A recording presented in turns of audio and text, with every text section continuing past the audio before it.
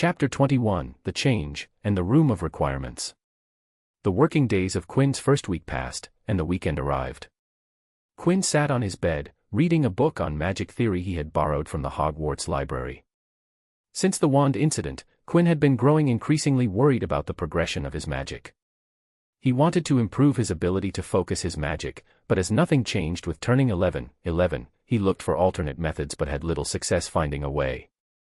My current level of focus is fine for this year and maybe even the next year, but after that, I would be in trouble if I can't improve my ability to mold and focus magic, thought Quinn as he read the book in bed.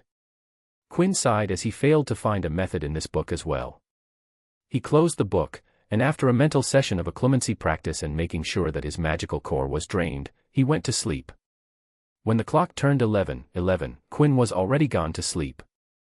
Then the clock turned to 12, and the date changed to 8th of September.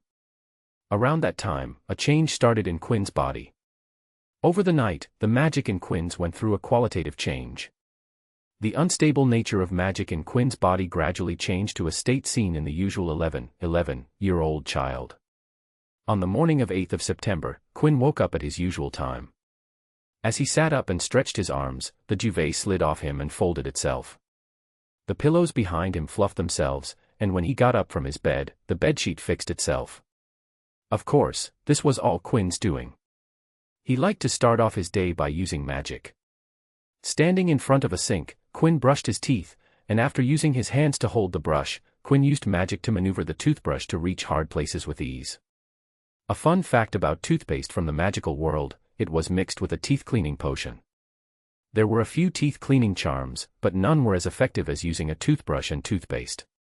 As Quinn exited the attached washroom, he just happened to see Marcus' open trunk tipping over from the top of his cupboard.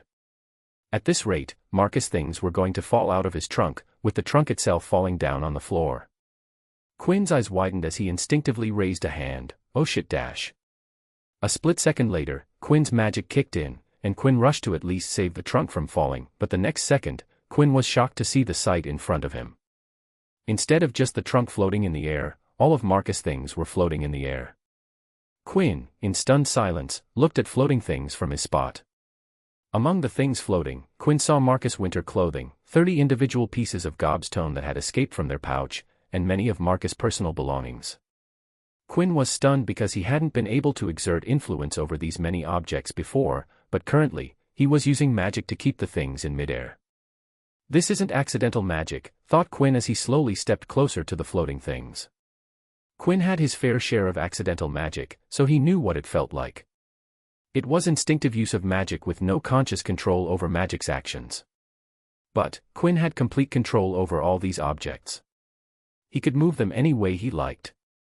Then Quinn remembered something, and with a look, the curtains around the poster beds of his roommates fell down to block their view. Quinn returned his attention to the floating stuff, and the next second, all of Marcus' stuff repacked itself into his trunk. Quinn levitated the trunk back to its position above the cupboard. Quinn smiled and thought, I know what is going on. With a smile, he turned to Eddie's desk, and with the use of magic, Eddie's desk drawer opened, and a single gobstone shot towards Quinn, who caught it, and he set it onto the floor. Quinn took a deep breath to calm down his nerves, focused his magic, and pushed it towards the gobstone. The next second the gobstone transfigured into a cat. Quinn smiled as he put the transfigured cat into a full-body bind before it could hiss at him. Quinn, with a smile, picked up the magically bound cat to observe it. Yes. It finally happened, exclaimed Quinn as he moved the cat around to check all the detail. Transfiguration of an inorganic object to an organic being with a different size and weight was at the 5th year level. Quinn pumped his fists in the air as he returned the cat back into a gobstone. My focus increased overnight, said Quinn, and after the excitement and elation passed, Quinn began thinking about the reason behind it. He thought back to yesterday. If he did something different, something that could trigger the change in his body. But, nothing came to mind. After having breakfast, Quinn went to the library to think in peace. He wanted to know the reason behind this change. His magic had changed, and Quinn wanted to know everything about it. After spending hours in the library surrounded by books about magic theory, magical biology, and any other books that could provide him answers, Quinn couldn't find anything other than that his magic had entered the period of growth. But, why did my magic enter this period now, after 2 months of me turning 11? Quinn sighed as he climbed the stairs of his dorm. It wasn't that the change happened precisely on a person's birthday, and it could occur any time between before or after a fortnight of a person's 11th birthday. But 2 months didn't make sense. Quinn took a shower to relax, and when he came out, he saw Eddie and Marcus were playing in the room. They were pretending to be swordsmen and were using rolls of newspapers as swords. Quinn chuckled as he looked at his 2 roommates. "What are you guys doing?" Marcus spoke as he battled Eddie with his newspaper roll. "We were waiting for you. Do you want to play gobstones?" Quinn thought about the offer. Well, it would take my mind away from the change. Quinn nodded and replied, "Sure, give me a minute. I will be down there." Both of them nodded, and Eddie dropped his newspaper roll on the floor before bolting down to the common room. Quinn sighed as he looked at the newspaper on the floor and picked it up.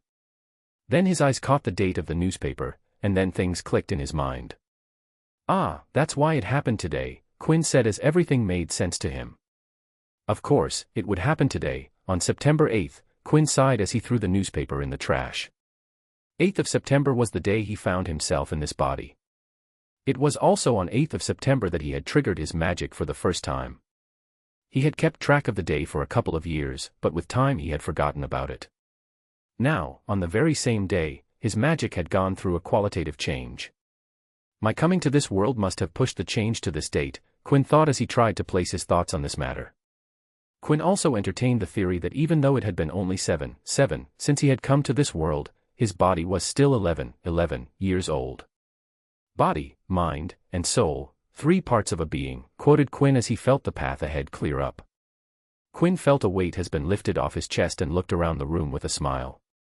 "Who knows, it might happen again when I turn 15, Quinn said in optimism as he thought what would happen at the 11th anniversary of his coming to this world. Quinn felt the need to use his magic this very moment, so he looked around the room and closed his eyes, took a deep breath. With a wave of magic from Quinn, things around the room began moving, and multiple different magic began showing their effects.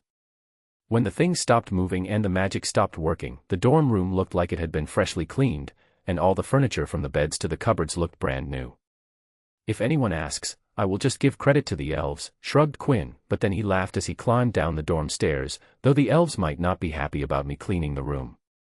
Quinn stepped into the common room, and with a broad grin, he said, "Time to destroy people in gobstones." Scene break. The very next day, Quinn began drafting a medium-term plan spanning 2 years. He climbed down into his suitcase and stepped into the library. On the paper in front of him, Quinn wrote what he wanted to do before entering his 3rd year. Completing Hogwarts education with practical usage, wrote Quinn as the basic goal of his 2-year plan. Quinn wanted to cover Hogwarts cover subjects and the electives he was interested in: potions, herbology, transfiguration, charms, defense against dark arts, arithmancy, study of ancient runes, and astronomy. He wasn't interested in divination and muggle studies and wasn't sure if he wanted to pursue care of magical creatures. He wasn't thrilled at the idea of being close to magical beasts. Next was supplementing all the Hogwarts subjects with knowledge from around the world. Quinn's approach had always been to expand his knowledge from reading books from all around the world. From his experience of learning the first 4 years of Hogwarts curriculum, he knew the curriculum was missing several things that text from other schools could supplement. It was the same with every school and region in the world. Everybody was missing something, but at the same time, everybody had something to offer as well. The 3rd goal was learning new branches of magic that were taught in other schools. There were other branches of magic like transmutation, illusion magic, dark arts, alchemy, elemental magic, warding, soul magic, healing magic, abjuration, body magic, to name a few. Quinn wanted to learn these magics to the NEWT level or equivalent. Coming to mind arts, he wanted to set some goals. Quinn decided he wanted to build the highest level of occlumency defense in his current system. He wanted to make sure that his defense would stand firm against a master occlumens, plus he wanted to increase the immersion level on his memories. On the legilimency front, he wanted to become a master legilimens by the end of the 2nd year. Quinn was planning to use the entire school body to explore the insides of a mind. Quinn knew he needed to be ready for the year when the basilisk roamed the castle. Quirrellmort didn't scare Quinn, he just needed to ignore the professor and not poke his nose in the matter. Quinn would decide if he wanted to make a play for the Philosopher's Stone when the time came. Currently, he wasn't sure if he wanted to go against a professor of defense against dark arts with a master of dark arts stuck to his head. After Quinn decided his plans for the next 2 years, he thought about the immediate plan. With Quinn's increased focus, he wanted a place to practice magic, and the best place for doing so would be the Room of Requirement. Quinn hadn't gone to the 7th floor because he was too busy getting used to the new lifestyle at Hogwarts, but now that he had spent a week at the school, he was ready to go to the mysterious room. It was time to the greatest room in Hogwarts known to Quinn. Scene break. On Monday, Quinn had a history of magic class at 9 o'clock in the morning, and after that, he had 2 hours of free time and 1 hour of lunch. Quinn decided to skip lunch and spend 3 hours in the Room of Requirement. The room was located on the 7th floor in the left corridor of the Hogwarts castle. Quinn looked at the tapestry depicting the attempt of Barnabas the Barmy to teach trolls ballet. He recalled the method to enter the Room of Requirement and walked past the tapestry 3 times, thinking about a place to practice magic. Immediately after the 3rd time, a door appeared opposite the tapestry. Quinn, with a beating heart, pushed the doors open and entered a spacious room. In one corner of the room, he saw dummies to practice charms and jinxes. In another corner were objects of different shapes, sizes, and materials to practice transfiguration. He also a potion workstation for brewing potions. He was also surprised to see a comfy chair for sitting while practicing mind arts. Quinn walked around the room and saw the details in the room. He found that the room had everything he wanted, but Quinn also noted that the room specifically provided things related to the magic he wanted to practice today. On the transfiguration corner, he saw a sizable amount of mercury. Quinn had planned to study how mercury reacted to transfiguration, and the room had read that from his mind and provided him with mercury. On the charms corner, he saw a fast-moving golden snitch as he had imagined wanting a snitch to practice the slowing charm. On the potions workstation were copper cauldrons and the tools he needed to brew a befuddlement draft. The room provides what I need. Quinn dropped his book bag on the comfy chair and walked to one of the dummies and casted an exploding charm, Bombarda, on it, and the dummy exploded, and Quinn smiled when the destroyed dummy didn't disappear or fix itself. Quinn was happy to see the damaged dummy not because he enjoyed seeing the mutilated dummy but because the room had even picked up on the finer details of his request. Quinn had also wished to practice his mending charm, so he requested the dummies to stay damaged. Quinn swept an eye over the broken pieces and levitated them near the dummy. He began casting several simultaneous mending charms on the dummy, and before he knew it, the dummy was like it never exploded. Quinn nodded before his smile disappeared, and he said to himself, "Let's get to work." He removed his robe and levitated it to the chair and thus began the repeated explosion of dummies. Quinn experimented with the strength and accuracy of the explosion charm. For Quinn, there was no difference between Bombarda and Bombarda Maxima as he didn't rely on chance and understood the essence of magic before practicing it. When Quinn used the explosion charm, he was the one who decided the configuration of the spell and not some words in Latin. Quinn decided when to explode the whole dummy or when to only take its head off. Quinn tried simultaneous casting and continuous casting of the charm and how it would affect him. Quinn found that he was at an acceptable level in continuous casting but lacked efficiency while he casted simultaneously. In between explosions, Quinn experimented with the mending charm. Quinn checked if it could mend the dummy if he completely eradicated a part of the dummy. The answer was no. The mending charm could only fix the available parts. He also found that if he trapped one of the parts, then the mending charm would mend the object and leave the trapped if it couldn't get to it. There was also a distance restriction, where if a piece of the broken object was farther than a certain distance, then the mending charm would ignore the part. After half an hour and 100 exploding charms, Quinn decided he had enough practice with the exploding charm and moved on to the potions part of the room to brew a befuddlement draft. Befuddlement draft was a potion that caused the drinker to become belligerent and reckless. He donned his gloves and protective goggles and got to brew the potion. It took an hour to brew the potion. Quinn withdrew his potion notes and began preparing the ingredient as he experimented for best efficiency. After starting the brewing, Quinn took out a stack of paper and started documenting every change in the potion, cross-referencing it with listed changes. Quinn observed his potions with an almost obsessive hawk-like gaze. Quinn had learned that some stages of different potions required constant attention, and not many books mentioned those stages, so Quinn had made it his goal to document every change of every potion he learned. After an hour of careful brewing and close observation, Quinn had 10 standard doses of the dark acid green high-grade befuddlement draft. Quinn poured potion in vials and packed 3 vials to send to Elliot at home, and packed 5 for long-term storage, and the last 2 doses he was going to use on the stuck-up prefect, who scoffed while telling Quinn and his roommates that they couldn't gobstones in the common room. "Let's see if he can still have a stick up his butt after I give him this," said Quinn with an evil smirk on his face. Finally, Quinn stepped into the transfiguration corner to work on mercury. Mercury was a poisonous metal, so with the utmost care, Quinn transfigured the given material into different things. He also boiled and froze the mercury and then transfigured it at those temperatures. Quinn tried to turn into different materials like other metals, rubber, wood, and many other organic and inorganic material. He even turned small droplets of mercury into tiny ants and relatively bigger cockroaches.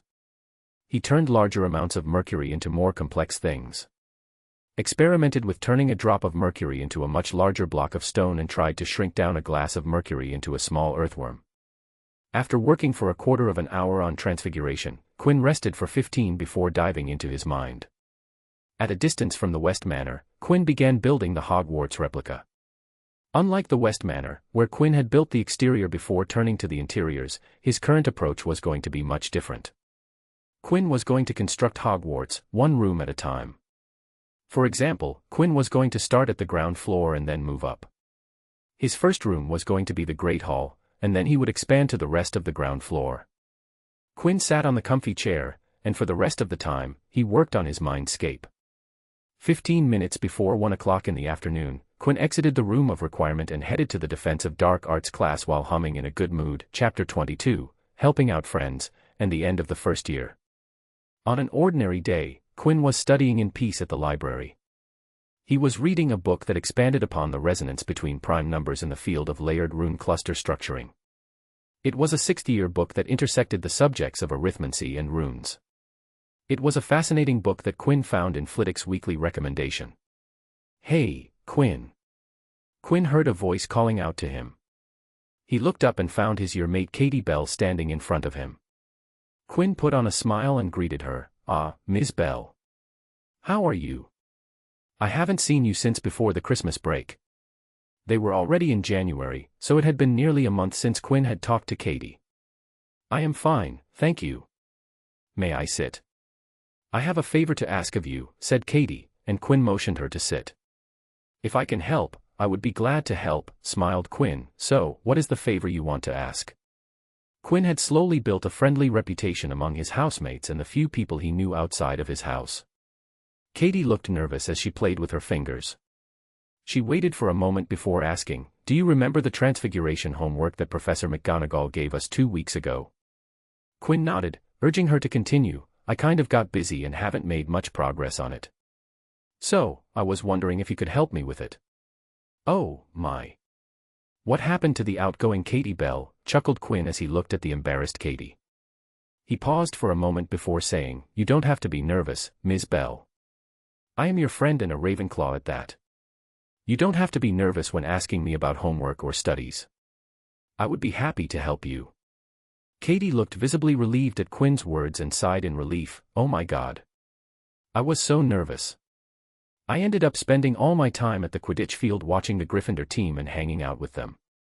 Quinn chuckled before warning, "Okay, now I did say that I would help, but I would only supply you with a list of things that you have to cover in that assignment and where you can find those things. You still would have to read all it and write it down in your own words." Katie shook her head. "It is all right. I would appreciate any help." Quinn nodded and took out a sheet of paper and split it in half. On the split paper, Quinn wrote the topics that one needed to cover for the assignment, then he mentioned the books and the chapters in the books where Katie could find the points. He mentioned the chapter, so she didn't have to flip through whole books, given that she was short on time. After finishing writing, he slid the paper to Katie's side and said, "If you read everything on there, you would be able to complete your assignment in no time." Katie looked at the paper weirdly as she was used to parchment instead of paper. After holding the sheet of paper and feeling the thinness of it, she read the contents. Her jaw dropped when she read it and gawked. "You remember the chapter number?" Quinn shrugged and gave the one excuse that always worked when it came to academics. "What? I am a Ravenclaw. Plus, I revised the assignment yesterday, so I remember it. No big deal." Quinn lied through his teeth. he had completed the assignment the day McGonagall had assigned it and hadn't even touched the parchment it was written on, much less revise it. Katie nodded dumbly and spoke, "Anyway, thanks for this. This would make my work so much easier." "Seriously, thank you." Quinn shook his head and spoke, "Don't mention it. You can come to me if you ever have a problem with studying. I will be glad to help, but please don't tell anyone. I don't want random people coming to me asking for help. I am only doing this because you are a friend." Katie nodded and then excused herself. Quinn looked at her retreating back and thought, maybe I will start it next year. Quinn had an idea he wanted to try, but he decided to wait till the next year before starting the plan he had in mind. Quinn was about to get back to reading when someone once again heard someone call out to him. He looked up and saw Marcus Belby standing with nervousness clear on his face. "Belby, what is it?" Quinn questioned his roommate. Marcus fidgeted and softly asked, "Hey Quinn, you know the homework McGonagall gave us 2 weeks ago?" "You too? Come on, man, you are a Ravenclaw," joked Quinn as he gestured Marcus to sit down. "So, why didn't you do the assignment?" Marcus scratched the back of his head and answered, "I found a great book on herbology and forgot to do my homework. I am embarrassed." Quinn fought the urge to laugh. Of course, he forgot his homework because he found a book.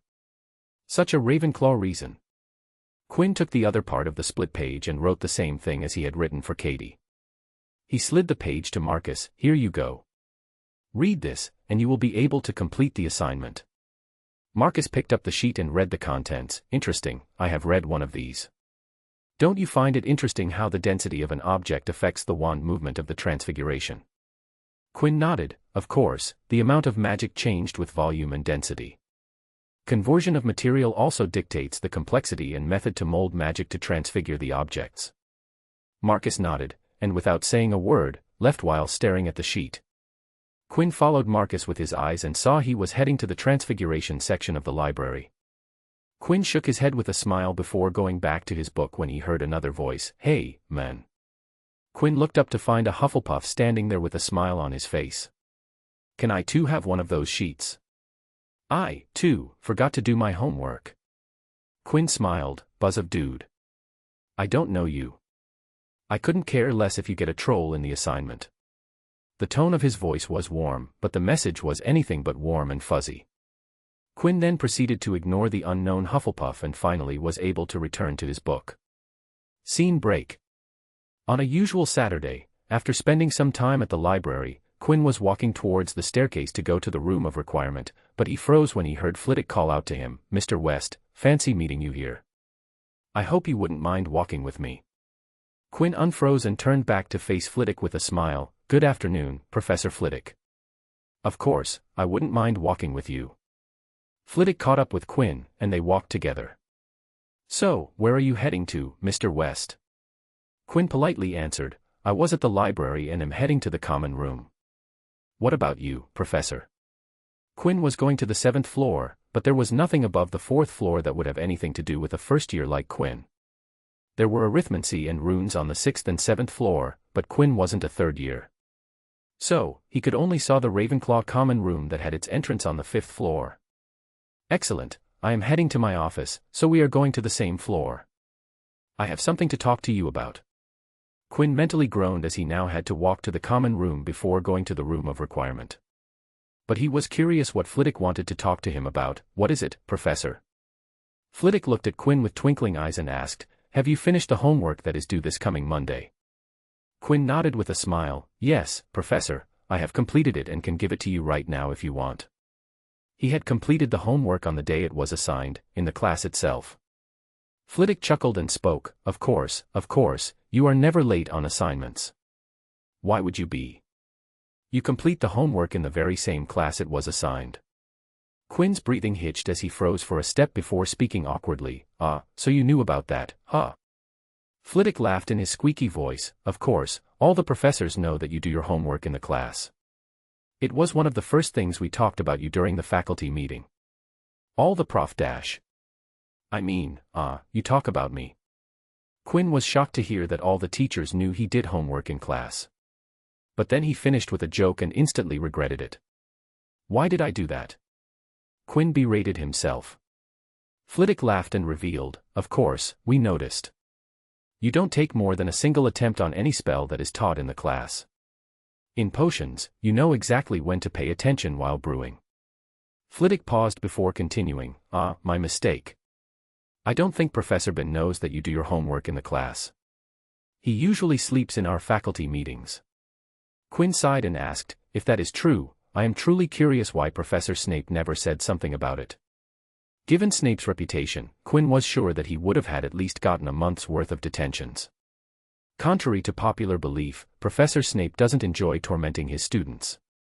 He simply doesn't want any mishaps happening while brewing. It irritates him when students can't follow simple instructions, so Professor Snape is extra tough in his class.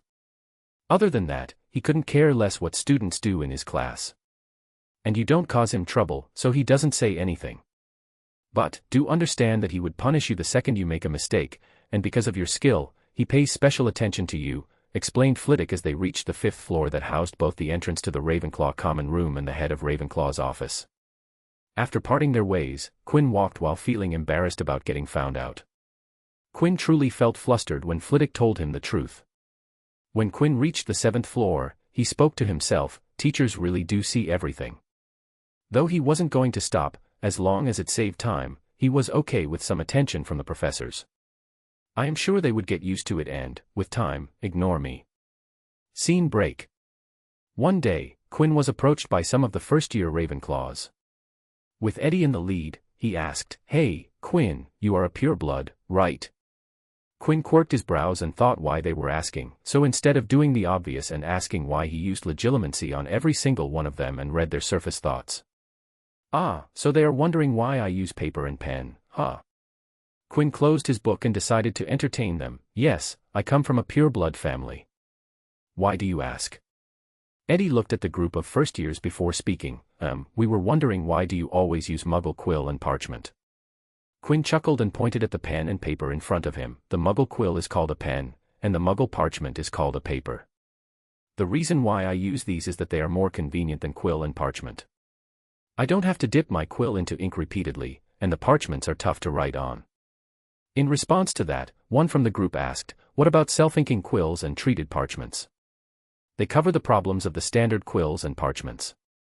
Quinn nodded before asking, "True, but do you know the downside of using charmed quills and parchments?" A different first year raised his hand like he was in a class that amused Quinn, so Quinn pointed at him to speak. "Charmed quills and parchments break down with time. Feathers of a bird needed to be thoroughly treated to make them last longer, but the cost of producing them is much too high, and the same thing applies to parchments." Quinn clapped for the guy and said, "See, you guys already knew the answer. You just needed to put your minds together. For the fantastic job you guys did, go treat yourselves with candy.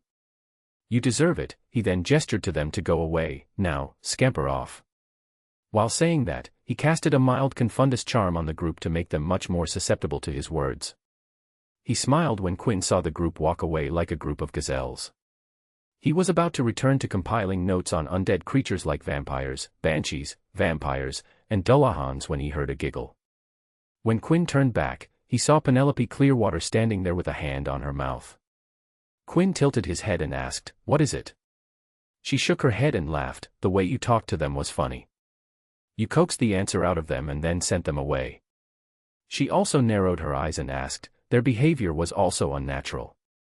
Did you cast a confundus charm on them?" Quinn's fake wand was in his room above in the dorm, so he grinned at her, and with a twitch of his finger, conjured a wand replica in his right hand, which was not visible to her. "Yeah," saying that, Quinn raised his right hand to show Penelope Clearwater the conjured replica. "Confundus charm is an advanced skill, Quinn. It is in the 5th year charms curriculum, and you are in the 1st year." Penelope stared at Quinn, curiosity apparent in her eyes. Quinn stared back at her and considered using legilimency to skin her thoughts but decided there was no need and spoke shyly. "I learned it from the 5th year book I took from our library. I was curious and tried casting it, and it worked. Though I wasn't able to make any other spells work, he. Penelope stayed silent before smiling. "Is that right? Sometimes a wizard or witch can use a spell beyond their capabilities." Quinn smiled but didn't say anything as he didn't want to continue the conversation with her, but just to be sure, he changed the subject. "So, how are your OWL preparations going?" Penelope was currently in her 4th year, so next year was her OWL year. Oh, it is going well. I am thoroughly following Professor Flitwick's schedule, so I pretty much all covered. What about you? Are you ready for the end-of-year examinations? Quinn showed an okay hand gesture and replied, I am all set for the exams. It will be a breeze. Quinn sighed when Penelope went away. He was glad that the conversation didn't cause him problems as he still wasn't able to use the memory charm. I need to be more careful when using magic in public. It would be a pain in the butt if people know I can cast spell way above my grade. Quinn breathed a sigh of relief. Scene break. At the end of the year, exams came, and Quinn aced the tests without breaking a sweat. Quinn completed the theory part with ease but only mentioned the parts he learned from the Hogwarts course books and library. Quinn didn't want to answer where he learned all the extra information. But Quinn was sure that he would still get all OS in the exams. During the practicals, Quinn had to resist rolling his eyes when he mimicked wand movements and chant incantations. When the results came, Quinn was pleased to see that he had all OS and Flitwick personally congratulated him for being at the top of his year. And the first year ended without any incidents and accidents. Chapter 23, Returning Home, Dueling, and the Request. Quinn deboarded the Hogwarts Express and peered around the platform, searching for his family. After strolling a couple of steps, he saw a young woman waving her hand overhead with a smile on her face. Seeing her made Quinn quicken his steps and dart towards her. With a similar smile on his face, Quinn set down his suitcase and hugged her. I missed you, Leah, spoke Quinn into the hug. He felt his sister tighten her hug around him and say, me too. After a few seconds, they parted, and Quinn was widely smiling as he looked up at her. Did grandfather come? Leah shook his head and answered, he is waiting for you at home. As the two walked to the apparition point, Leah asked Quinn to point out the people he knew. Okay, that is Eddie Carmichael, you know, my roommate. Oh, there is Marcus Belby, my other roommate. See that girl over there? Yeah, that is Katie Bell, I met her on the train. Quinn sighed at a comment from Leah. Yes, she is my first friend. Moving on. There are Cho Chang and Marietta Edgecombe, also from Ravenclaw, but I don't talk to them much. Oh, those are the Weasley twins I told them about. I don't like them that much, but I guess they are fine. Other than those, Cedric Diggory, Roger Davies, Penelope Clearwater, Adrian Pusey, they are a year older than me. Though Quinn pointed the people out, he didn't introduce them to Leah as he wasn't particularly close to any one of them. Quinn had spent most of his free time in the library and room of requirement. So, his interactions with people were not extensive. But Quinn had cultivated the reputation as the helpful guy among his acquaintances. When they reached the apparition point, Leah took Quinn's suitcase and placed a hand on his shoulder before operating away from the platform. After returning home, catching up with everyone, and resting for a couple of days, Quinn returned to learning magic full-time. Now that he had possessed a wand and had his grandfather's permission to use it, Quinn made the hall where Leah practiced her magic during her school years his second home. He spent all day long in that hall, and by mid-July, Quinn had finally cultivated the level of magic focus required to cast 7th-year level spells. Scene break. Quinn stood in the hall and took a deep breath. His magic core thrummed with magic. He looked at the empty space in front of him and concentrated, and the next second, things started appearing in front of him. Near the ground, a wooden base started forming, and 7 feet above the ground, small gears, levers, and other delicate parts made from copper, aluminum, and steel popped into existence. With snappy speed, the wood structure built itself up from the ground, and metal parts appeared increasingly faster, assembling themselves to form an intricate mechanism. Quinn smiled as he saw a long case clock, grandfather clock, with a pendulum system stood in front of him with all its mechanical glory. A conjuration with so many moving parts, it required both magic and mental focus to conjure out of nothing. This was Quinn's best level of transfiguration/conjuration at the moment. Feeling confident, Quinn spread his arms, and dozens of butterflies appeared in the air. Another wave of conjuration and dragonflies mingled with the butterflies. Quinn looked at the ground, and squirrels ran around the hall, climbing the clock in the middle of the room. Quinn still had to work on organic conjurations and could only conjure smaller animals. When Quinn was admiring his work, he heard a knock on the door. When Quinn turned back and saw Elliot opening the door and entering the room with a pitcher of lemonade. When Elliot looked inside the room, he saw nothing but Quinn standing in the middle of the room looking at him. "Young Master Quinn, it is quite hot today, please drink something," said Elliot as he poured a glass of lemonade for Quinn. Quinn received the glass from Elliot. "Thank you."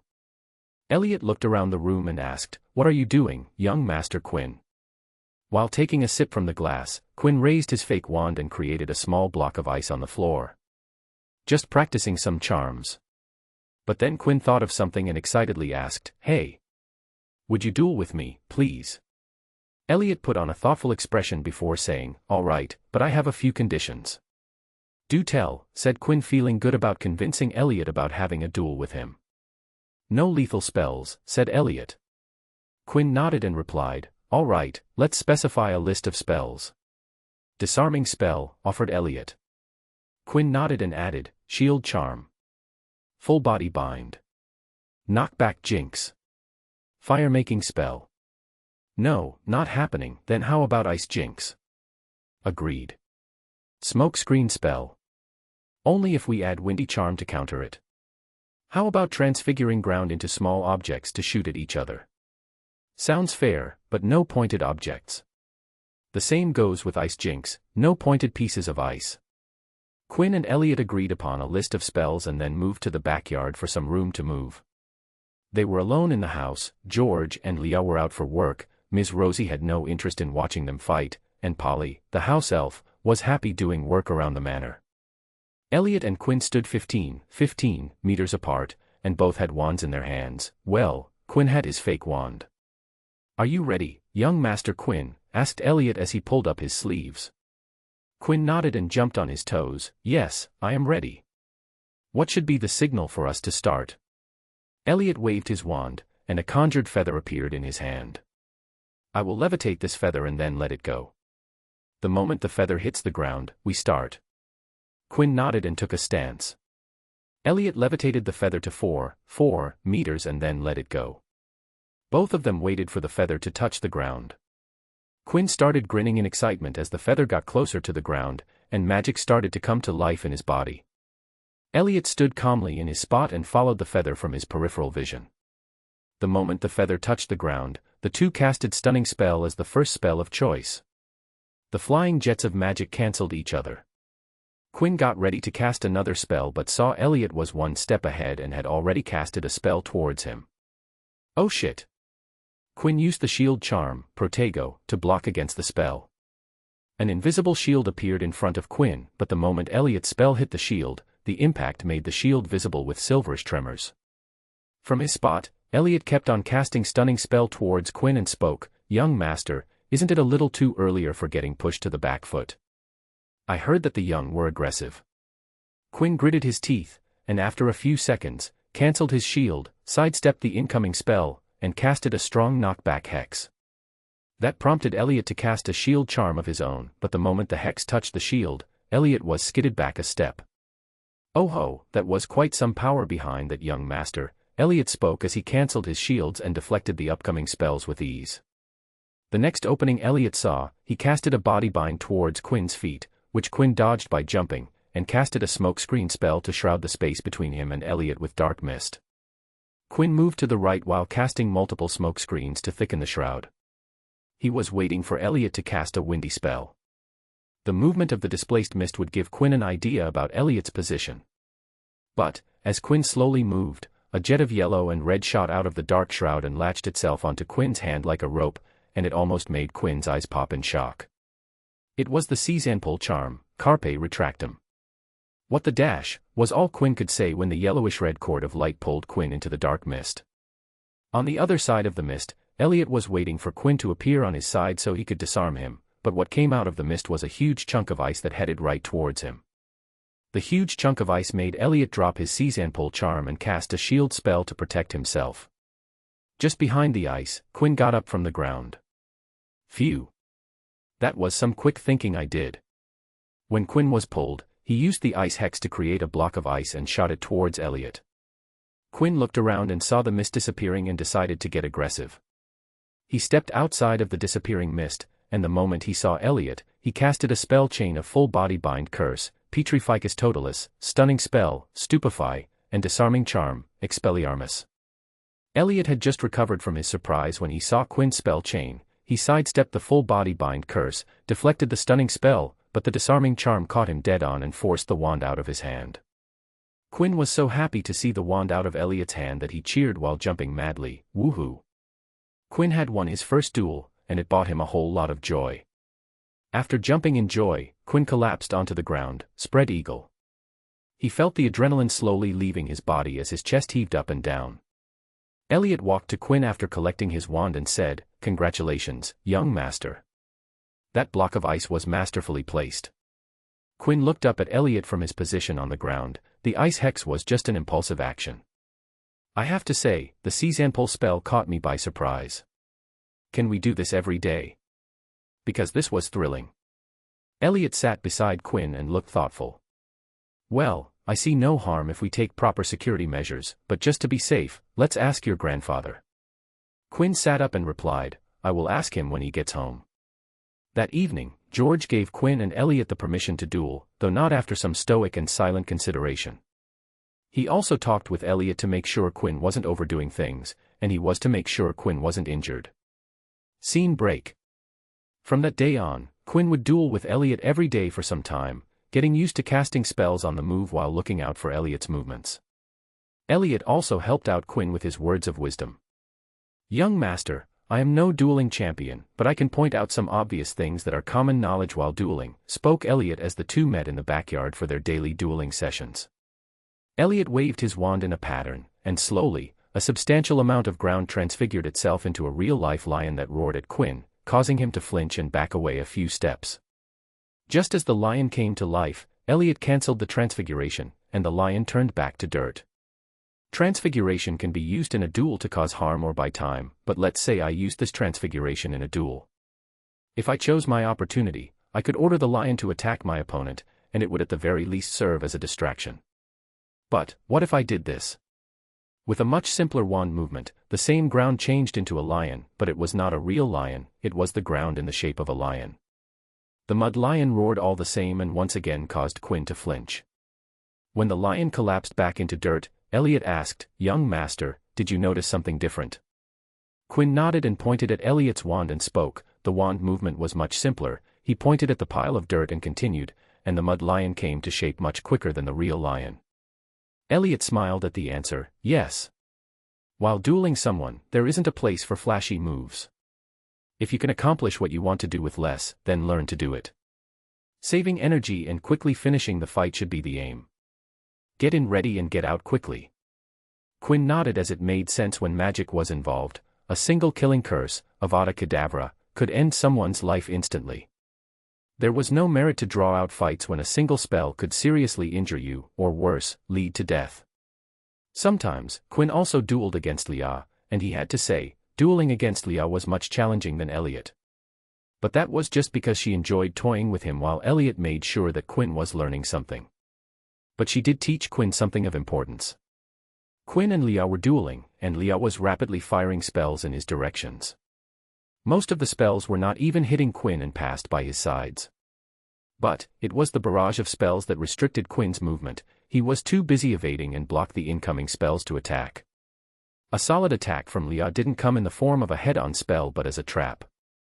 Quinn moved a couple of steps to the left when his left foot sank into the ground and stumbled to the ground. Immediately after that, he was hit by a disarming charm, Expelliarmus, from Leah and was stripped of his fake wand. Damn it. Quinn pounded the ground as he stood up and removed his foot from the soft patch of land. Leah giggled in victory as she walked to Quinn and casted a cleaning spell on his clothes. "Did you like that? It was clever, right?" Quinn stared at the soft ground before looking at Leah. All of those spells were just a cover-up for this trap. When Leah nodded, Quinn once again spoke, "What if I had gone to the right?" Leah smirked while answering, "As long as you didn't go back, you would have still fallen for my trap. I set up multiple of these all around you." She cast it at multiple patched of ground, and all of them sank. "See? Any direction, and you were toast." Quinn groaned but also thought that disrupting the balance of the opponent was an excellent strategy. "But, I could do it better," thought Quinn while he walked towards his fake wand to retrieve it. Scene break. In the first week of August, Quinn wrote a letter to Flitwick regarding a request. He wanted sole access to one of the empty rooms in the castle. He wanted a base of operations in Hogwarts. The common room was too much of commonplace, his dorm room was too small and had the same problem of being a shared place. The room of requirement was the perfect private place, and it catered to his every need, but he needed a place that could be accessible to anyone. The room of requirements was his secret, and he would like it to remain as a secret as long as possible. He needed a personal place for himself, but he could invite people there without causing a problem. Quinn was going to a service where he would help the students of Hogwarts for a price. He would take in requests and ask for something of equal value in exchange.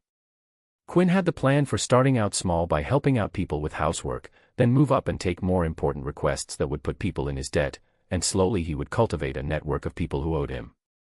The main objective of this service was to build connections with people in all 4 houses. The Potters were different in this world, and he needed to adapt to that change. He needed eyes and ears to know what was happening in Hogwarts and stay ahead of the curve. Quinn was going to use this service to accomplish that. It was a week later when Flitwick replied with a letter. The response brought a smile to Quinn's face. In his letter, Flitwick agreed to provide Quinn sole access to a 5th-floor room as long as he assured it was to be used professionally and no improper activities would take place in the room. Quinn immediately replied with a stern promise that he won't misuse the room and would honor the trust Flitwick was placing on him. Quinn eyed the letter and smiled. With this, I am one step closer to becoming the most influential student in Hogwarts. Now, he just needed to wait for the school year to start. Chapter 24, Potters, Twins, and AID. In the second week of August, Quinn decided to go to Diagon Alley for his annual visit. He didn't have to buy the books, but he did want some potion supplies like cauldrons of different sizes and materials and rune equipment. Near the fireplace in the West Manor, Quinn stood with George and Elliot. "Are you sure you would be fine on your own?" asked George as he was worried about Quinn going to Diagon Alley alone without any supervision. Quinn nodded and assured him, "Yes, I will make sure to be careful. I have the portkey that you gave me." Quinn fished out a thin silver chain necklace from under his shirt. "I will immediately activate it if I get in trouble." "All right. And, you have your wand. Don't worry about the underage magic restriction, use magic in case of emergency. I will handle the ministry if they send you a notice." George didn't know that Quinn's real wand was locked in his suitcase, and the fake wand with him didn't have a trace on it. As long as Quinn was considered, he could do magic all day long in public, and he still won't get a single notice from the ministry. Finally, George nodded and nudged his chin towards the fireplace. Quinn acknowledged, and with a last look of goodbye, he threw the powder in the fireplace, watching it turn green, and spoke, "Diagon Alley." Then he stepped in and disappeared from the West Manor into the green jets of flames. Elliot looked at George and comforted, "He will be fine. Quinn is a responsible child and wise beyond his age." George sighed and replied while staring at the flames of the fireplace, "I hope so, old friend. I am just nervous because it is his first time going out on his own." Elliot smiled and recalled, "If his letters from Hogwarts are any indication, then he loves to roam around the castle, exploring." It was just a matter of time before Quinn would have explored outside. "And you are forgetting how much he pulled us during our travel with him. He wanted to see everything." George fondly remembered the memories and chuckled, "I thought I was getting on with the age because the little fella never got tired and always wanted to do something new." Elliot and George exited the room while reminiscing about the past. Scene break. On the other side, Quinn was walking among the crowd of people in Diagon Alley. It was nice to be among this many people after being at the West Manor for a month. He missed being able to just look at a person and read their surface thoughts. Now, in Diagon Alley, Quinn had access to so many unprotected minds. Mr. Allen was right, this can get addictive. Quinn smiled as he heard random strangers' thoughts. Quinn had discovered that people's thoughts at a market could be a fine source of humor. Some ladies were bitching about other ladies, children and men were pinning after Quidditch brooms, and vendors/shop owners were mentally smirking about ripping off customers. Quinn could hear all sorts of fun things from the crowd as he weaved through the waves of people. First, Quinn went to Gringotts to withdraw money and then went to the potion store to order cauldrons of different configurations and crystal vials. Crushers, made from different metals. Mortar and pestles of specific stones. Quinn was in the process of expanding his potion repertoire, and the ingredients and preparations were getting complicated. After bargaining the price to the lowest price by reading the shop owner's mind and getting free shipping, Quinn skipped to the rune supplies store. Runes was an application of magic that utilized magic by means of language. Runes were symbols, graphemes, morphemes, logograms, hieroglyphs, and all kinds of scripts that supported magic. Each rune had its own name and a variety of esoteric meanings that represent the metaphysical concepts, the so-called genetic code of the universe. The user must understand the meanings of the runes and how they apply to their intended use. But, you couldn't just take a pen and write runes on paper and expect it to work. No, you needed specific materials to make runes work. If you were writing runes on paper/parchments, you needed special parchment that sustained magic and specific ink blends that conducted magic. If you were etching runes into metals or wood, you needed carving tools that would help precisely etch symbols into the material. Staining solutions that would bind magic into the wood or mixtures that prepared metals for sustaining and holding runic magic. Quinn also realized that a lot of magic branches crossed each other at some point. Charms coincided with potions in ingredient preparation. Transfiguration concepts were used in transmutation and vice versa. Dark arts and defense against the dark arts were two sides of the same coin. Arithmancy was used in almost every field of magic. You needed to know how to brew potions for solutions to draw runes, so on and so forth. Herbology was used in potions and then in turn in runic magic. Alchemy was even more complicated, but that would be a discussion for a different time. After yet another victory in bargaining by employing legilimency, Quinn happily exited the rune equipment store in Horizon Alley. Thanking the lax behavior of the magical world, he pitied the people who didn't know occlumency and were clueless to the dangers of being their minds read. He looked around and thought, well, I am done. I guess walking around wouldn't hurt. See if something catches my eye. As he was walking the street, Quinn saw a crowd standing in front of the Flourish and Blots. Quinn got curious and walked to a person in the crowd and asked, "Hey, what is going on?" The adult took a single glance at Quinn before turning back to look into the bookstore. "They are saying that the boy who lived is in the store. People are waiting for him to come out." Quinn raised his eyebrows at this piece of information. Potter, huh? The reputation of Potters was much more prominent than Canon Harry's fame. Potters have been active in the Britain magical world, so they had been in the public eye, unlike when Canon Harry was isolated from the magical world. Quinn thought about what he should do, and after thinking for a few moments, he smiled and yelled, "Make way, Hogwarts student incoming. Let me through." "Yeah, I am talking to you, get out of the way." Hogwarts students, Hogwarts students. A Hogwarts student wants to buy some books. Get the hell out of my way, people. Quinn shamelessly pushed his way through the crowd and knocked on the door to get the manager's attention. The manager looked at the door, thinking it would be a person from the crowd, and wanted to scold them, but then he saw Quinn waving his hand at him with a smile. The manager cracked the door a little and heard Quinn speak. "Hogwarts, want to buy books. I am alone, so don't worry about me bringing someone in the store." The manager smiled apologetically and let Quinn in and spoke, "Sorry about all of this. I can't do much about the crowd outside." Quinn shook his head and said in understanding, "Don't worry, I understand. Your business would go under if you refused to sell to the boy who lived." The manager smiled a little before asking, "Do you need help with finding something?" Quinn shook his head and replied, "Nah, I am fine. You should stay here at the door. I would rather take time in peace than shop with people flooding into the shop." After conversing with the manager, Quinn headed into the bookshop and made his way to the magazine section. He wanted to grab a copy of the magazines, Transfiguration Monthly and Popular Potions, before taking a look at this world's Harry Potter, and if he was here, then the rest of the Potters would be here too. He grabbed the magazines and was going to go search for the Potters, but the cover of Popular Potions caught his interest. Ooh, they found a use for Doxy's saliva. So interesting, but then Quinn stopped and reprimanded himself, "No. What are you doing, man? You can read this later." Quinn slipped the magazines under his arms and then set out to get a look at the Potters. The first person he found was surprisingly not a Potter, but a Weasley. Quinn saw Percy Weasley browsing through a bookshelf, and it made him wonder, are Weasley's friends with the Potters? Both the parents were in Dumbledore's Order of Phoenix.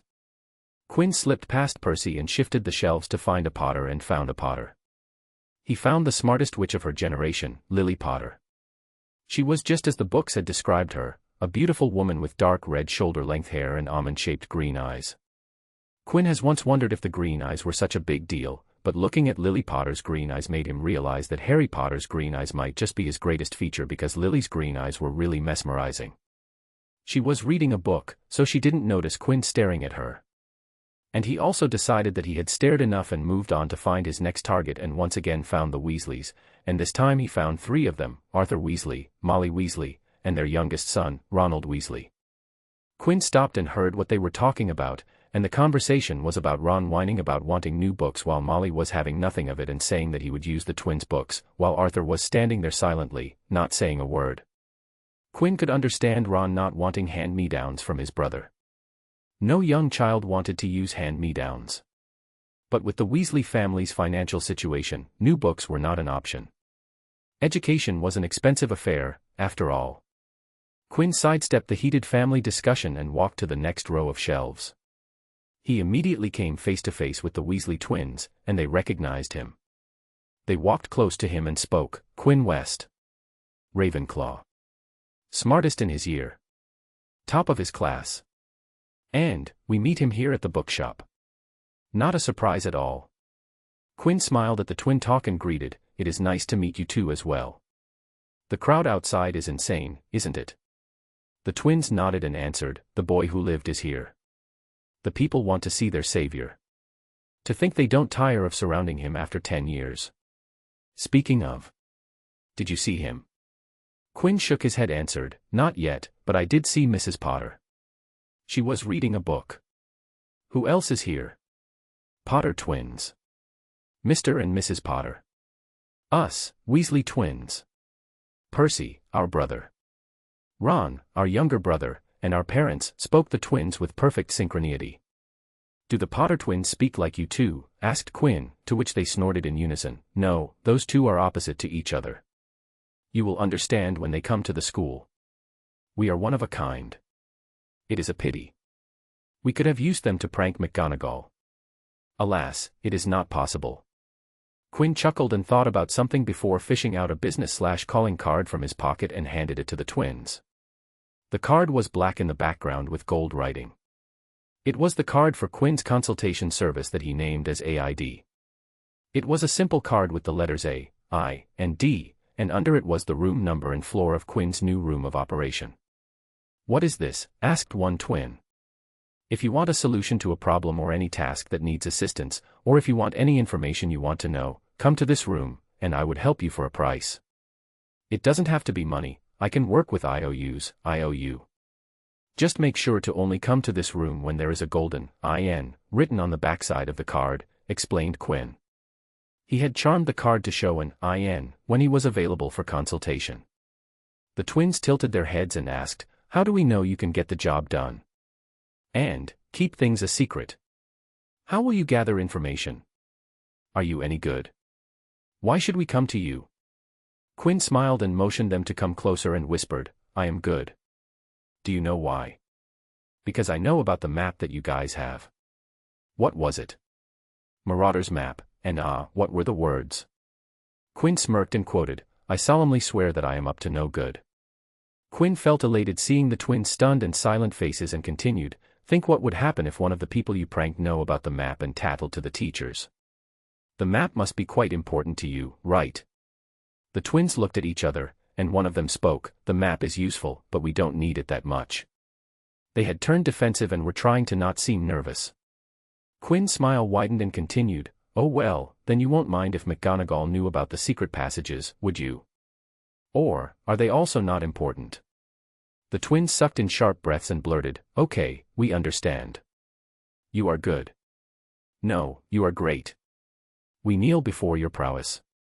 We will come to you if we have any problems." Quinn chuckled and finished, "Good, now if you see someone having a problem, come to me, and I will give you one of these cards to give to them. Only people with the card would be able to enter the room." He patted them on their shoulders and said, "Now I will go and get a look at the rest of the Potters. See you later. Let's hope we can work together in the future." He walked past them and waved them goodbye without looking at them. In one aisle, Quinn came to find the Potter father and son duo. Quinn could see the stunning similarity between them. The only difference Quinn could see was their eyes. The father-son duo was looking at the book, curses and counter-curses. Bewitch your friends and befuddle your enemies with the latest revenge, hair loss, jelly legs, tongue-tying, and much, much more. It was a classic book for a prankster, and from the look on their faces, Quinn could understand the personality of this iteration of Harry Potter. He is going to be a pain in the ass, isn't he? If Harry Potter was anything like the younger James Potter, then there were chances that Harry would go around the school pranking people. I wonder if this Harry would have a saving people thing, wondered Quinn. Harry Potter's willingness to help people and charge into dangerous situations was one of his good qualities, but Quinn also thought, but if he doesn't head into those situations, maybe it will be easier to solve those problems all by myself. One less variable less to worry about. He left them alone and headed to find the brand new unknown addition to the Potter family. Lily and James were dead in the canon, but this one didn't exist at all. And, in the deepest corner of the bookstore, Quinn found her. He had seen photos of her, but all of them were black and white in color, so Quinn noticed she had the same dark red hair but longer than her mother's and stopped above her mid-back, and her eyes were startlingly green.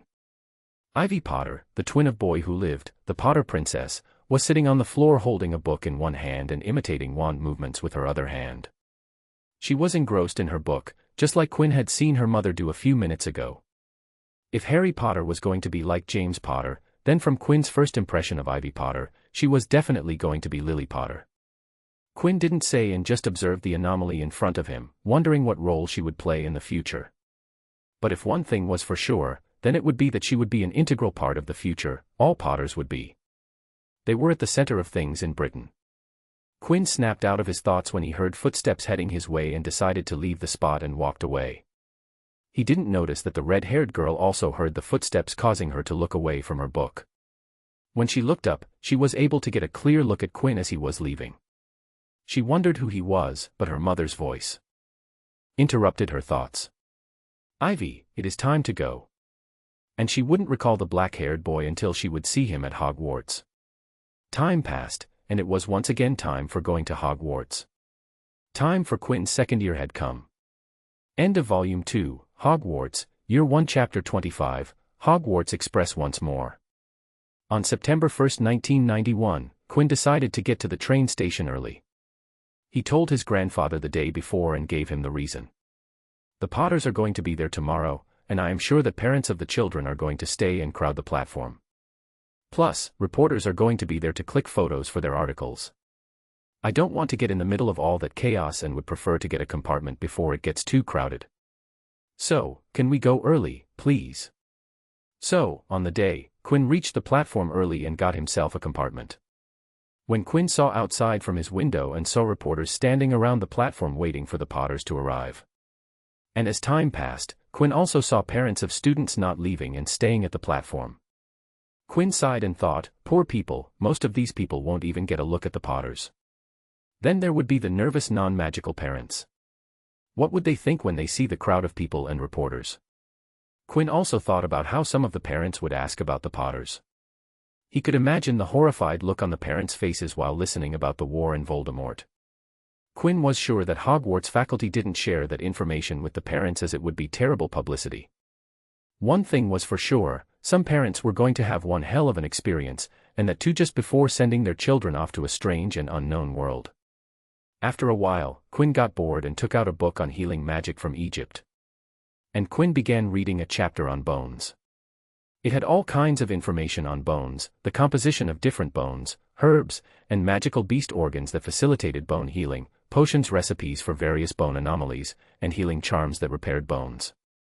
The information in the book impressed Quinn. So you don't need to use skill grow for every bone injury. Now, where do I get people with broken bones? It was then that Quinn heard the crowd outside become noisy and made him look outside. The Potters are here, He shook his head and dove back into his book. 10 minutes later, Quinn heard a knock on his door that made him give a distracted glance to the door. There he saw two girls, one blonde and one brunette. Quinn sighed before gesturing them to enter. The brunette opened the door and asked, "Are you saving the seats for someone? Or, can we join you in here?" Quinn shook his head and gestured to the seats. "Please, enter. The seats are free. You are welcome to join me." Saying that, Quinn stood up from his place to help them with their luggage. He pulled his fake wand and clearly showed it to them. Following proper protocol, he asked, "I will be using my wand to get your luggage to the racks above if that is acceptable to you." It was the polite social norm to ask before using magic on other people or their belongings. The brunette smiled and nodded while the straight-faced blonde stared at him for a while before giving a single slight nod to show that she permitted Quinn's help. Quinn pretended to follow the luggage with his fake wand even though he wasn't using pointing to direct the luggage. After he placed their luggage on the luggage racks, Quinn asked, "I haven't seen you two at Hogwarts. Are you two by any chance first years?" The brunette excitedly answered, "Yes. It is also exciting. You must be a senior. Can you tell me about Hogwarts? Is it true that there is a giant squid at Hogwarts?" Quinn chuckled in reply, "Yes, there is a giant squid in Hogwarts, but it is quite difficult to see the squid. It doesn't emerge from the Great Lake for long periods." He paused before continuing, "By the way, my name is Quinn West. May I get your name?" "Oh. My name is Tracy Davis." "It is nice to meet you," answered the brunette with an ever-present smile on her face. Quinn smiled and held out his hand that Tracy took. Quinn turned her hand to kiss her knuckles, causing her to giggle. "It is a pleasure to meet you, Ms. Davis." Quinn usually shook hands as a greeting but changed greeting according to the person in front of him, but he switched it to this style seeing their attire. He could clearly see that they were from traditional, old-school British magical families. A traditional greeting was much appropriate for these two. Then the two turned to the straight-faced blonde, and Quinn thought, "No way is she who I think she is." But, blonde, straight-faced, no expressions, and she clearly is from a pure-blood family. Friends with Tracy Davis, yup, she is the child of Fanon. The expressionless blonde critically stared at Quinn's outstretched hand and finally spoke her first words since entering the compartment while gracefully allowing Quinn to hold her hand, "Daphne Greengrass." Quinn repeated the same action of kissing her knuckles. "Nice to meet you, Miss Greengrass." He was once again met with silence, but Tracy chatted with him. "Which house are you from, and what year are you in, Quinn?" "And, can I call you Quinn?" babbled Tracy, full of energy. "I am from Ravenclaw, second year, and yes, you can call me Quinn," answered Quinn before asking, "You must be excited to get to Hogwarts. Have you thought about which house do you want to join?" Tracy shrugged in response, "I don't know. I am fine with any house." Quinn turned to Daphne Greengrass, expecting an answer, but she didn't say anything, and Tracy spoke, "Sorry about her, Daph is really shy. And to answer your question, she wants to be in Slytherin." The blonde Greengrass snapped her head towards her friend and glared, "I am not shy, don't speak nonsense." Tracy giggled at getting a response out of her friend. Suddenly, all three felt a jerk as the Hogwarts Express began moving. Quinn took out his pocket watch and looked at the time, only 10 minutes late. "I was expecting more delay. I was clearly expecting a 30-minute delay. The Potters really attracted a crowd, huh? I wonder which house would the boy who lived go to," spoke Tracy as she watched the crowd outside. To Quinn's massive surprise, it was Daphne Greengrass who answered the question. She scoffed, "The golden boy would definitely go to Gryffindor. To him, any other house is a lesser option." Quinn could hear the dripping condescending tone in her words and voice. "Oh my, from your words, I assume that you know Harry Potter," Quinn asked, wishing to learn more about this connection. Daphne frowned at him, "Why are you a fan of him? Do you want me to introduce you to him?" She looked like she was going to say more, but Tracy interjected and answered, "She is friends with his sister, Ivy Potter." Not dash, she said heatedly but then closed her eyes to calm down. Quinn seriously wanted to read Daphne Greengrass's mind, but he could see the telltale signs of occlumency in use. Her expressionless face was a clear sign of emotional aspect occlumency, and it wasn't far-fetched to assume that she had defense shields up. He didn't want to risk getting caught and decided to use legilimency at a later date when he was better prepared. But all was not finished. Quinn had gathered enough information to deduce, Daphne Greengrass is at least acquaintance with Ivy Potter, so there might be a connection between the Potters and Greengrasses. From what grandfather has told me, the Greengrass family is firmly planted in the Grey faction, which means the connection is not political, which indicates a personal relationship. But of what kind? I doubt James Potter is friends with Jacob Greengrass, they are too different.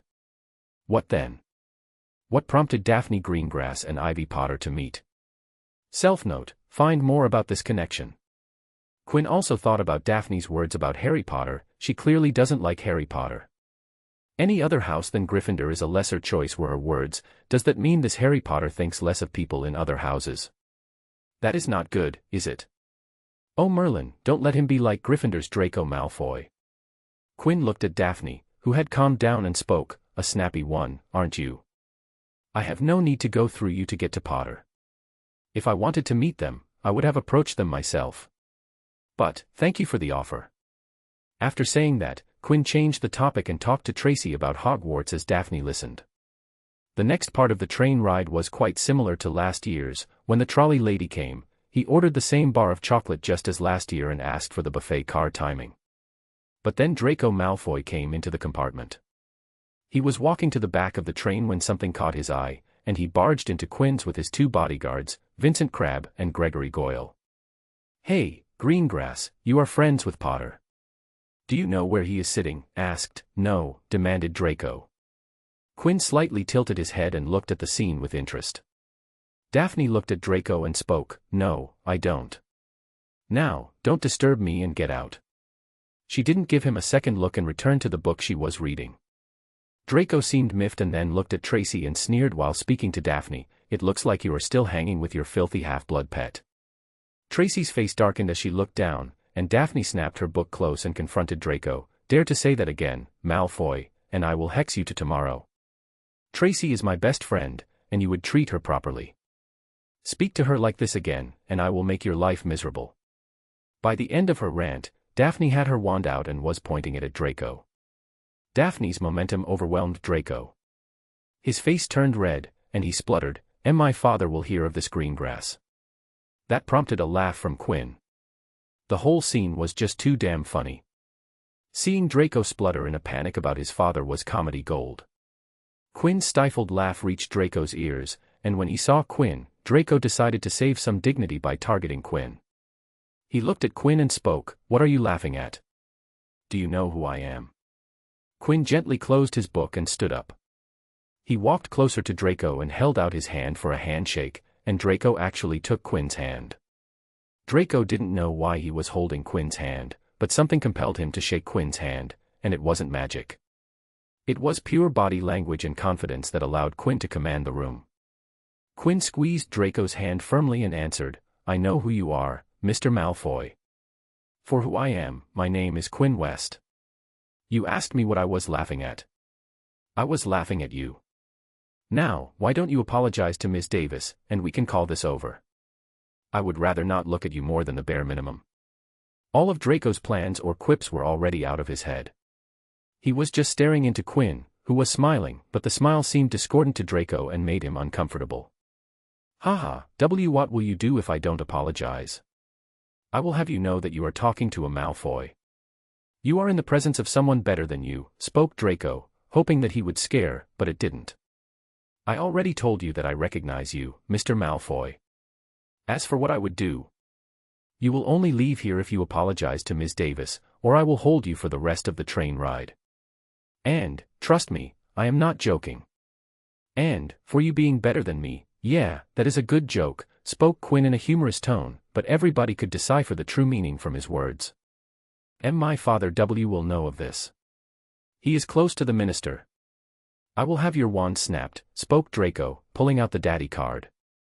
Quinn nodded and replied, sure, you can write to your father, but for now, you are still apologizing, saying that Quinn tightened his grip on Malfoy's hand and gave a stern look to Crabbe and Goyle, warning them not to interfere. Draco winced, feeling the grip on his hand. He looked at Tracy and murmured an apology, I am sorry. Now, repeat that again and add that you won't do it again, instructed Quinn. Draco wanted to protest, but a look from Quinn made him stop. I am sorry. I won't do it again, spoke Draco with a face flushed red with embarrassment. Quinn smiled and released Draco's hand, who quickly put it behind his back. Quinn patted Draco's clothes in a cleaning motion and said, that wasn't difficult, was it? Now that you have apologized, please leave. You were talking about Potter's cabin, right? Go find it, go on, hurry along. After saying that, Quinn shut the door close and ignored the stunned and embarrassed Draco. Quinn walked back to his seat and sat in the now silent compartment. Tracy looked at Quinn with an amazed and thankful look. Thank you. It truly amazed her at how Quinn had handled Draco. It was quite a sight to watch. Quinn smiled and replied, please, it was nothing. He made you uncomfortable and was about to get on my nerves, so I made him leave, but not before teaching him a lesson. And overall, it was a fun experience. Daphne humphed and interjected, we could have taken care of it ourselves. You didn't need to interfere. She was unhappy that she was not the one to make Draco apologize to her friend. Quinn slightly tilted his head in confusion. Us. You must be confused, Miss Greengrass. I only stood up for Ms. Davis. I wasn't thinking about you at all. That is why I only asked Mr. Malfoy to apologize to Ms. Davis and not you, remember? Hearing Quinn's words made Tracy giggle, and Daphne frowned and glared at him. Quinn looked at the time on his pocket watch and asked his two companions, would you two like to accompany me to the buffet car for lunch? Tracy jumped at the invitation, sure, we would love to join you. Daphne was about to say something, but Tracy pinched her to get her to stop talking. Daphne could only rub the pinched spot and relented in silence. Scene break. After they returned from lunch, the peace of Quinn's compartment was once again interrupted. A person opened the door, causing all three people to look up at the person. Oh boy, were they surprised to see Ivy Potter standing at the door. Ivy was about to say something when she met eyes with Daphne and said, oh, Daphne, didn't see you there. How are you? Daphne quirked her brow and replied, your eyesight must be getting worse. Why don't you get them checked? Maybe then you and your brother would match. Ivy narrowed her eyes and countered, or maybe it was because I mistook you for a statue. There isn't much difference between you and a statue, you know. While they were arguing, Quinn nudged Tracy and asked, Ms. Davis, what is happening? Didn't you say these two were friends? Tracy giggled and replied, oh, they are friends, all right. They just don't know how to express themselves. They are cute like that. Quinn could tell that there was more to this story, but he let it go and commented, if you say so, and I would have to say this is much more interesting. Tracy smiled brightly and responded, I know, right. The two girls exhausted their insults for each other, and Ivy turned to Tracy and asked while waving her hello, hey Tracy, I am looking for a toad. Have you seen one? Tracy waved back and shook her head, no, I haven't seen a toad, sorry. Just then, another person came, and Quinn recognized her as Hermione Granger. Looking at her, Quinn had one thought, yeah, that is Emma Watson, all right. She looked at Ivy and asked, did you find Neville's toad? Ivy shook her head and replied, no, not yet. Quinn decided to offer them some help. You should approach one of the prefects and tell them about the missing toad.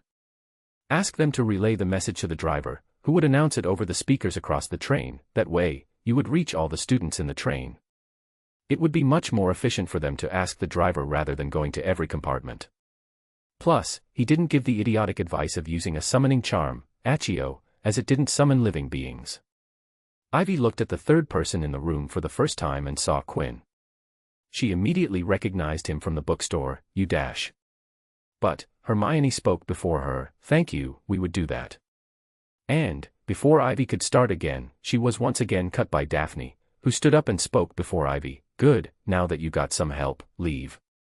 She didn't wait for Ivy to respond and shut the door. Outside of the room, Hermione dragged Ivy along. Daphne sat back and glanced at Tracy and Quinn, who were smiling at her. She asked, what? Both of them shook her head and replied in unison, nothing. When the Hogwarts Express was about to reach the Hogsmeade station and Daphne, Tracy, and Quinn had changed, Quinn decided to give them his consultation calling cards. He handed them the black calling cards and explained, if you need help with anything, please come to this room, and I will help you at a suitable price. I also accept IOUs of equal value. I would be in for a consultation when the back of the card shows you an IN symbol.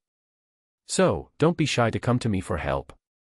The two girls looked at the black and gold card and saw the front side switch between aid and solution to any of your problems. Then he kissed Tracy's knuckles and did a mock bow to Daphne before separating from them to join the other students. Tracy waved his goodbye and said to Daphne, Quinn is so dreamy. Daphne just stared at her friend like she was crazy, but she did look at the card he had handed to her, Chapter 26, New Professor, and Prediction Party. Quinn walked into the great hall, once again taking in the grandness of the hall, and made his way to Ravenclaw bench. He looked at the long bench of Hogwarts robes customized to contain Ravenclaw colors. Robes had blue linings, a Ravenclaw symbol on the left chest, and a blue tie with white and silver stripes. Quinn, too, was wearing the same robes. Last year, the house elves had customized Quinn's robes on his first night at Hogwarts. Quinn had taken a liking to the Ravenclaw blue after wearing it every day. Quinn searched for his roommates and found them. Eddie Carmichael and Marcus Belby, Ravenclaws from the same year as Quinn. He made a beeline towards them and smiled when he saw their seating arrangement. As usual, Eddie was sitting opposite Marcus, prepared to stay away from his terrible eating habits. Quinn also made the same decision and walked to Eddie's side. He patted Eddie on his back as he sat beside him. "Good to see you again, guys." "How are you two?" said Quinn in greeting. "Hey, Quinn, where were you?" "I didn't see you on the train," asked Eddie from his side. "Oh, I got early and sat down before the Potters got to the platform," answered Quinn. "You could have come to see me," complained Eddie. Quinn shrugged and responded, "I forgot, I had some interesting company." "And, you could have done the same, I didn't see you coming to me." Both the boys looked at each other before smiling and dapping in greeting. "Oh, I got a little late at the platform. Believe me when I say that for a second, I wasn't sure if I would be able to make it aboard the train." The crowd to see the Potters was crazy. Marcus shared his experience of the morning at the platform. Eddie leaned towards Marcus and asked, "So, did you see the Potters?" "I wasn't able to see them. I did go to their compartment, but they had drawn the curtains." Marcus shook his head, and Quinn spoke, "Hey, I saw Ivy Potter, boy who lived's twin sister. She came to my compartment looking for a toad." Eddie, Marcus, and other Ravenclaw near them leaned towards Quinn for more details. "A toad?" asked Marcus. Quinn nodded and told them about her, that she had red hair and green eyes and that the train announcement was his idea, but nothing of the interaction that she and Daphne had. That stuff was personal. As time passed, Quinn also greeted other Ravenclaw as they arrived in the Great Hall. "Chong and Edgecombe, how are you two girls doing? Did anything fun in the break?" Quinn made small talk with Cho Chong and Marietta Edgecombe, who stopped by for saying hi. "I went to Italy with my family." "How about you?" chatted Cho. "Oh. Italy, beautiful country, isn't it? Did you go to the Vatican?" asked Quinn and shrugged in response, "Nah, I didn't go anywhere this year. My family was busy this summer. But I did have a lot of fun. Did a lot of reading." He also congratulated Penelope Clearwater when he saw her. "Clearwater, is that a prefect badge I see?" "Congratulations, you deserve it." Penelope smiled and replied, "Thank you, Quinn. I hope I won't be seeing you out after curfew." Quinn put on an innocent expression and said, "What? I am always in the common room after curfew. You know I love to follow the rules." She swatted his shoulder and shoulder, "Stop with that look. You are always the last one to enter the common room. Most of the time, you come back in is after curfew. So, please don't let me catch you, or I would have to give you a detention." Quinn shrugged and proudly said, "Oh, come on. I start my day early and end it late. You should look at with positivity, recognize my hard work. That would make a Hufflepuff proud." She shook his head and commented, "Or, a silver tongue that would make a Slytherin proud." Quinn winked and smiled, "Prefect Clearwater, you are giving me a poor reputation. I call it smooth talking and not a silver tongue. It is one of my good points." She sighed and relented, "Only you, West. Only you." She left but not before saying, "But, I will still give you a detention if I see you." After a little while, Quinn was looking around when he saw someone enter the hall, and Quinn wasn't sure what to make of it. He truly wasn't expecting this person to be here. Quinn watched as Lily Potter entered the Great Hall and walked to the staff's high table. The student body murmured, seeing Lily Potter, and whispered among themselves. After wrapping his head around seeing Lily Potter at Hogwarts, most definitely as a new teacher, Quinn laughed hard. Eddie looked at Quinn and asked, "Why are you laughing?" Quinn shook his head and chuckled to himself, "It's nothing. This is also amusing to me." "Right, amusing. We were already getting too Potter. One more isn't nothing to worry about." Quinn looked at Dumbledore chatting with Lily and thought, "Oh, Dumbledore, you clever old goat. In Quinn's mind, Lily Potter being here was an obvious attempt from Dumbledore to keep the Potters close.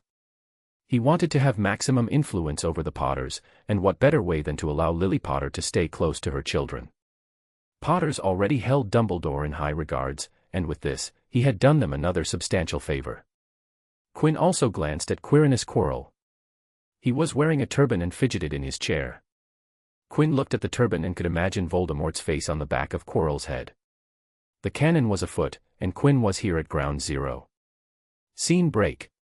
When all the students, second year and above, settled down in their house-long tables, McGonagall came to the Great Hall and announced, "The new first years are ready and waiting in the antechamber, so please behave and support them as they get sorted." And then McGonagall led the new students into the Great Hall. With McGonagall in the lead, the new first years walked in a line, taking in the grand sight of the Great Hall, forgetting their nervousness for just a moment.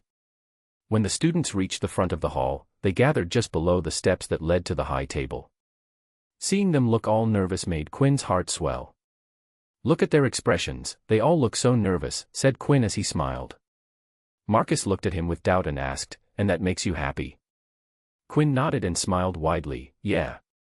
The Sorting Hat sang its introductory song, but Quinn didn't join the rest of the school in applause as he associated the hat with bad memories, and last year on that stool made him feel exposed. The sorting finally started, and Eddie looked at Marcus and Quinn. "Remember your bets. The first student of this year will go to which house?" "I choose Ravenclaw," Marcus chose Gryffindor, and Quinn chose Hufflepuff. "The winner gets 5 sickles from the other 2. Put the money on the table." Quinn had proposed a bet among his roommates, and they had enthusiastically agreed to it. The surrounding people also heard them and began betting with each other.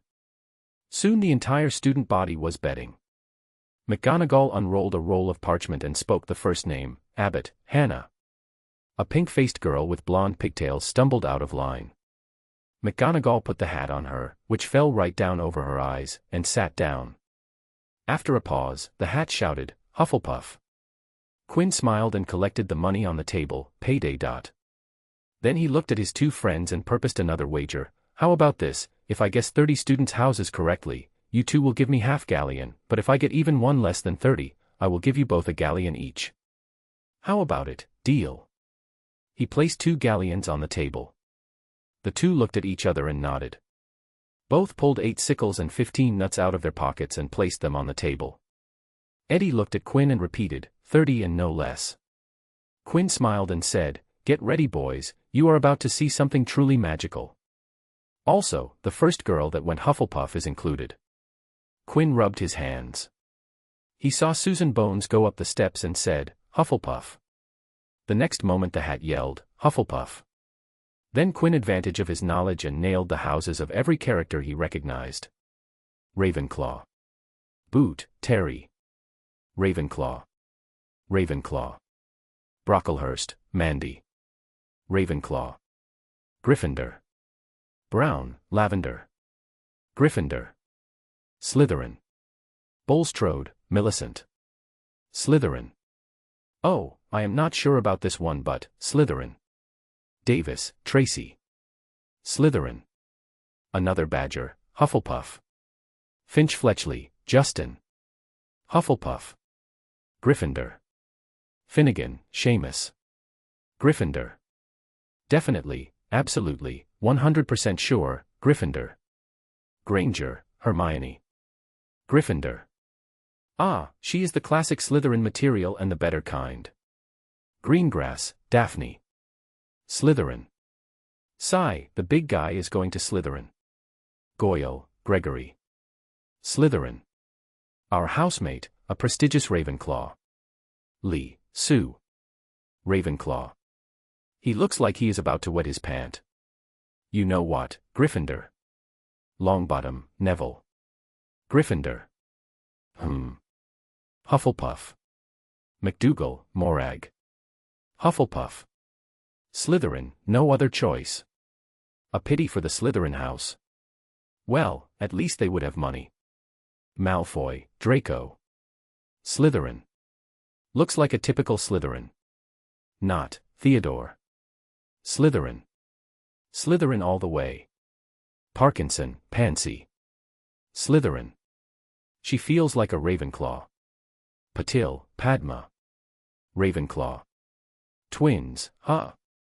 Gryffindor. Patil, Parvati. Gryffindor. By the time Quinn had gotten 10 students correct, the entirety of Ravenclaw table was hanging onto his every word. Quinn's predictions were passed onto the entire table via word of mouth. Because of Quinn, the Ravenclaw table had the most fun during the sorting ceremony. On the staff's high table, Lily Potter was sitting beside her favorite teacher, Phileas Flitwick. She noticed how the Ravenclaw table was ooing, and clapping for every student. Even for those who were being sorted into Slytherin. She knew how intense the house rivalry could be. In fact, the cheers were increasing with every student. Lily turned to the Flitwick and said, "Professor, your students are showing great inter-house unity, they are cheering so enthusiastically for every student.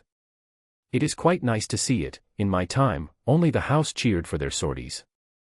I am impressed that you were able to teach them to rise above house rivalry." Flitwick also noticed his house table, and after listening to his new former student now colleague's praise, he felt pride as Ravenclaw's head of the house. He didn't know what was the difference this year, but he was happy about it. It would be quite a shock for him when he would later learn that the Ravenclaw students weren't cheering for the new students, but for Quinn, who was on a roll of guessing the sorting of the new students.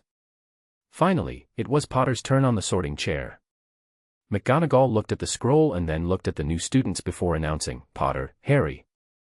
While everybody on Gryffindor, Hufflepuff, and Slytherin tables were standing and craning their necks to get a look at the boy who lived, the Ravenclaw table was watching Quinn, who had his elbows on the table, fingers interlocked. He looked left and then right before speaking, "Gryffindor." A series of nods and murmurs went through the Ravenclaw table as the Ravenclaw students turned their eyes to Harry Potter, who was climbing the steps to the stool. Quinn observed this version of Harry Potter and, for the first time, took note of the difference between him and the canon Harry. This one looked confident, unlike the nervous canon Harry. He was smiling as he sat on the bar stool, and his eyes were looking at the Gryffindor table. The moment the hat dropped on Harry's head, it shouted its decision, "Gryffindor." The Gryffindor table went wild, and Harry also stood up from the bar stool with a bright smile. But, he stopped in confusion when the Ravenclaw table's cheers drowned the Gryffindor table's cheers. Harry was confused. Were they happy that he didn't come to Ravenclaw? The staff and faculty, along with the other 3 houses, also felt puzzled. What was wrong with Ravenclaw this year? Quinn didn't feel surprised at the swift decision. This version of Harry differed from the canon version and wasn't a hat stop. He turned his eyes to Lily Potter. She was looking at Harry and fondly smiling while clapping. She must be quite happy to have her child in the same house as herself, thought Quinn. His friends prompted him to make the prediction, and Quinn looked at McGonagall, who said the next name. Potter, Ivy. Quinn wasn't sure about this one. He had seen her at the bookstore lost in the book, but she was also raised in the Potter household with 2 Gryffindor parents and Sirius Black as a frequent visitor. Quinn looked at the galleon on the table. He picked one and tossed it into the air. He caught the coin when it came down and looked at it. He looked at the people around him and said, "It was a close decision between Gryffindor and Ravenclaw, but the galleon has spoken, Ivy Potter will go to Gryffindor." The hall went quiet as everybody waited for the hat's decision. The hat stayed on Ivy's head for almost a minute. Everybody saw the hat move and knew the time had come. Gryffindor. It was followed by a chant from the Weasley twins, "We got Potters, we got Potters." Quinn pumped his fist and spoke, "Yeah." Quinn knew that not all studious people went to Ravenclaw. It was a person's beliefs and choices that decided their house in Hogwarts. He didn't know Ivy Potter well enough to know where she would end up, and Quinn solely based his prediction on what he had seen and heard of her.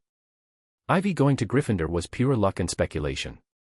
For example, Quinn knew Hermione Granger is smart and studious, but her beliefs weren't the same as a Ravenclaw. She didn't hold a Ravenclaw's values of being clever, scholarly over Gryffindor's bravery and courage. In the books, Hermione herself had said to Harry, "Books, cleverness, but there are far more important things like bravery." The hat also added his own thought to the decision, like where the child would grow the most. If Hermione had gone to Ravenclaw, she might not have been able to make friends. When it comes to academics, Ravenclaw is a cutthroat house. There are plenty of backstabbings and betrayals in Ravenclaw, thought Quinn as he looked around the joyous house that became ultra-competitive during examination time. He looked at Gryffindor and Hermione and thought, maybe that is why Hermione was sorted into Gryffindor. The sorting continued, and only one person was remaining. McGonagall called him to the barstool. Zabani, Blaise. Quinn stared at Blaise and announced, "He will go to Slytherin."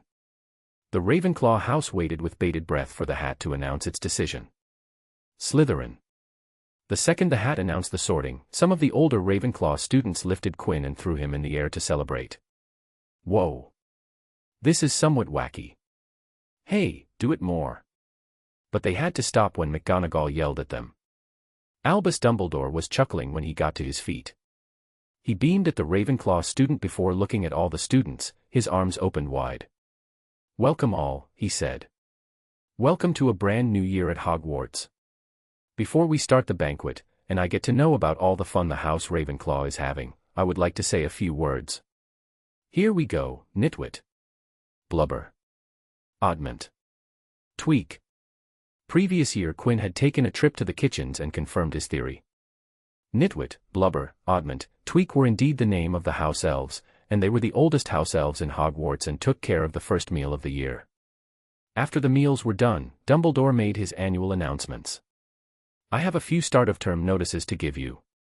He looked at all the student body and continued, "First year should note that the forest on the grounds is forbidden to all pupils. And a few of our older students would do well to remember that as well." He repeated the same words as last year before saying, "And finally, I must tell you that this year, the third-floor corridor on the right-hand side is out of bounds to everyone who does not wish to die a very painful death." Quinn, who had just finished his pudding, put his spoon down and sighed as he heard those words. Lovely. Absolutely lovely. Marcus looked at Quinn before asking, "What is?" Quinn sighed before smiling towards his roommate. "The pudding, of course." Dumbledore continued as he had said nothing out of order. "Lastly, I would like to introduce you to a new addition to Hogwarts." He gestured towards Lily Potter, who stood up and smiled at the student body. "From this year onwards, Madam Lily Potter will be joining Hogwarts staff. She would take the position of Professor of Muggle Studies. Please, give her a warm round of applause." Quinn looked at Lily Potter and then the Potter twins before finally looking at Quirinus Quirrell, Voldemort's host. "Potters and Voldemort, both are here, and so is the Philosopher's Stone. All the players have gathered for the first time. The game has begun," thought Quinn, giving Dumbledore, Quirinus Quirrell, Lily Potter one last glance before walking and fading away in the crowd of students. Chapter 27, Rant, and the New Base. In Ravenclaw Common Room, every complimented Quinn on his predictions. Then the prefects asked them to leave the common room for the first year's inauguration to Ravenclaw by Flitwick. Quinn checked the assignment chart for the dorm room and climbed the boys' dorm stairs to his new dorm. He found that Eddie and Marcus were already there. "We are roommates again this year." "Nice," said Quinn to his first-year and now second-year roommates. After getting changed, Quinn retrieved 2 AID calling cards and presented them to Eddie and Marcus. Eddie looked at the black and gold card in his hand and questioned, "What is this?" Quinn moved his hand behind his back and explained, "If you ever need help. Help with anything, anything at all. Come to this room, and I will help you for a suitable price or an IOU. In this room, you would find the solutions to all of your problems." Marcus looked away from the card and asked, "Even for homework?" Quinn chuckled and waved his hand. "No, you can ask me about homework here. I won't charge you guys for homework, just think of it as roommate perks. But, anything other than that, come to that room, and I will give you a roommate discount." "Do you have permission to use this room?" asked Eddie as he placed his card in his dorm desk drawer. Quinn nodded and replied, "Yeah, I have Flitwick's permission. Wrote him a letter in the break." Quinn was transferring his clothes to his dorm cupboard when he heard a knock on the door. He looked up to see one of the Ravenclaw prefects at the door. "Yes?" asked Quinn as he walked towards the door. The prefect handed Quinn 3 sheets of parchment.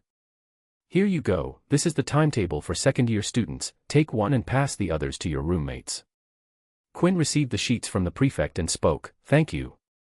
He dropped the other sheets on Eddie's and Marcus's bed and climbed his own bed to check the timetable. "Oh, this is great. I have the whole of Friday free. This is much better than last year," Quinn spoke with delighted in his tone. With the Friday free, Quinn would have 3 straight free days. After sorting his memories for the day in his mindscape by memory immersion, Quinn decided to turn in for the day and sleep for the first working day of his second year at Hogwarts. Scene break. The next day, Quinn got up nice and early for his day. After brushing his teeth and washing his face, he took out his running shoes and changed into sportswear, and headed to one of the grounds in Hogwarts premises. Mind, body, and soul were 3 facilities for magic. Quinn had been developing mind since he was 8 and met Alan D. Baddeley. He took on developing the body, the second facility, when he was 9 years old and started exercising outside of his dance lessons with Ms. Rosie. Every morning he would go out for a run and run a 5K, 5 km/5000 m/3.1 mile, every day. It would usually take him around 22 minutes every day to complete his track, in which he would think about the upcoming day and what he wanted to do on that day. Quinn found that going on a run was an excellent way to start his day with a clear mind. So after roughly a quarter of an hour after waking up, Quinn would be back in his dorm room, getting ready to take a bath. After spending 15 minutes in the bathroom, he would come out refreshed and wake his roommates. Marcus would wake up with a light nudge, but Eddie wouldn't wake up with anything less than a kick. By 7:10, 7:10, Quinn would be out of his dorm room and the Ravenclaw common room and would be on his way to the Great Hall for breakfast. Today, Quinn was eating his breakfast like usual when he heard Flitwick calling out to him from the high table. "Mr. West, please come here when you have finished your meal," said Flitwick from his chair at the high table. Quinn nodded in response, and he especially noted that no one else heard Flitwick. His voice only made its way to my ears. Now, how did he accomplish this? Sound isolation? No, that would restrict the movement of voice in an area. He must have used a sound spell that allowed him to target his voice to the listener. But then how did he make sure that his voice didn't leak as the distance increased? Quinn thought as his hands moved automatically to feed himself as he thought about the concepts behind Flitwick's show of magic. Quinn didn't notice that Flitwick was looking at him and laughing in his squeaky voice. Flitwick could have charmed a parchment to fly to Quinn to convey his message, but he decided to use his current method to see Quinn's reaction. It did not disappoint him when he saw Quinn deep in thought, obviously thinking about how he could talk to him with no one knowing. After Quinn finished eating his breakfast, he made his way to the high table and greeted the professors who were looking at him. "Good morning, professors. I hope you all had a pleasant sleep last night." Flitwick smiled at his charge and immediately spoke. "Good morning to you as well, Mr. West. Did you figure out how I called you?" Hearing that, Quinn realized Flitwick did it on purpose, knowing that he would think about it. It made him chuckle in reply. "Not yet, Professor. But, do give me a day or two, and I will get back to you with an answer." Flitwick grinned and asked, "Or, I could give you an answer right now." Quinn shook his head and refused. "No, thank you, Professor. But, I would like to find an answer on my own. This way, I would learn a lot more than if you spoon-fed me the answer right now." Flitwick clapped his hands in praise. "I wouldn't expect anything less than you, Mr. West." Quinn felt a gaze on him and turned to the source and found Lily Potter staring at him with interest. He decided to ask, "Is something wrong, Professor Potter?" She shook her head and responded, "Oh, it's nothing. I was just listening to your conversation." Flitwick jumped in and introduced Quinn to Lily. "Lily, meet Quinn West. He is at the top of his year, the smartest of his class. He scored number 1 around all the subjects." Quinn smiled in humbleness. "You exaggerate, Professor." Lily looked at Quinn and asked, "So, Mr. West, do you have plans to take Muggle studies next year?" The question elicited a laugh out of Quinn. "Oh God, no. No offense to your teaching capabilities, Professor, but the Muggle studies subject at Hogwarts is worthless." Lily Potter frowned as she heard Quinn's response. "Do you consider Muggles lesser than you, Mr. West?" Quinn laughed a little louder and responded, "Of course not, Professor. The magical kind is just a minor part of the world. The non-magical kind outnumbers us in population by an extremely large margin. I don't consider le non-magiques, the Muggle, the no-mage, the can't spells, lesser than me, I do not. I believe the Muggles are not lesser, but others. Not worthless, but of other value. Not disposable, but of a different disposition. Magic is a gift that blooms in rare individuals, and even among them, a few really appreciate it. I don't look down on non-magicals, but I do consider them different from me, a person who can use magic, not because I can do magic, but because of the society I was raised in." Quinn gestured at the great hall behind him and continued, "Most of the people from magical families have no connection to the world outside the magical community. They do not know how large the world is, and the class at Hogwarts will not help them understand that. Quinn turned back to Lily and asked, Professor, you are a first-generation magical, right? Lily seemed confused and asked, First-generation magical? Quinn understood her confusion and answered, a Muggle-born, Professor. Oh, yes. I am a Muggle-born, answered Lily after she understood what Quinn meant. I have read the curriculum of Muggle studies. Do you as a Muggle-born really think that the severely outdated curriculum would help them understand them about the big world outside? Professor Potter, I am a pureblood with no non-magical ancestors for generations upon generations. But, I know the non-magical world, I visit it frequently, I love watching movies, eating at fast food joints, trying out their clothes, and experiencing many other things the magicals couldn't even imagine. The architecture, the technology, they have things we haven't even started to dive in. I know how different it is from this one, and I can, at this moment, leave the magical world and be a part of the non-magical world. It is because I genuinely gave it a chance. Opting for Muggle studies isn't giving the non-magical world a chance. So, my final answer. No, I am not going to join the Muggle studies class next year. Quinn immediately turned to Flitwick and asked, Professor Flitwick, why did you call me? Flitwick snapped out of his trance and took out a key from his pocket, and spoke while giving it to Quinn, this is the key to the room you asked for. Quinn took the key and smiled brightly, thank you, Professor. It was really kind of you to accept my request. I promise I will use the room properly. Now, please excuse me, I have to prepare for my classes. Quinn was going to leave but decided to say one last thing to Lily, Professor, if you really want to introduce the non-magical world, then I would suggest that you diverge from the curriculum and teach what you think would help. It probably won't help them pass their exams, but it would help them understand the non-magicals. He smiled before finishing, Professor Potter, I hope that you would have a great time at Hogwarts. And with that, Quinn left. Flitwick and Lily sat in stunned silence about what had just taken place. It was a while before Flitwick spoke. Last year when I had just met Mr. West, I thought he was like you. Bright, smart, intelligent, but as I came to know him better, I realized Mr. West differed greatly from any student I had ever taught.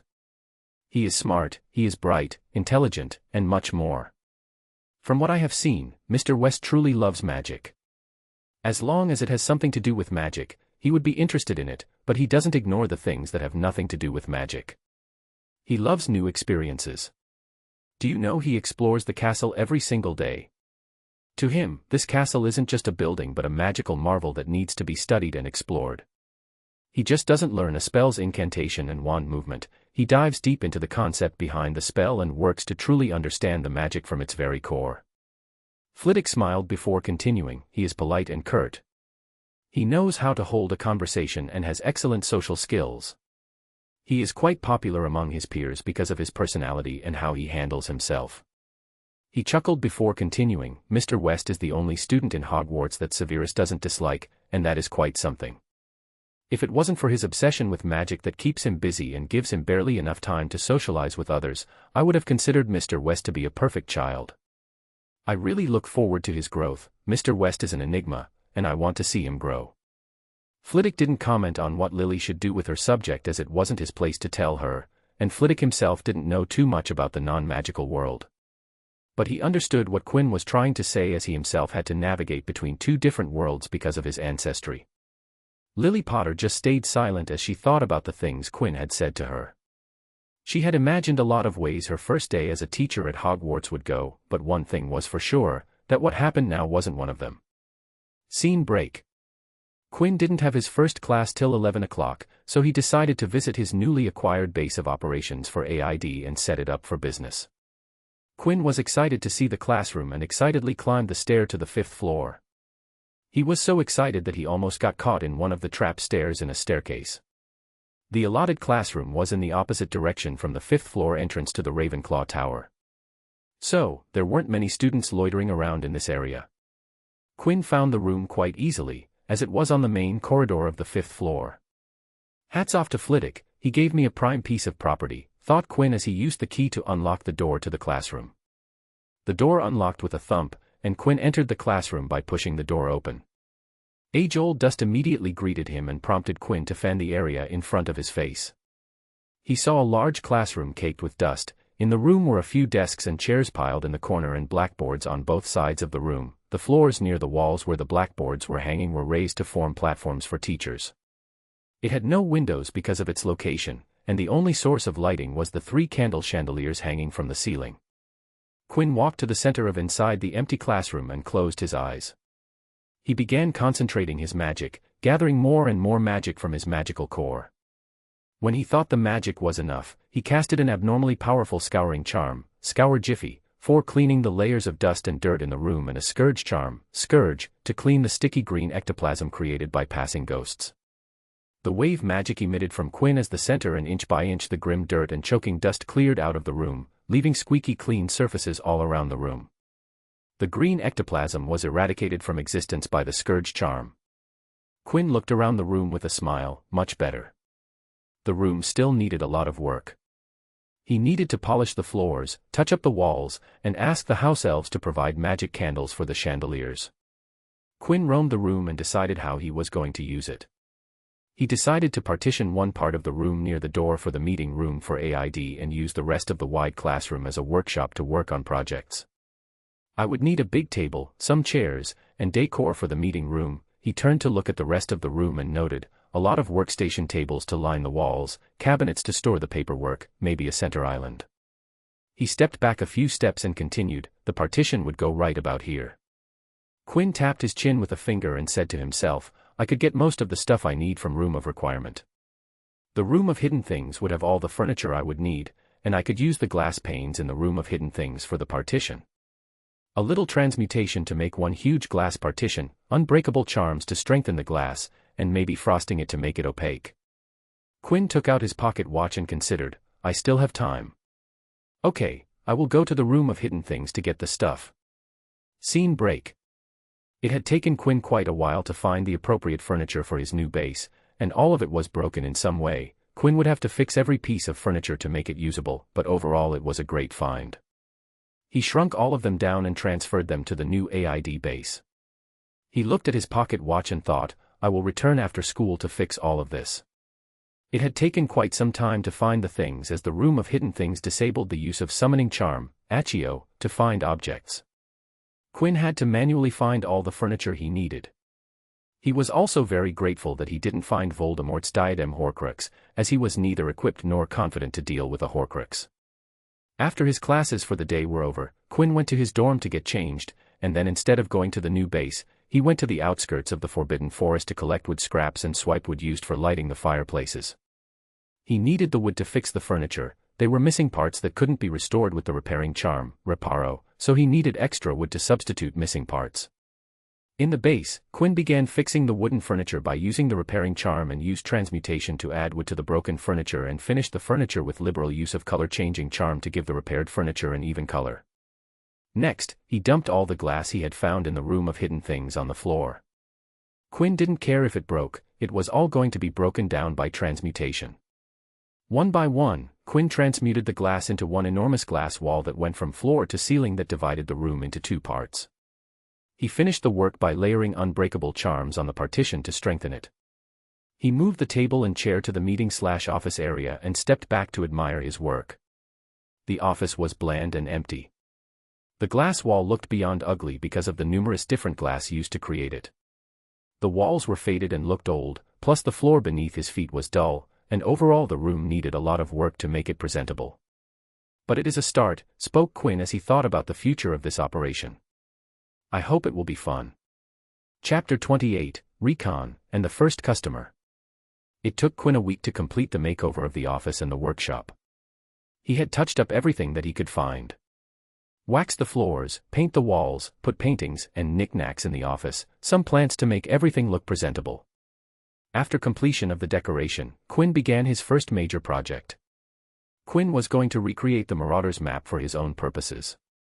The Marauders map was a document that revealed all the Hogwarts School of Witchcraft and Wizardry. Not only did it show every classroom, hallway, and corner of the castle, but it also showed every inch of the grounds, as well as all the secret passages that were hidden within its walls. The most noteworthy feature of the Marauders map was its ability to track people's positions within its range. The map could also accurately identify each person and was not fooled by animagi, polyjuice potions, or invisibility cloaks. Even the Hogwarts ghosts were not exempt. In the workshop part of his classroom, Quinn stood in front of the center island with his hand folded. The Marauder's map is created from the use of homunculus charm, enabling the possessor of the map to track the movements of every person in the castle.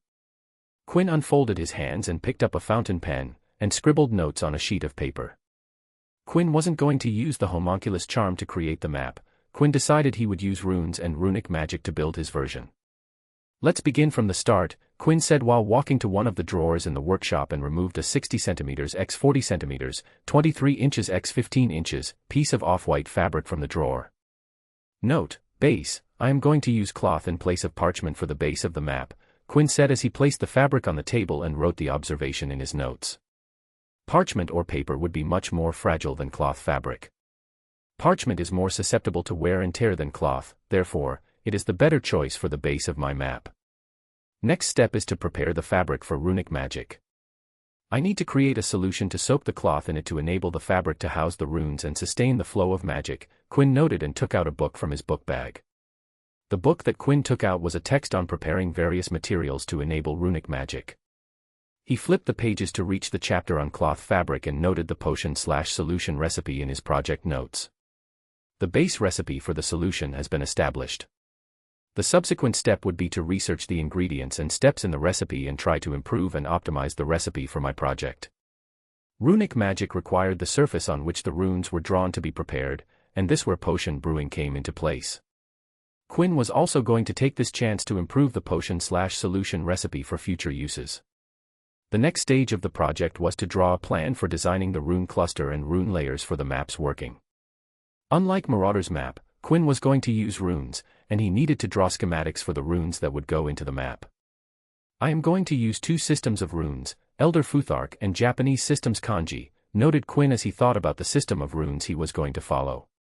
Traditionally, using a minimum number of languages/systems while using runic magic was the best practice. Too many languages caused heterogeneity in the rune cluster, which didn't sit well in runic magic. Quinn's idea behind using Elder Futhark and kanji was rather simple. Not all languages had the same connection with magic, different languages had different connections with magic. Some had a powerful connection with magic and channeled magic with ease. Others held the advantage of flexibility in use, and using them would provide a variety of options. Over that, not all languages were connected with magic.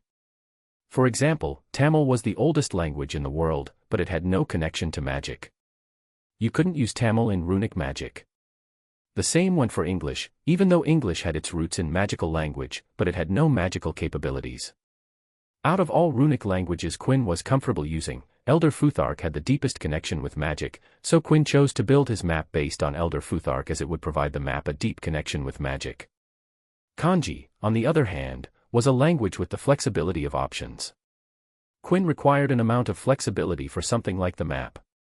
The problem faced was how to integrate these two runic languages together so they could work in harmony. Note, work out the arithmancy needed for Elder Futhark and kanji to work together. By the end of the week, create a feasible model for integrating these two languages. Quinn set a realistic goal for this stage. The next part of this project was the most important one. How would a cloth with runes know about the names and locations of the people in the castle? In the Marauder's map, the homunculus charm took care of this part, but Quinn wasn't going to take this approach. Quinn looked at the ceiling and walls, and he was looking at the answer. The answer was Hogwarts itself. He was going to use the castle to obtain the names of the people present on the premises. Hogwarts was a magical building that held some sort of sentience and would provide Quinn with all the information he needed. Quinn was sure of this method because Hogwarts was connected to powerful artifacts like Quill of Acceptance and Book of Admittance. All Quinn needed was to connect his version of the map to Hogwarts, and the map would have the names and locations of all the people present in Hogwarts. Information straight from a source that couldn't be fooled and was the most trustworthy of them all. Quinn had thought for hard and long how to establish this connection and finally had figured out a method to accomplish it. He was going to use the wards around Hogwarts. The very wards that were connected to Hogwarts and protected the people inside it, and if Quinn's map formed a connection to these wards, that would give him indirect access to Hogwarts information. After finishing planning for every stage of the project, he drafted a project document and schedule and finally stored everything in the Manila folder. And on the cover of the Manila folder, Quinn wrote the project name. Project Watch. Scene break. For weeks after Quinn drafted the plan for Project Watch, he stood in his workshop in front of the center island. On the center island were the various equipment and materials needed to assemble the map. Quinn put on his protective gloves and safety goggles. Let's start. He moved to the empty side of the island table. Quinn reached for a sheet tray and placed it in front of him. Next, he picked a transparent glass container with a transparent liquid in it. The liquid was a potion/solution that would enable the cloth fabric for runic magic. Quinn had worked on the base recipe for this enabling potion and improved the formula by employing his potion brewing knowledge. The resultant potion was much more potent and could sustain a substantial amount of the magic. Quinn uncorked the container and carefully poured the liquid into the sheet tray. Then he carefully picked the off-white fabric and laid it in the sheet tray to soak in the solution. Quinn removed his gloves and picked up his pocket watch to keep track of time. Just before the soak time hit 9 minutes, Quinn once again wore his gloves, and the second the time reached 9 minutes, he removed the base of the map from the liquid and placed it on another large thick sheet of cloth to absorb the rest of the liquid. It took just above 1 minute before the map's cloth absorbed all the liquid and returned to a dry state. Quinn cleared the table and cleaned the table's surface, then placed a smooth wooden writing board on the table, and then laid the map's cloth base on it. He walked to the project's manila folder, opened it, and took out multiple sheets with rune schematics drawn on them. These were all the runes that he had to draw on the map's cloth base. He had researched and experimented with Elder Futhark and Kanji to create a working rune model for the map. He walked back to the wooden writing board and laid the schematic papers around the board for an unobstructed view. Then Quinn picked up his roll-up brush bag that held all his calligraphy brushes and rolled it open. He also screwed upon multiple small bottles of runic inks for writing runes on the cloth base. Quinn wore his artist's glove and began the long process of drawing runes on the cloth with brushes. Each rune was carefully drawn, just as Quinn had practiced drawing in calligraphy. From time to time, he would change brushes and inks. Rune by rune, he built up the rune cluster for the map. With each layer of runes, Quinn would wait for the ink to dry and then activate them by running his magic through them, and then they would glow before disappearing into the fabric. Halfway through painting runes, Quinn retrieved the Hogwarts floor plans he had drawn from exploring the castle and its grounds for a whole school year. Quinn wasn't able to find the floor plans from the library or the room of requirements, so he had produced his own set. It was time to lay the Hogwarts floor plan into the place created by the runes to record the structure of Hogwarts. When Quinn finished drawing the runes and recording floor plans into the map, it was time to connect the map to Hogwarts. Quinn cleaned the table and the surroundings once again so that only the map was on the table. He took a deep breath and placed his whole hand on the map. Quinn pushed his magic into the cloth base, and both his magic and the cloth thrummed. Runes started to flicker on the cloth base, Quinn's magic activating every single rune in the layers upon layers of clusters drawn into the cloth, and suddenly Quinn felt a foreign wave of magic wash over him. Quinn knew the source of this magic, it was Hogwarts. It was scanning him, deciding if Quinn and his map should be allowed to be connected to the wards. He had expected this, but experiencing it was another thing. Quinn felt nervous and just silently waited, hoping that it would give him access. After a few seconds, the wave of foreign magic disappeared, and Quinn looked down to see the cloth base glowing. Quinn removed his hand, and when the glow subsided, the map came to life. Quinn smiled as he saw the words appear on the cloth. Welcome to Recon. Quinn's smile reached his ears and his eyes wide in glee as the words disappeared and the map showed him in the center, with the 5th floor schematics surrounding him. A blue dot showed his position on the map. Quinn had constructed his map, Recon, to be much better than Marauder's map.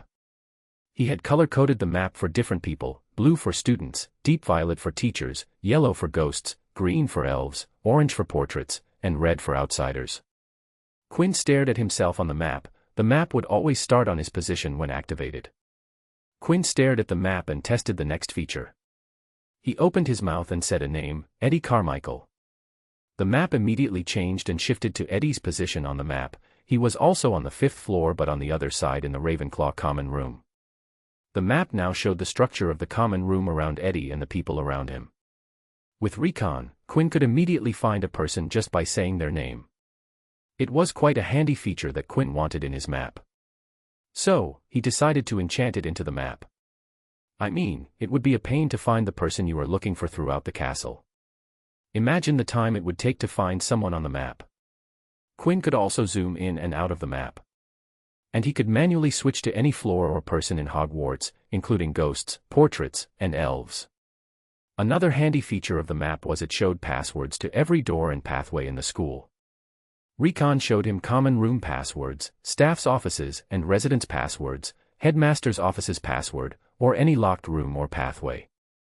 With Recon in his hands, there was no place in Hogwarts that was out of Quinn's reach. With a wave of his hand, the cloth stiffened. Quinn had used his magic to stabilize the cloth so that it wouldn't crumble as a normal cloth does. Another wave and the cloth levitated in front of him. "Harry Potter," Quinn ordered, and the map immediately changed to Harry Potter's location. The boy who lived was currently in the Viaduct courtyard, and beside him were Ron Weasley and some other Gryffindor. Maybe playing gobstones with them, thought Quinn. Albus Dumbledore, Quinn spoke another name, and the map complied and showed Albus Dumbledore's spot in deep violet. He was in his headmaster's tower, in the headmaster's office. Quinn could see the password to Dumbledore's office. Quinn smiled and ordered, "Nights out." The map turned off and crumbled down to the table. Quinn used his magic, and the cloth folded itself and shrunk down to the size of a standard handkerchief. He picked it up and pocketed it. The map's security was such that it would only work for Quinn. Recon, unlike the Marauder's map, couldn't be used by anyone but him. Recon needed a code word in his voice, his touch, and Quinn's own magic molded in a specific manner to activate. If even one of them was missing, Recon wouldn't work and would essentially be a piece of cloth.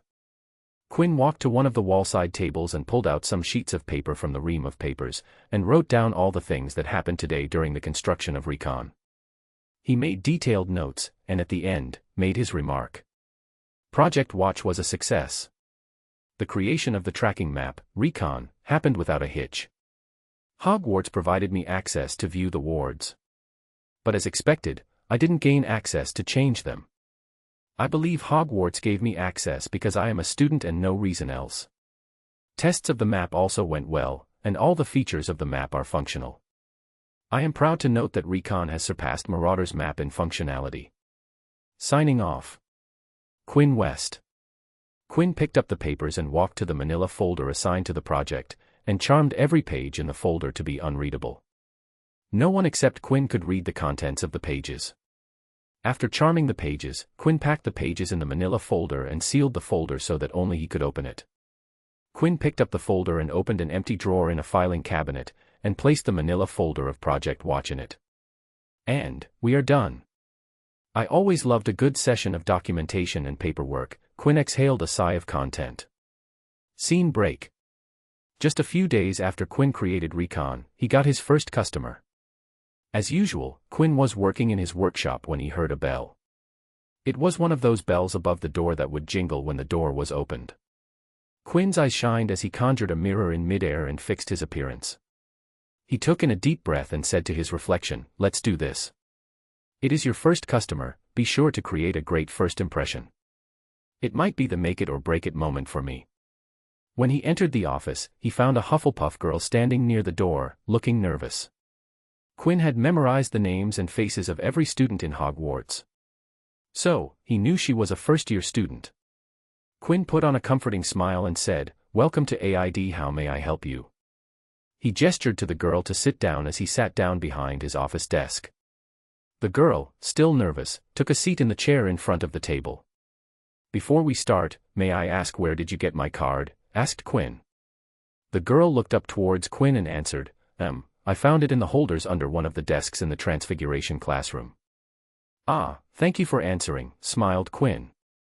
He had left many of his cards in classrooms to increase his customer base, and now looking at this girl, Quinn knew it was the right move. "What is your name?" asked Quinn as gently as he could. "Megan Jones," said the girl, and Quinn nodded.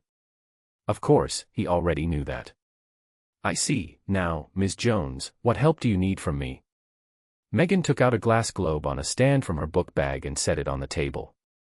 Inside the globe were figures of a man and a woman, and they looked like they were dancing, but the figures were not moving. "I was wondering if you could fix this for me." "The figures in the globe dance, but they haven't been dancing since yesterday," said Megan as she pushed the globe towards Quinn. Quinn nodded and took the globe in his hands. Well, either a part is broken causing the figures to stop dancing, or maybe the animation spell on it has worn down. He looked at Megan and asked, "May I use some magic on the globe?" When Megan nodded, Quinn took out his fake wand and casted a repairing charm, Reparo. The globe glowed, and the figures started dancing realistically. It turned out it was the first one, thought Quinn as he smiled and pushed the now working globe back to Megan, who was smiling in joy and relief. Thank you, thank you. My mother gave it to me on my 11th birthday. I was worried that I had broken it so quickly, Megan said as she hugged the globe, but then she once again became nervous.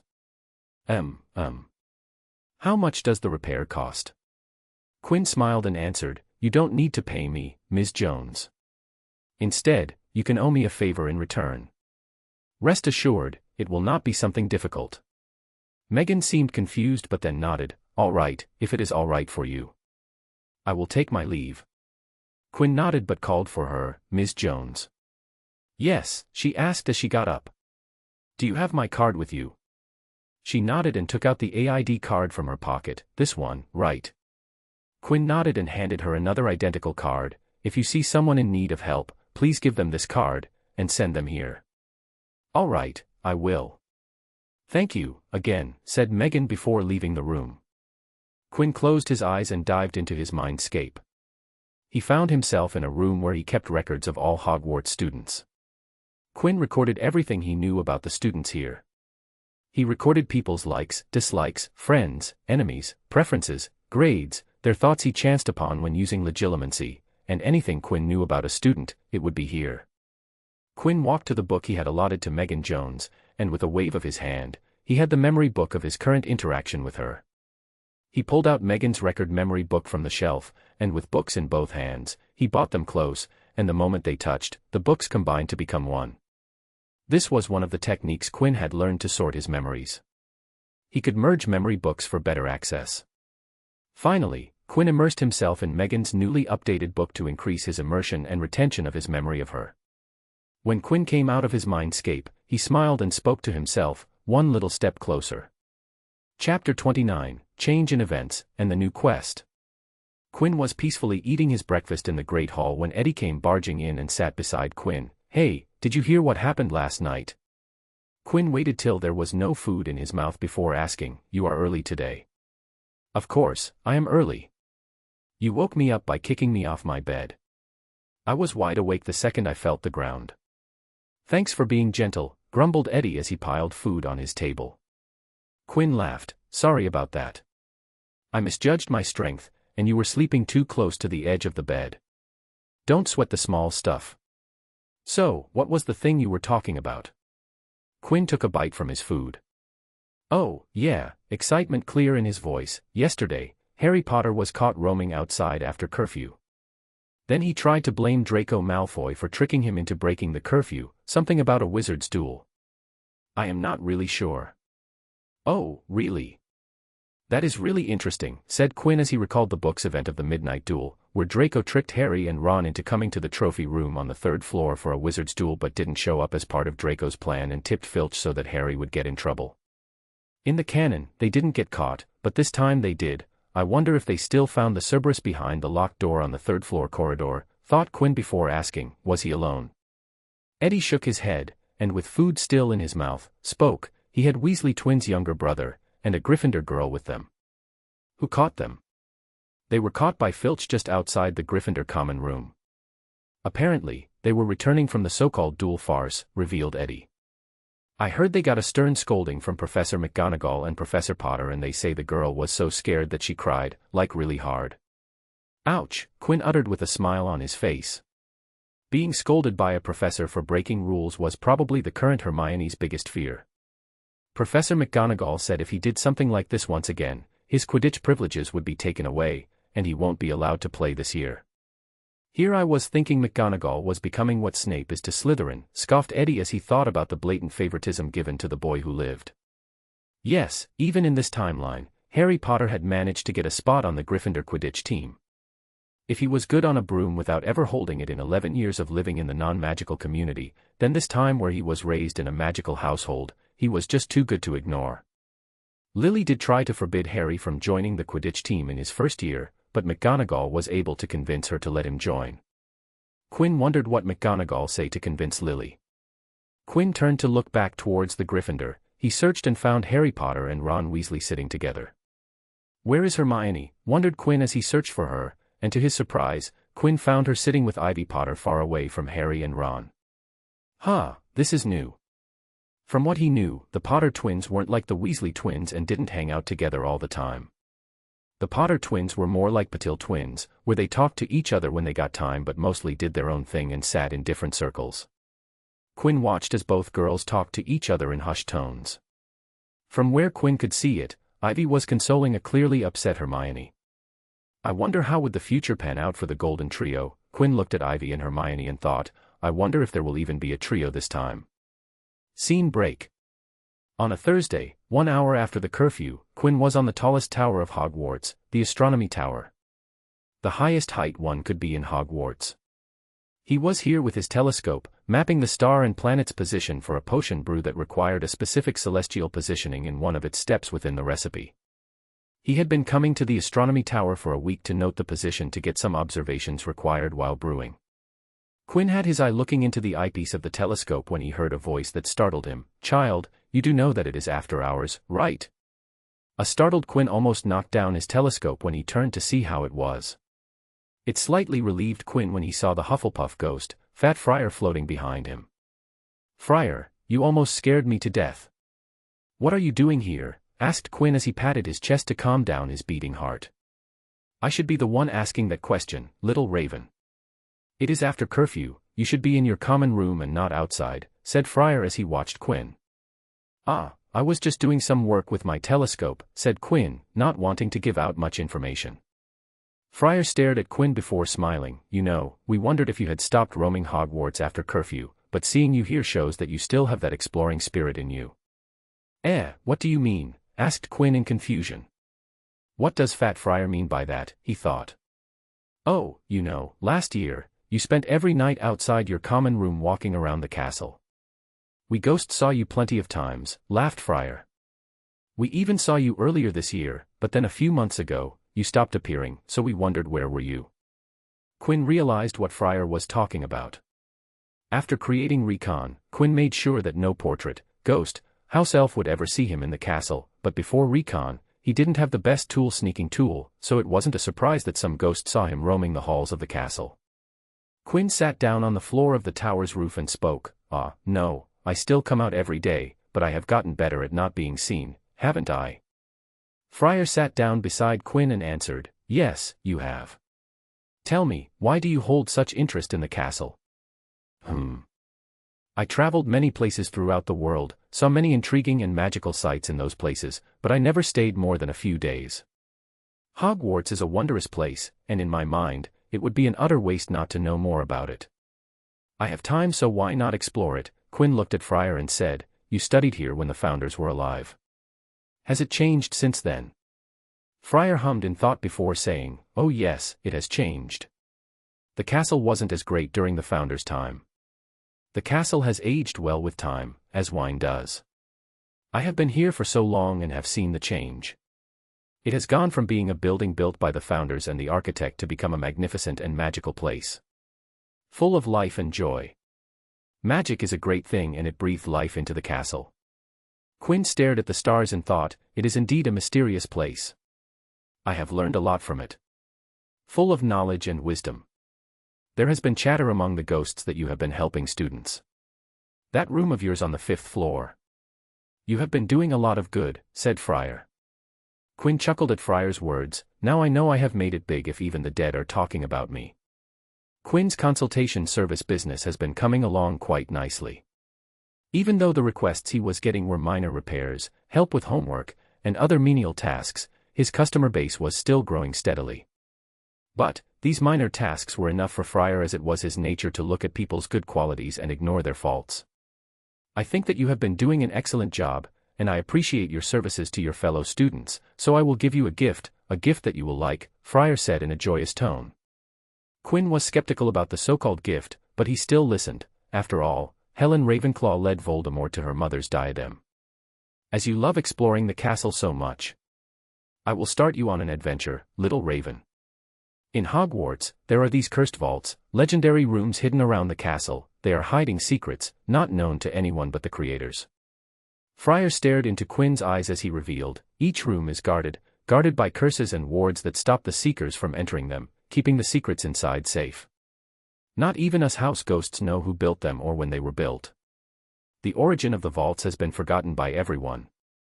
Among the many theories circulating, some say that the founders created them, or that a headmaster who suffered from paranoia created them to hide his treasure, or that the architect who helped the founders build Hogwarts built these vaults to hide something of great importance.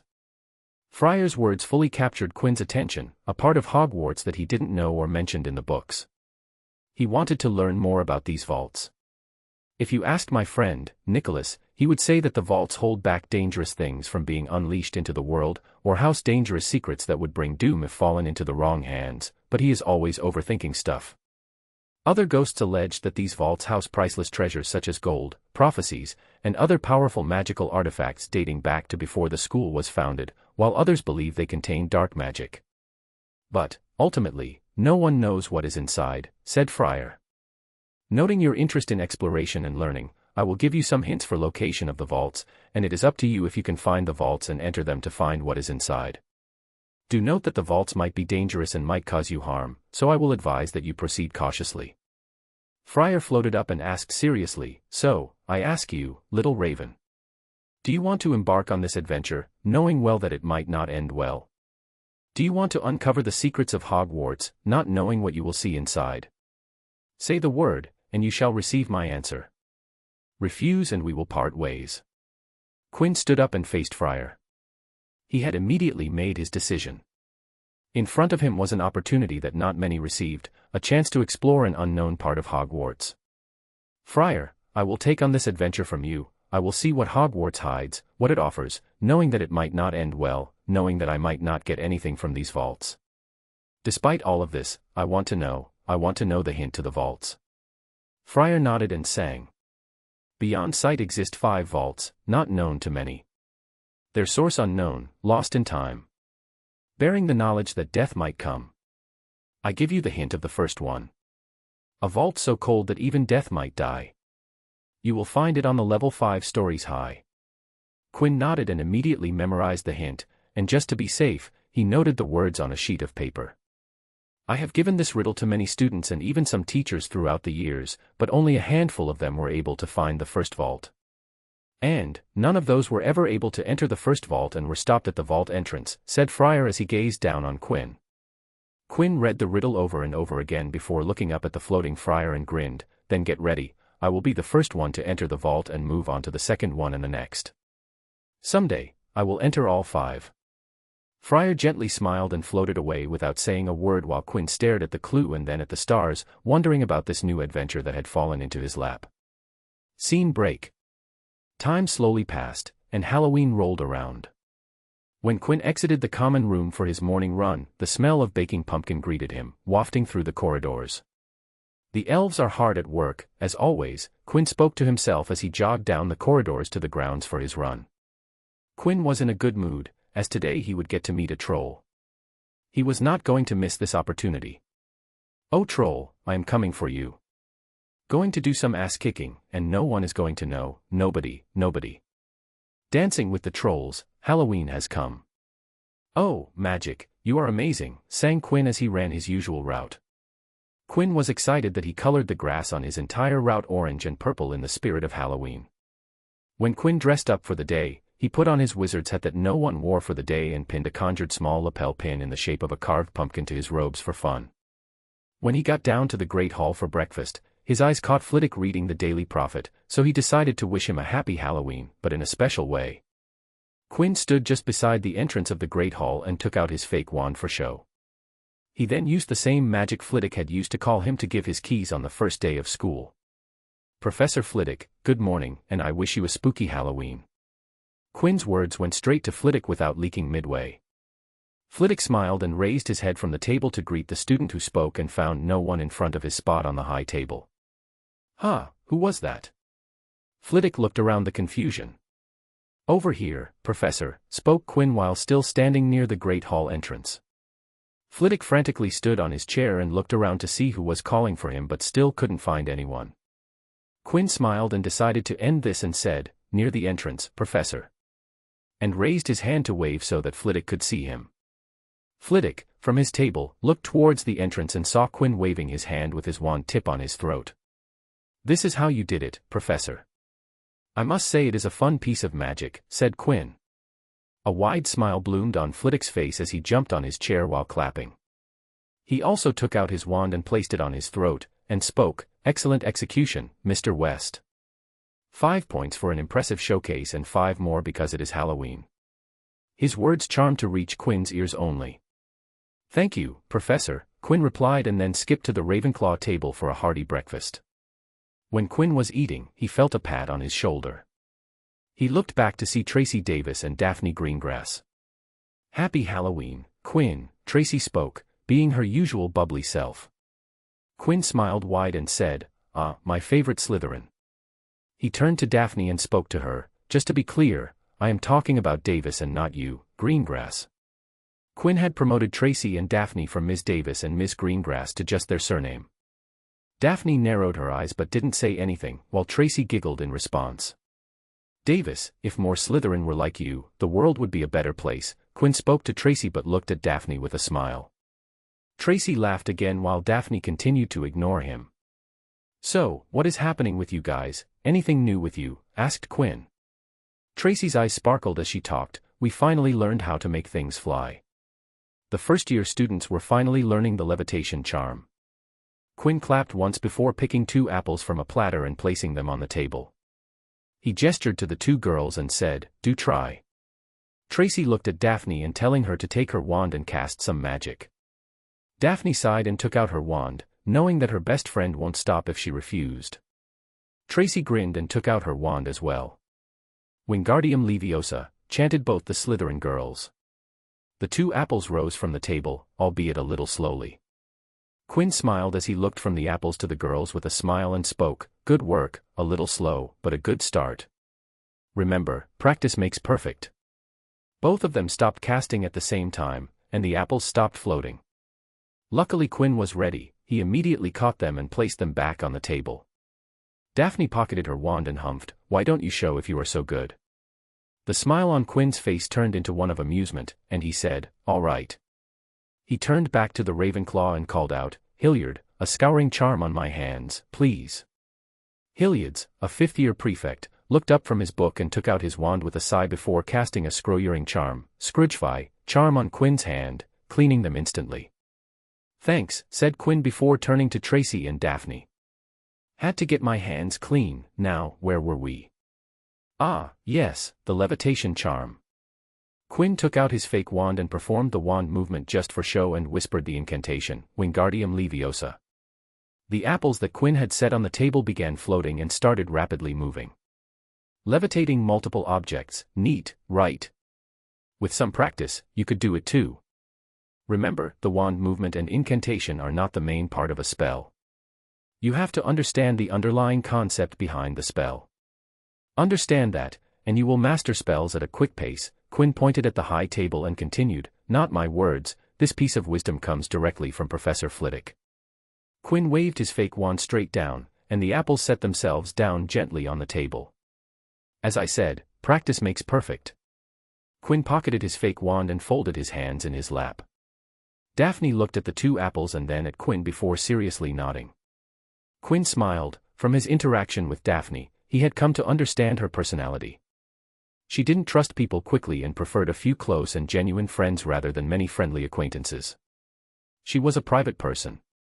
Plus, she had seen the difference between how Quinn interacted with Tracy and other students. Quinn was much friendlier to Tracy than others, so she had doubts about him. Quinn waved the Slytherin girls goodbye and proceeded on with his day, waiting for the evening to arrive. Chapter 30, Troll Hunting, and Reading Memories. The time was 10 minutes before the Halloween feast, and Quinn was on the first floor hiding in the History of Magic classroom, waiting for the feast to start, and in turn, the beginning of the first of many Halloween mishaps in the life of Harry Potter. Recon, the tracking map, laid on the table in front of him. He was looking at the map and tracking people of interest on Recon. He saw Hermione Granger in the first floor's girls' lavatory. Probably crying in there because of Ron Weasley, thought Quinn as he absent-mindedly tapped on the map. There was still no sign of trolls, and Quirrell wasn't in Hogwarts as when Quinn spoke his name, the map didn't react.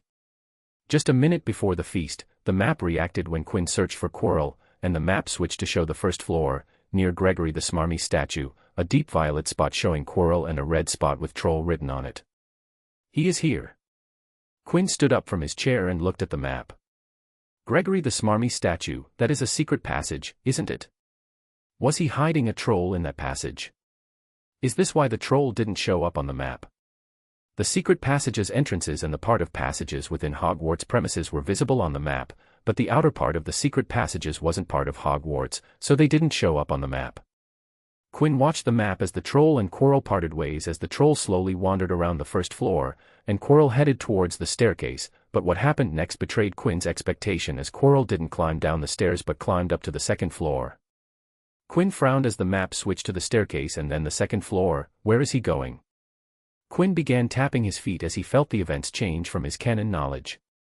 No, don't rush. Quirrell might have something to do and might get back to the feast after this. The books didn't specify when Quirrell entered the Great Hall to reveal the troll. Quinn's hunch turned out to be correct as Quirrell stopped next to the stairs to the defense against the dark arts professor's office. He disappeared into the secret passage there, and a minute later, Quirrell emerged with another troll. Another troll. What is happening? Quinn pounded his fist on the table as he decided to look at the first troll and got another shock when he found Ivy Potter in the girl lavatory with Hermione Granger. What is she doing there? Come on, people, why are you doing this to me? Quinn whined as he didn't know what to do. Which troll should I go to? Quinn needed to decide quickly, and after thinking about it, he decided to go to the new troll on the second floor. The second troll was hanging out near the staircase, and if it made its way to the stairs, the troll might meet the Gryffindor and Ravenclaw students when they are going to their common room. He decided to leave Hermione and Ivy in the hands of fate. He convinced himself that they won't be harmed and would come out of this unharmed. Fate's a bitch, but she has her moments. Let's hope she doesn't screw this up, Quinn thought as he levitated Recon beside him, and the second Quirrell was on the ground floor. He ran up the stairs to the second floor. Let's take down a troll, shall we? Quinn looked at Recon, and before proceeding forward, turned himself invisible. He didn't want any ghosts, house elves, or portraits seeing him fight a troll. He smirked and quoted a line from the books, "I don't need a cloak to become invisible." Quinn followed the path to the troll by observing Recon and stopped just a turn away from the troll. He deactivated Recon and stored it in his clothes. He walked ahead, and after turning right on a corner, saw Quirrell's second troll. The troll was 12 feet tall, its skin was a dull, granite gray, its great lumpy body like a boulder with its small bald head perched on top like a coconut. It had short legs thick as tree trunks with flat, horny feet. The smell coming from it was incredible. It held a massive wooden club, which dragged along the floor because its arms were so long. A terrible sight right out of a horror movie, but Quinn had been in the magical world long enough to have seen a lot of magical beasts, and the sight of troll didn't disturb him, but the smell sure did. It was so bad that Quinn wanted to leave right away, but he had work to do. Let's get this over with, you smelly bastard. Quinn primed his magic for battle, and for his first course of action, immediately sent a highly charged dark arts version of Explosion Charm toward the troll's groin, aiming for the delicate part of a male's body. The result was as Quinn expected as the troll moved his hands towards the region of the explosion while roaring in pain and shook. During his studies, Quinn had found some interesting facts about some non-dark that could be used to cause damage to a person. It turned out that spells like Explosion Charm that exploded objects, Severing Charm that could be used to cut objects, Reductor Charm that turned objects to dust were inherently created for non-living targets. They could be used on humans and could definitely cause bodily harm but weren't efficient magic-wise.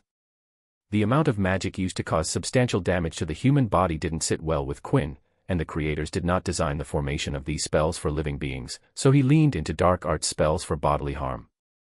Dark art spells were specially crafted for causing harm to the living and caused much greater damage with less magic and more efficiency. Arg! Roared the troll in pain. Quinn might have overdone it with the dark Explosion Charm's strength. Ouchie! Well, at least I know the troll is a male, thought Quinn, but didn't stop. He had to continue as trolls were dangerous beings. I have to get rid of that club in his hand, planned Quinn, and to accomplish disarming the troll of his huge club, immediately shot a dark reductor curse on the troll's club-bearing hand, causing the troll to drop the club. Quinn noticed why the trolls were classified as highly dangerous magical beings. The heavily charged dark reductor curse Quinn just shot right now would have turned a person's hand to a bloody pulp, but all it did to the troll was causing a flesh wound. Need to practice the dark spells to increase my mastery, analyzed Quinn, not considering that he was basing his standards on a tough-skinned troll.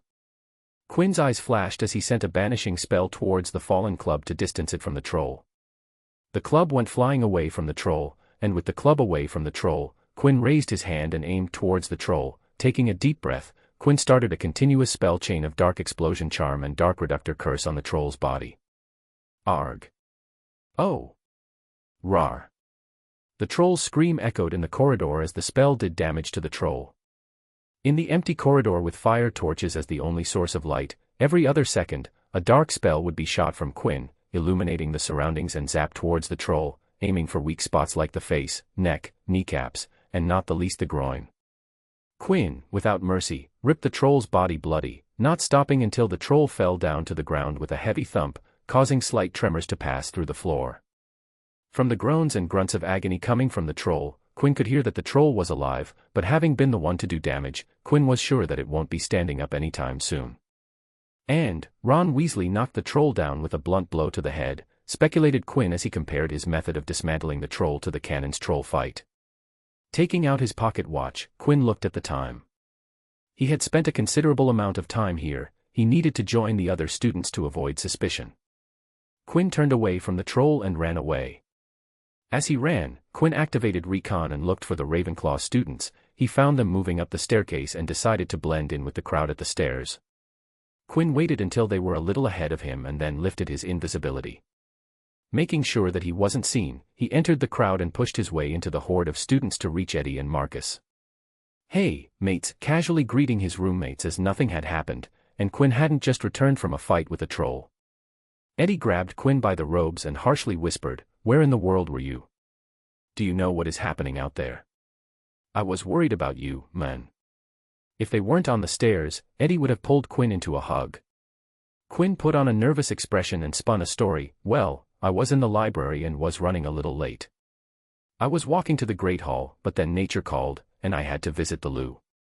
When I was done and was finally on my way to the Great Hall for the feast, one portrait warned me that there was a troll loose in the castle and told me that the students were returning to their common rooms, and then I found you guys here." Eddie and Marcus breathed a sigh of relief that Quinn didn't meet or saw the troll. But Quinn was a little occupied as with other thoughts. To make sure that professors did not suspect him when they found the second troll, he had rushed to join the students, so he hadn't the time to check what happened with the first troll. He wasn't sure if Ivy and Hermione had escaped unharmed. Currently, he wanted to get to the common room and check Recon for their status. After a long and thorough roll call in the common room, Quinn hurriedly climbed up the stairs to the boys' dorm, went to his bed, and drew the curtain for the excuse of privacy for changing clothes. He took out Recon and sharply whispered, "Hermione Granger." The layout of Recon switched to a corridor near the Gryffindor Tower. Quinn saw Hermione, Ivy, Harry, Ron, and Lily Potter walking towards the Gryffindor common room. "They are safe," sighed Quinn as he leaned on the backboard of his bed. Quinn continued to watch as the group reached the common room entrance, and it made Quinn smile as Recon showed the Gryffindor common room password, "Pig Snout." He turned Recon off. Quinn was hungry, and the food was ready in the common room. If he had stayed and checked on the trolls, he would have found the professors moving towards the troll he took down. Scene break. All the professors, excluding Dumbledore, Snape, and Binns, walked on the second floor. A ghost had told them about a second troll on the second floor. The ghost seemed troubled by something. What was wrong with that ghost? Pomona Sprout asked her colleagues as she recalled how the ghost had run away just after telling them about the second troll. Flitwick looked at the herbology master and shrugged, "I don't know, but the ghost did seem awfully frantic." When they reached a corner, all the professors smelled a rancid and offending stench. McGonagall stopped and warned, "Wands out, the troll is just around the corner." The professors didn't need a second warning as everybody drew their wands. Though they did hear Quirrell make a sound, "Eep," as the Defense Against Dark Arts professor fumbled to take out his wand. "Don't lose focus," warned McGonagall as all of them turned the corridor to see a shocking sight. They saw a troll, but not in the condition they were expecting. "Why is it laying D down?" stuttered Quirrell as he looked at the second troll that he had released in Hogwarts. Today wasn't panning out as Quirrell and Voldemort had planned. The first troll was taken down the damn Potters, and now the second troll was laying down in the middle of a corridor. "Is it sleeping?" Aurora Sinistra, the astronomy professor, took a guess. Sylvanus Ketlaban, the professor of care of magical creatures, grunted in response, "No, you stupid girl, look closely, the troll is bleeding." With his prosthetic legs, he moved towards the troll. Ketlaban. McGonagall tried to stop Sylvanus, but the old professor kept walking towards the troll. "Oh, Morgana," they heard Sylvanus gasp. "Come here, right now." Sylvanus called out to them. When they reached the troll's body, they saw the gruesome sight that made all of them gasp. Merlin. What is this? Who dash? How horrific. They saw the terrible injuries and trauma on the troll's body. Horrifying wounds that were bleeding profusely, leaking blood everywhere. "These wounds," muttered Lily as she took in the horrendous sight in front of her. Sylvanus looked at Flitwick and grunted, "Flitwick, check them." The half-goblin immediately understood the meaning behind Sylvanus' words and casted some spell all over the troll's body, and the spell light all turned gray the second they hit the troll. "Dark spells," announced Flitwick as he looked at Sylvanus. "What?" McGonagall was shocked to hear that. She casted her own spells on the troll, and they too turned gray on contact. Who could do this? Septima Vector, the arithmancy professor, wondered aloud. All the professors were wondering the same. Someone had fought a troll in Hogwarts with dark spells, and no one knew who it was. Some of them even noticed how the damage was isolated to the jaw, neck, kneecaps, and groin. Plus, they also saw the club far away from where the troll had collapsed. The person who fought the troll knew what they were doing. "How did someone even know that there was a second troll?" asked Lily. She then turned to Quirrell and asked, "Professor Quirrell, is this the troll from the third floor?" Quirrell shook his head while fidgeting and stuttered, "No, the cloth thes are different. This one is a different one." McGonagall looked at all her colleagues and said, "Let's get the troll out of here. This place needs to be cleaned before a student sees it, and I need to take to Albus about this." Scene break. The next day, Quinn had his ears up to listen if there was any news about the trolls, but there was no news. No one was talking about there being a second troll on the loose. The staff suppressed the news among themselves. Speculated Quinn. He also noticed that even though people talked about the first troll, no one chattered about the Potters, which meant that no one knew what happened yesterday. Unfortunately, that also meant Quinn didn't have a clue of what took place yesterday. But, he had a way of knowing about it, and he was currently on his way to find out. It was lunchtime, and Quinn was using Recon to tracking the position of Ron Weasley. He was waiting for Ron to be alone, so he could get some information from the redhead, and the chance came when Ron separated from his friends and headed to the lavatory. Quinn deactivated Recon and followed Ron to the lavatory. Just before he entered the lavatory, Quinn put on gloves and made himself invisible. Quinn entered the lavatory and waited for Ron to finish business, and when Ron was washing his hand, Quinn stepped behind him and took out a small vial of potion. The potion in the vial was a sedative agent that would make the consumer calm and put them in a hazy state susceptible to suggestions. Quinn was going to use legilimency on Ron, but his level of legilimency wasn't at the level where he could find the memories quickly. If Quinn wanted to target specific memories, it would take him time to find and reach said memories, and in this case, he didn't have the time. So, Quinn was planning to use this potion to render Ron into a semiconscious state and work with that. He opened the vial and used the magic to manipulate the liquid to turn into mist, then he directed the mist to enter Ron through his nose, and the effect was almost immediate. Ron felt the potion's effects and felt the world turn cloudy, and an unnatural sense of emptiness and haziness fell on him. "What is happening?" Ron's words slurred, and the next second he felt his eyes get covered. Quinn, who was behind Ron, gently used his hand to make Ron close his eyes. He raised his other hand and put his index finger on Ron's temple, and spoke, "How are you feeling, Ron?" There was a pause before Ron slurred, "Weird. It's okay, mate, everything is going to be fine. Follow my lead, and you feel normal. Do you want to feel normal?" Quinn guided Ron and made him feel comfortable. "Yes. Good," Now all you have to do is think about yesterday when you met the troll. Can you do that for me, mate? Quinn couldn't search through someone's memories quickly, but if someone was thinking about them, then it would become mighty easy as the memory would be on the surface of the person's psyche. Quinn was using his words and the potion to bring yesterday's memories to the surface. Troll, as Ron said that Quinn used legilimency and dived into Ron's mind, and as he expected, found the memory. In the memory, Harry noticed his sister Ivy wasn't in the Great Hall. Then Ron and Harry recalled Parvati Patil telling them about Hermione crying in the lavatory and how Ivy had torn into them just after the charms class when Ron had said rude things to Hermione. In the memory, Harry spoke, "I am sure that Ivy went to see Hermione, they might not know about the troll. We have to find them." Ron replied, "Oh, all right," he snapped. "But, Percy better not see us." On their way, they saw Snape, but Harry was too worried about Ivy to care about Snape, so he pulled Ron with him, and when they reached the lavatory, they saw the troll. The troll had his club raised, but it was tilting sideways. In the memory, Quinn noticed that the troll was trying to hit Ivy and Hermione with its club, but the girls had their wands out, pointed towards the troll's club. A flash of realization struck Quinn: they are using the levitation charm to keep the troll's club away from them. The troll, being the epitome of stupidity, wasn't letting the club go and held onto it. It was trying to use its club to hit the girls.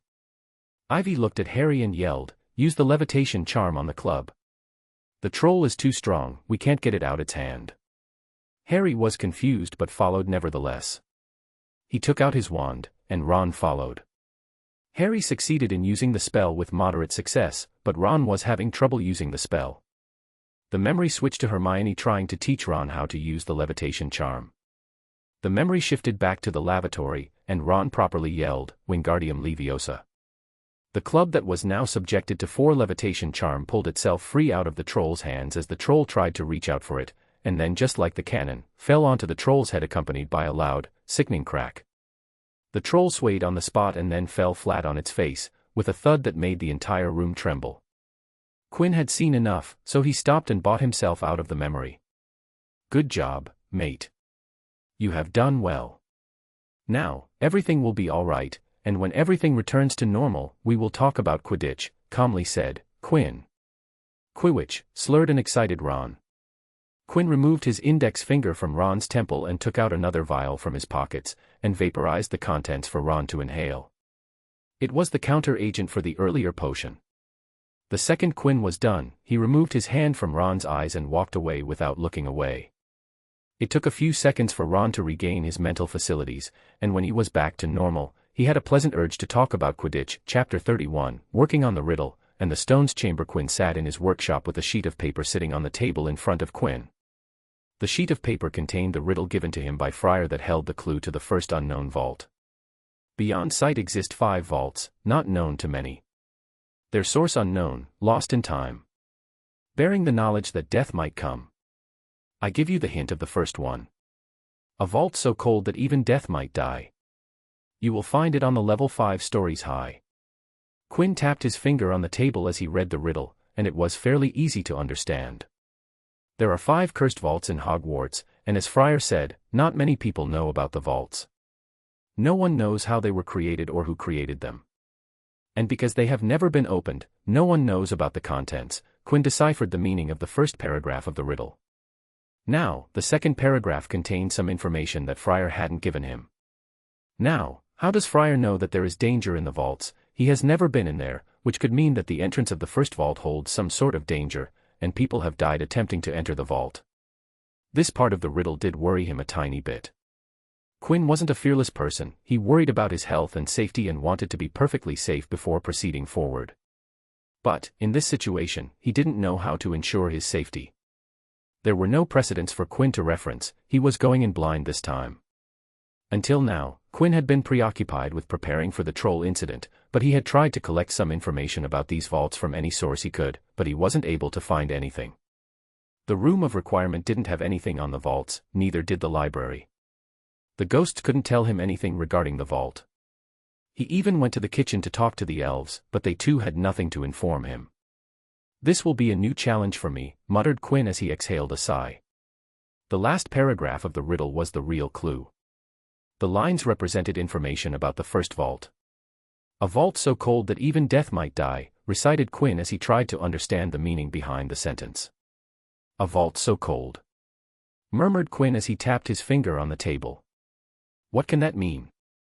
Is the room freezing? Is it a room with an alternate environment, a tundra, or a permafrost-type environment?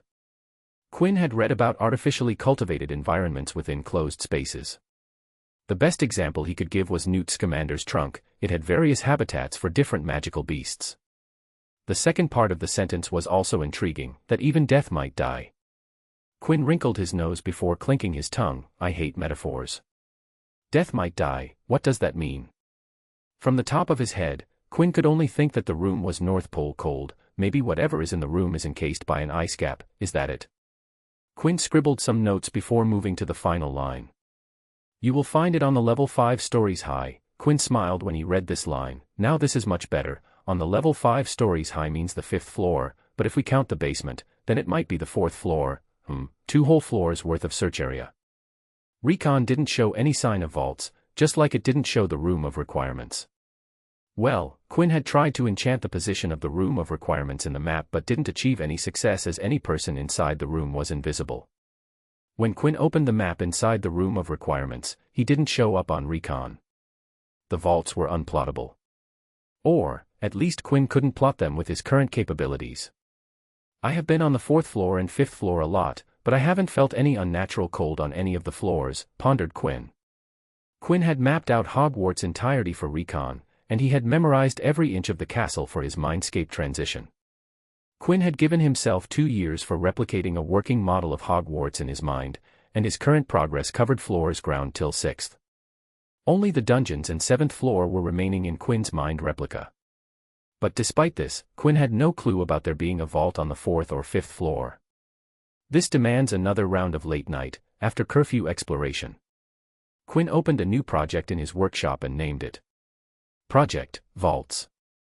Under the project, Vaults, he opened a chapter.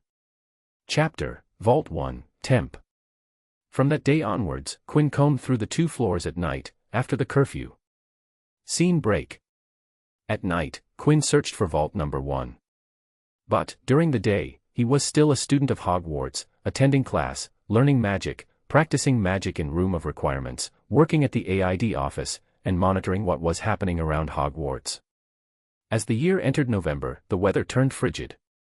The mountains around the school became icy gray and the lake like chilled steel. Every morning the ground was covered in frost, and students had to walk carefully to not risk slipping. Quinn created an exercise out of the frosted surface. In the morning, during his run, Quinn would turn all the ice he encountered into ice objects like flowers, ravens, snakes, lions, badgers, and anything that came into his mind. An exercise designed to exercise his focus and control over his magic. But, enough about that, and back to the next key event of this year, Harry Potter's first Quidditch event. In the canon, Quirrell and Snape were locked in a battle of cursing and counter-cursing Harry's broom, and Hermione had unknowingly knocked Quirrell mort while trying to get to Snape. Speaking of Harry and Hermione, the Golden Trio didn't form in this world. Quinn had observed them and found that Hermione and Ivy had gotten really close, whereas Harry and Ron were already friends from before. Harry Potter in this world was confident and outgoing. He was also involved in pranks, so he was always butting heads with rule-loving Hermione, so their relationship was quite rocky in this world. But after the troll incident, they had mellowed towards each other and were much more willing to tolerate each other.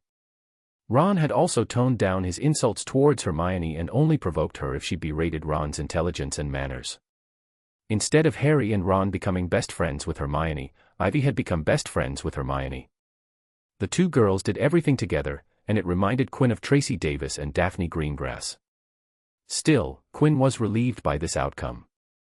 At least with this, Hermione would still be in the loop regarding things around Harry, as the boy who lived was close to his twin sister, and Hermione was close to Ivy Potter. Quinn was sure that the challenges they had ahead of them would help these 4 build a bond similar to that of the Golden Trio of the canon. Coming to the present time, Quinn was standing near the restricted part of the 3rd floor corridor, the part that held the entrance to the Philosopher's Stone chamber, guarded by the creations of the Hogwarts professors. He was going to enter the special chamber and try to look at the Philosopher's Stone. It was broad daylight and not the usual hour of operation for Quinn, who liked to pretend as a normal student during the day and do his extracurricular work after school during the evening and night. But, the opportunity was perfect as today was the first match of the Quidditch season, and the boy who lived, the youngest seeker in Hogwarts history, was playing. A great majority of the school population was at the stadium to see the game. This game was also the one where Quirrellmort tried to curse Harry's broom so that he could injure Harry, and Snape fought against Quirrellmort by counter-cursing to save Harry. In the canon, Hermione thought Snape was trying to harm Harry and took action to stop him but unknowingly knocked into Quirrell, who was the real preparator. Quinn didn't care for this event and was going to leave Harry's protection to Snape. He will work harder. I am sure he doesn't want his love of life to see her child get gravely injured in front of her, thought Quinn as he prepared for infiltration. Quinn was going to use the game and infiltrate the defenses guarding the stone. Quinn really wanted to observe the stone for educational curiosity. With the whole school there, Quinn had plenty of time to go in and out. Quinn stood in front of the door, and before opening it, he checked it out for wards. He shot out detection spells all around the locked door but didn't find a single ward on the door. This is reckless carelessness. Did Dumbledore really not put a single ward on the door? What was he thinking? Or, maybe there are wards, and I just can't detect them, wondered Quinn. He hesitated about there being high-level wards he couldn't detect but decided to risk it. Whatever, let's enter this thing. Quinn silently casted an unlocking charm, Alohomora, and with a click, the door opened. Before entering the room, Quinn made himself invisible and took a deep breath before entered the room. He was greeted by low, rumbling growls. Quinn saw the first challenge/defense, set up by Rubeus Hagrid. The obstacle was to get past Fluffy was a gigantic, monstrous male three-headed dog, a magical beast species known as Cerberus who was once cared for by Rubeus Hagrid. Fluffy was raised by Hagrid and loaned to Albus Dumbledore to aid in guarding the Philosopher's Stone. Fluffy's greatest weakness was the inability to resist falling asleep to the sound of music. Quinn saw the Cerberus get up and sniffed around to the person who it couldn't see. Quinn stood perfectly still before slowly conjuring a violin. It was an exact replica of Quinn's violin. Quinn didn't want to bring his beloved violin in fear that it would get damaged. Quinn scowled at the conjured violin. It felt different in Quinn's hand, it felt like an inferior product. Quinn sighed before starting playing a tune on the violin. Vaughan Williams's The Lark Ascending began flowing through the room as the Cerberus stopped looking around and looked towards the floating violin with all its 3 heads and 6 eyes. Slowly, but surely, the Cerberus' eyes drooped, and his frequent growls ceased, and it tottered on its paws and fell to its knees, then it slumped to the ground, fast asleep. Quinn moved through the room while playing the violin, and after walking by one of the Cerberus' paws, he found the trapdoor. With a look at the door, the ring handle pulled itself up, followed up by the trapdoor itself. Quinn stopped playing the violin, vanished it, and immediately jumped into the darkness inside the trapdoor. The Cerberus slowly woke up, shaking off the sleepiness, and looked around but saw no one, its 3 heads and 6 eyes missing the swiftly closing trapdoor. Quinn landed on soft ground. The cold, damp air surrounded him as he felt plants around him. Devil's Snare, thought Quinn. The second challenge/defense, set up by the herbology professor, Pomona Sprout. Devil's Snare was a magical plant in the shape of a mass of soft, springy tendrils and vines that possess some sense of touch with the instinct to constrict or strangle anything in its surrounding environment or something that happens to touch it. Devil's Snare wasn't a carnivorous plant and didn't consume its victim. The plant used its creepers and tendrils to entrap anyone who touched it, binding their arms and legs and eventually choking them. The harder a person struggles against Devil's Snare, the faster and more tightly it binds them. Quinn felt the Devil's Snare creep up his body, but he didn't move or even tried to use magic. He just stood there, waiting for the Devil's Snare to surround him, and it did, slowly creeping over his body, entrapping him in its vines and tendrils. Quinn had read about the Devil's Snare and how if you stayed relaxed, it wouldn't suffocate a person, and Quinn wanted to see if it was true. He waited for 30 seconds, and the vines didn't tighten around him and just covered him, treating him like a wall or an immovable object. Okay, this is enough, thinking that he charged up his magic, and multiple balls of harsh light appeared in the room full of Devil's Snare, scaring them as the vines hurriedly retreated from Quinn's body as it tried to shield itself away from the light. Quinn didn't use fire to not wanting to damage the vines. He didn't want to leave any evidence in case the professors came to check on the defenses. Wasting no time, Quinn walked towards the stony passageway free of Devil's Snare. The passage was dead silent as Quinn walked down the downward slope towards the next room. Quinn knew he was near the next obstacle as he heard the rustling and clinking sounds from ahead.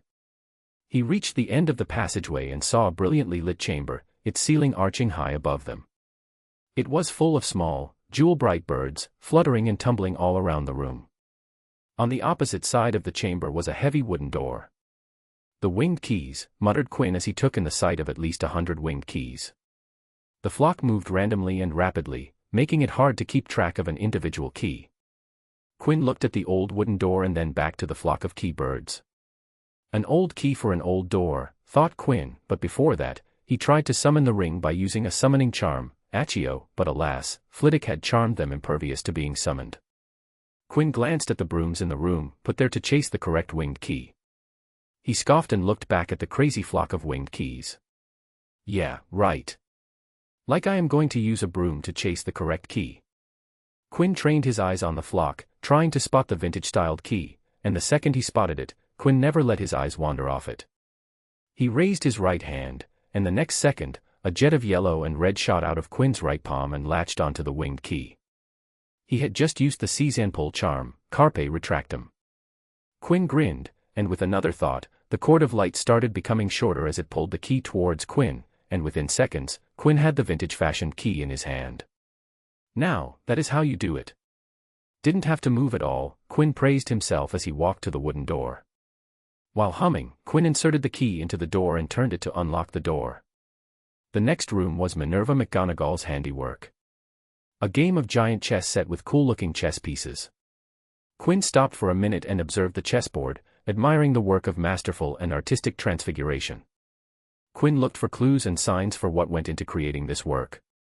A prolonged work of transfiguration was a difficult job. The chess pieces are transmuted into their shapes. I can't decipher the original material of the pieces, but they are transfigured into stone.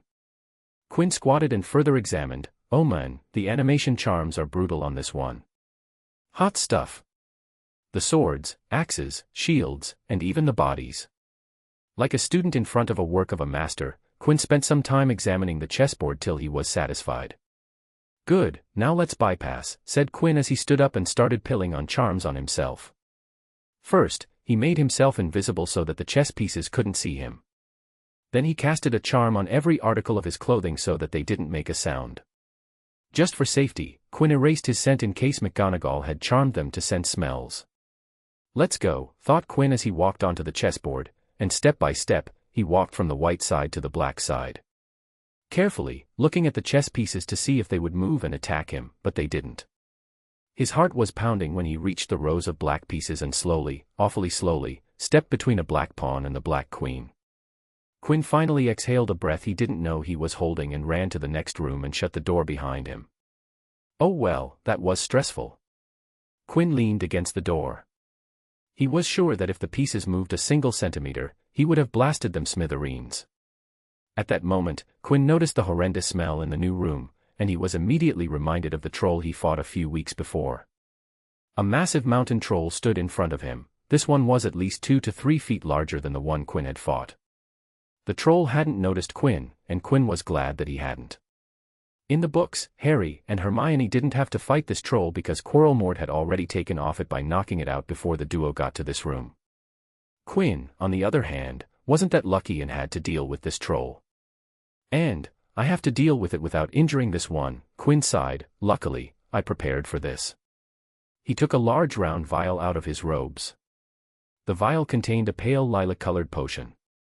The potion was the draught of living death, one of the stronger sleeping potions, and sent the drinker into a death-like slumber, but the potion in Quinn's vial was a unique blend. The draught of living death was a clear-colored potion, but the one in Quinn's vial was a pale lilac. The reason behind this was because it was highly concentrated. It needed to be concentrated because of the troll's size and physique. The troll was sitting on the floor, so Quinn gently rolled the vial towards it. The troll noticed the vial, picked it up with his index finger and thumb, and brought it close to his face. This was the sign Quinn was waiting for as he launched a transmutation spell towards the glass of vial, instantly disintegrating it, and the moment the potion came into contact with air, it turned to mist and became aerosol. Another handy change Quinn made to the recipe, modifying the recipe so the potion would turn to mist when coming into contact with air. The troll breathed in the vapor, and within a dozen seconds, the effects showed. The troll became drowsy and fell to its side, sleeping. Quinn immediately began moving towards the troll, continuously casting air-freshening charms around him to keep the troll stink away. He pulled open the next door, and there was nothing very frightening in here, just a table with 7 differently shaped bottles standing on it in a line. "Snape's puzzles," spoke Quinn as his voice echoed in the empty room. The moment Quinn crossed the threshold, a fire sprang up behind him in the doorway. It wasn't ordinary fire either, it was purple. At the same instant, black flames shot up in the doorway, leading onward. Quinn was trapped. Chapter 32, Potion Riddle, Mirror of Ariste, and another talk in Snape's obstacle room. Quinn stood in front of the potion table that held 7 potion vials. The room had 2 handles, 1 entry and 1 exit. A purple fire covered the room's entrance, and jets of black fire blocked the exit. This all was part of the room's defense. The enchanted fires trapped a person inside, and the potions on the table contained the antidotes to both fires. Quinn looked at both the fires before shrugging and walking to the potion table. "If I cannot solve the puzzle, then I would just try to undo the charms on the fires." Quinn was sure that he could figure out the charms on the fires. It would take time, but Quinn could do it, and a good puzzle was always welcome. Quinn conjured a bar stool in front of the table and sat on it while picking up the parchment. The parchment contained the riddle for the antidotes that allowed Quinn to pass the fires without harm. The riddle read: "Danger lies before you, while safety lies behind. 2 of us will help you, whichever you would find. 1 among us 7 will let you move ahead. Another will transport the drinker back instead. 2 among our number hold only nettle wine. 3 of us are killers, waiting hidden in line. Choose, unless you wish to stay here forevermore. To help you in your choice, we give you these clues for. First, however slyly the poison tries to hide, you will always find some on nettle wine's left side. Second, different are those who stand at either end. But if you would move onward, neither is your friend. Third, as you see clearly, all are different size. Neither dwarf nor giant holds death in their insides. Fourth, the second left and the second on the right are twins once you taste them, though different at first sight. Image in the paragraph comment. From the first half of the riddle, Quinn deciphered that 1 bottle will move him ahead, line 3, 1 will send him back, line 4, 2 hold nettle wine, line 5, 3 hold poison, line 6. There are 7 bottles, 3 are poison, 2 are wine, 1 will get me safely through the black fire, and 1 will get me back through the purple fire, said Quinn as he continued to decipher the riddle. From lines 9 and 10, 9 to 10, Quinn deciphered: there is always poison to the left of nettle wine. From lines 11 and 12, 11 to 12, Quinn cracked: the bottles on either end of the line contain different contents, but neither will move you forward. The next 2 lines, 13 and 14, 13 to 14, revealed: the smallest, dwarf, and largest, giant, bottles do not contain poison. The last 2 lines, 15 to 16, spoke to Quinn. The second from the left and the second from the right is housed in different sized bottles, but they hold the same contents. Now, Quinn had all the clues from the riddle, and he could start solving the potion identities. First, let's set the with unchangeable constants, Quinn said as he numbered the positions from our left to right. 1, 2, 3, 4, 5, 6, 7. Now, insert the constants. The elements second from the left and second from the right are identical, though in different-looking bottles, and poison will always be to the left of nettle wine, said Quinn, but he stopped just before marking things. There are 2 possible ways to arrange these bottles, depending on whether, to nettle wine bottle's left side, means from our left or from the wine bottle's left. But both arrangements ultimately lead to the same end solution of the puzzle, said Quinn as he finally marked the potions. First combination: 1, poison, 2, wine, 3, X, 4, Y, 5, poison, 6, wine, 7, Z. Second combination: 1, wine, 2, poison, 3, X, 4, Y, 5, wine, 6, poison, 7, Z. Quinn smiled as he noted, whichever way I do it, I satisfy the requirement that the elements second from the end, position 2 and position 6, hold the same contents, 2, wine, 6, wine, or 2, poison, 6, poison, and I also satisfy the requirement on either end. Poison will always appear to the left of the wine, depending on whose left I am using. Quinn began swinging his legs as he continued to solve the riddle. Okay, so now that I have positioned the poison/wine sequences, the constants, we now have 3 bottles remaining. One is poison, one moves you backward, one moves you forward. Poison cannot be in either giant or dwarf bottle. The bottle on one end of the line cannot hold the same contents as the bottle on the opposite ends. And neither of the bottles on end will move you forward. Now, I am going to use that. Nettle wine's left means our left. Poison is always on nettle wine's left, so we can erase the second combination, noted Quinn from clue number 1. 1, poison, 2, wine, 3, X, 4, Y, 5, poison, 6, wine, 7, Z. The second clue says that bottles at the ends have different contents and won't help me move forward, which means that it can't be poison and won't be the forward potion, said Quinn, so he noted. That means it can only be the backward potions. Alright.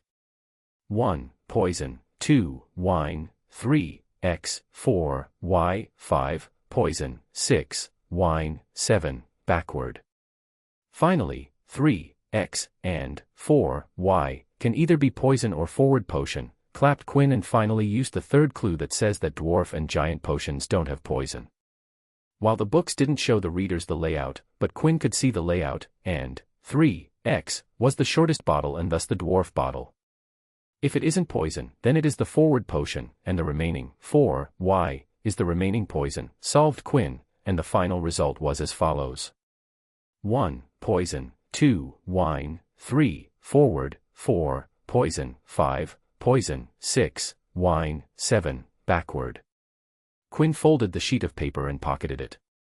He took out 2 vials and poured the contents of the forward and backward potions into them. He placed the now empty vials back on the table and looked to see if they would fill themselves up, but nothing happened. Quinn shrugged. I will break one leg of the table, so it would seem that the potion drained when the table broke. He walked to the black fire and chugged down the forward potion. He pocketed the bottle and walked forward. He braced himself, saw the black flames licking his body, but couldn't feel them. For a moment he could see nothing but dark fire, then he was on the other side, in the last chamber. The chamber was empty, not unlike the previous one, and in the center of the room stood a mirror. The mirror was on the base level of the floor with steps leading down to it. Quinn climbed down the steps and approached the mirror. The writing engraved on the frame of the mirror said, Erist stra eru oit ube kafru oit on wosi dot. Quinn smiled softly and repeated, I show not your face but your heart's desire. Quinn's heart beat faster as he shifted his eyes from the frame to the mirror itself. He was a little nervous about what he would see in the mirror. Quinn closed his eyes before opening them to see what his heart desired. In the mirror, a version of Quinn stared back at him. The mirror Quinn was exuding a humongous amount of magic. The current Quinn had large magic reserves, but Mirror Quinn was on another level. To Quinn, it seemed that Mirror Quinn could never run out of magic. Quinn also saw that Mirror Quinn's eyes were a deep violet instead of his usual stone-gray eyes. Quinn found himself staring into the deep violet eyes, wondering the reason behind the color change. From what Quinn could decipher, the Mirror Quinn was a master at magic, a powerful magical at that. It had always been one of Quinn's top goals. Quinn looked around the Mirror Quinn and saw his family, all smiling. He saw Leah, George, Elliot, Ms. Rosie, and Polly. Even Alan D. Baddeley, his mind arts teacher, was present in the mirror image. In the background, Quinn could see a globe turning slowly. It signified Quinn's desire to learn magic from all around the world. Quinn finally looked at Mirror Quinn wanting the Philosopher's Stone, but Mirror Quinn smiled apologetically and shook his head. Quinn frowned and asked, why? Mirror Quinn took out a ruby-red stone from his robes and showed it to Quinn. It was the Philosopher's Stone. Then Mirror Quinn took out his fake wand and then stared at both of his hands. Quinn watched as the fake wand in Mirror Quinn's hand turned into gold. Mirror Quinn didn't stop and took out a potion vial and put the stone on the vial, and Quinn saw the vial fill up with a crystal blue liquid. It was the elixir of life. Quinn ruefully smiled and spoke, if I get the stone, I will end up using it, aren't I? Albus Dumbledore had charmed the mirror so that only those who wanted to find it and not use it for themselves The mirror. Quinn nodded in agreement, and that made Quinn sigh. All this work was for nothing, exasperated Quinn and ran a hand through his hair. He backed away from the mirror and sat on the steps, sighing. He looked up at the dark ceiling and pondered. Quinn had already thought about this outcome, but he still tried this, convincing himself that he only wanted to see the stone. I guess I can't fool my own heart, Quinn said to himself, and kept sitting there before deciding he had brooded enough and it was time to exit the stone's chambers. Quinn climbed the steps, but not before giving the mirror a Veriste one last time. Quinn ran through the black fire and entered Snape's room, and noticed that the vials were against full. He walked to the table and muttered, "Maybe it takes time to recharge." He shrugged and took the backward potion to pass the purple fire. He groaned as the troll's stench hit him and kicked the unconscious troll to release some frustration. Then once again walked as he stepping on eggshells as he passed through McGonagall's chessboard, hurriedly walked through Flitwick's winged key room, and reached Sprout's devil's snare. Once again, multiple orbs of harsh light scared the vines away and used the seize and pull spell, Carpus Retractum, to latch one end of the cord to just near the trapdoor and pulled himself up. Just before he opened the trapdoor, Quinn conjured a violin, animated it to play a piece, and sent it out of the trapdoor so that when Quinn exited, Fluffy, the Cerberus, would be fast asleep. Quinn waited for half a minute before exiting the trapdoor to see a sleeping Fluffy and walked out the underground chambers, but not before turning invisible and checking the surroundings in recon. When the Ravenclaw students returned, Quinn was waiting for Eddie and Marcus for them in the common room. Quinn asked the moment Eddie and Marcus walked to him, "How was the game?" Marcus looked excited and answered, "It was one exciting game. You should have seen Harry Potter on the broom. He was weaving through the chasers, beaters, bloodjares, and quaffle." Quinn turned to Eddie when he spoke. "He was pretty good." "No, he was mad good for his age.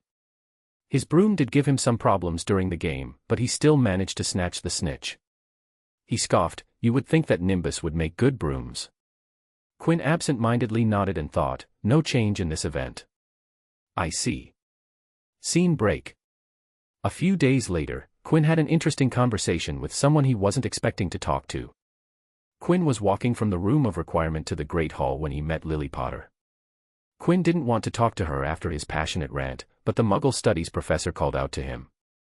"Mr. West," Lily called when she saw him. Quinn groaned internally before turning to face her. "Evening, Professor Potter." "A good evening to you as well, Mr. West." "I assume you are going to the Great Hall," she asked, and when Quinn nodded, she asked, "Wonderful, walk with me." Quinn fell in step with Lily and was wondering if he should make small talk, but Lily took care of that. "I thought about the things you said to me when we first met," she said, and Quinn really didn't want to talk about that, but then she asked, "Tell me, Mr. West. When did you start visiting the Muggle world?" Quinn wondered why she was asking that, but then shrugged and answered, "I have been in contact with the non-magical world as long as I can remember. I, with my sister, regularly spend our time together in the non-magical world. I have also been to various parts of the world and have experienced both their magical and non-magical parts." Now that the conversation was on a roll, Quinn decided to ask, "What about you, Professor Potter? How did you raise the twins? Are they familiar with the non-magical world?" "Yes, they are. Both of my children attended Muggle schools before coming to Hogwarts," Lily smiled as she revealed. Quinn nodded in appreciation. "Is that so?" "I never did that. I was homeschooled, but not in non-magical subjects. Maybe one day, I will study those subjects." He looked up towards her and asked, "What about you? Did you catch up with your non-magical studies?"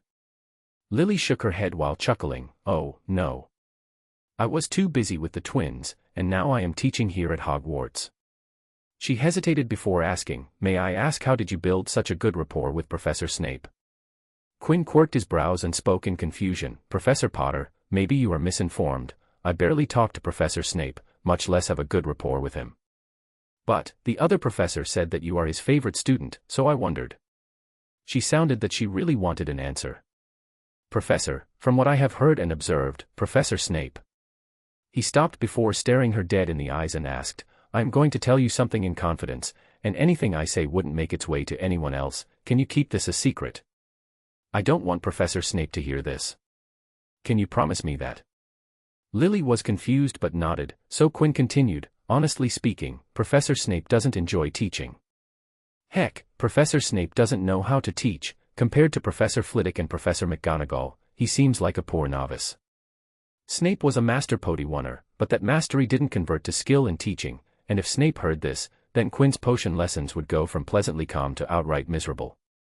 From his point of view, all the students are dunderheads, which is not really how a teacher should view his students, and the reason I am treated differently is that I follow his instructions without any mistakes, am not annoying, and keep out of his way.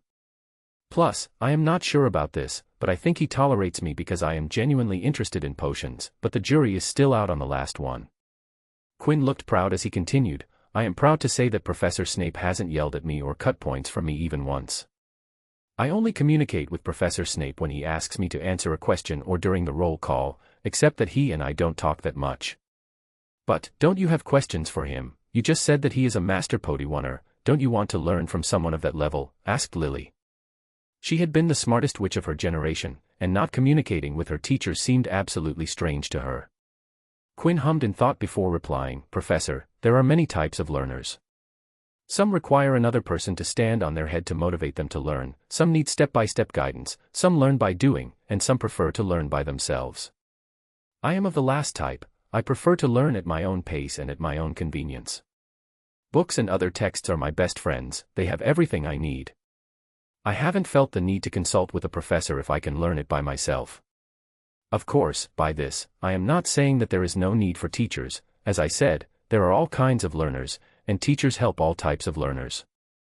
But, why the sudden interest in Professor Snape? Asked Quinn, who felt that the conversation was getting out of track and slowly becoming about him, so he brought it back to the original topic.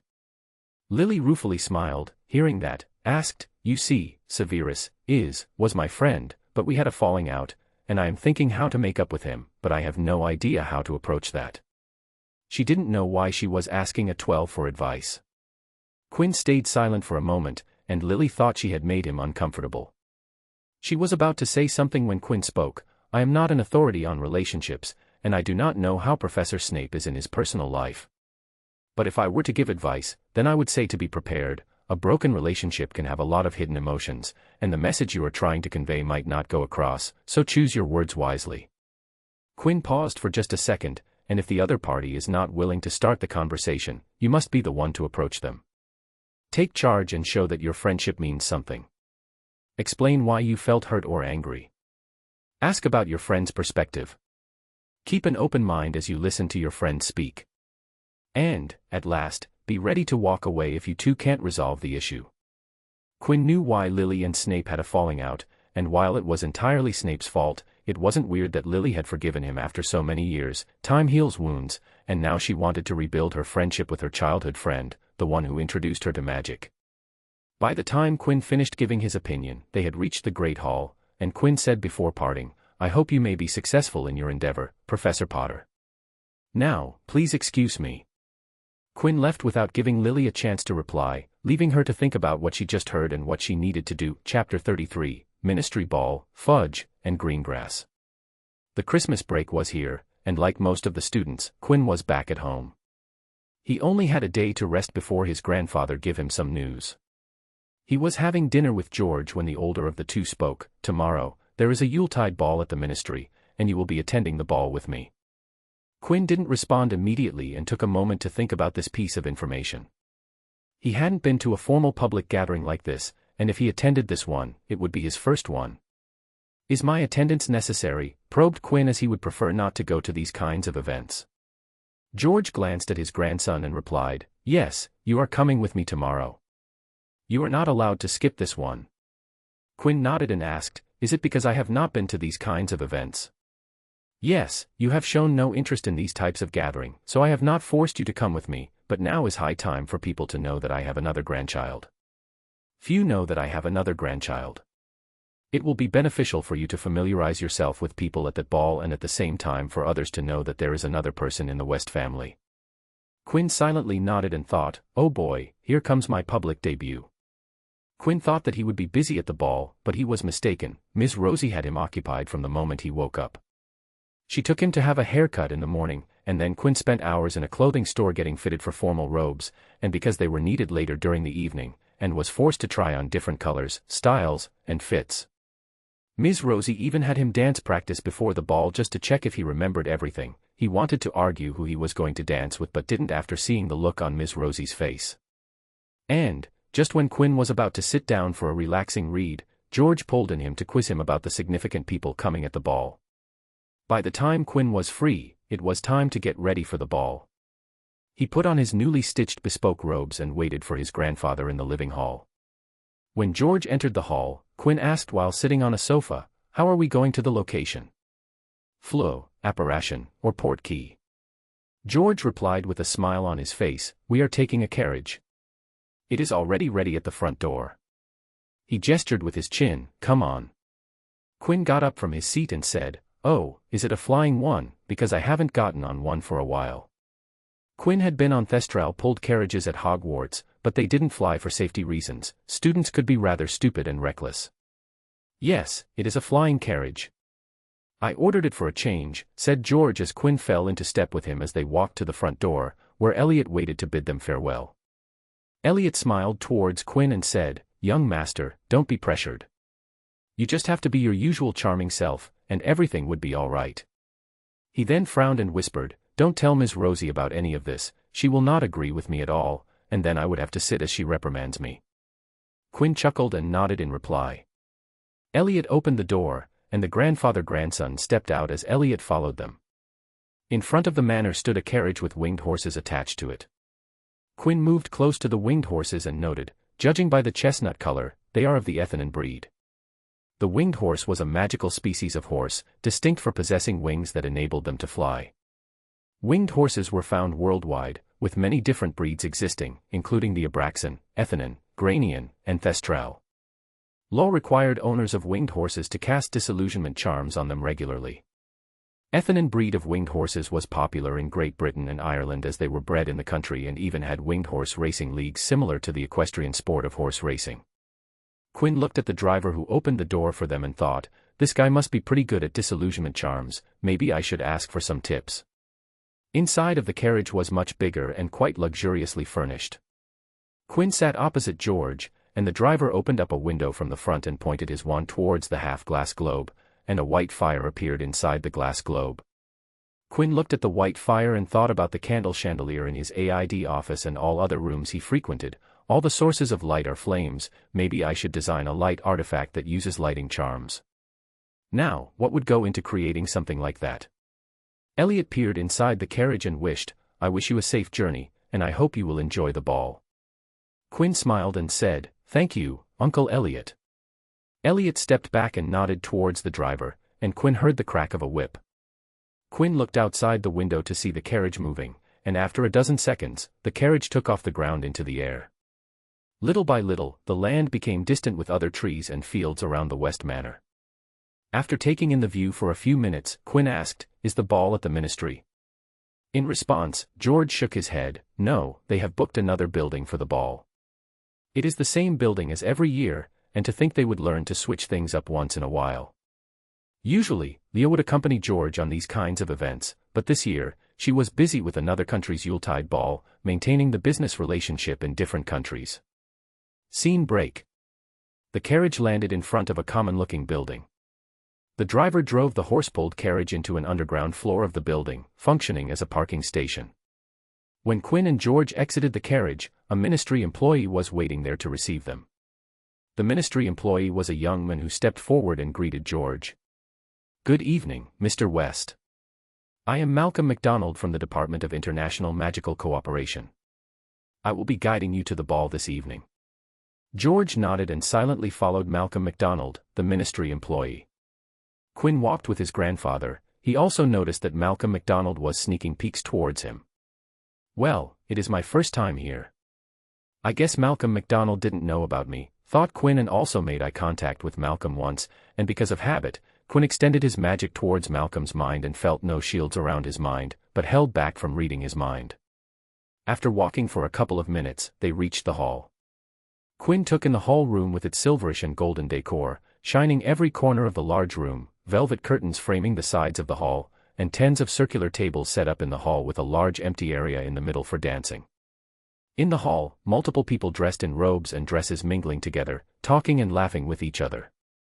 Malcolm MacDonald turned to face George and said, "I hope you enjoy the evening, Mr. West," and gave Quinn a light nod before leaving the pair. Quinn followed him with his eyes and saw that he was making a beeline towards a crowd of people, most probably alerting the minister that George West had arrived. Quinn looked up at George, asking with his eyes about what he should do. George smiled and replied, "You have to follow me for a while, and after introducing yourself to some significant people, you can relax and do whatever you want for the rest of the evening." Quinn smiled and nodded, "All right, let's go and meet some people." He chuckled and added, "How should I play this? Maybe a shy kid or maybe a charmer? Should I go the spoiled route?" George hugged him by the shoulder and warned with a small smile, "Don't cause mischief, and just be yourself." Quinn grinned and looked around. "Who should we talk to first?" George shook his head and stated, "We don't need to approach. Just wait, and people will come to us.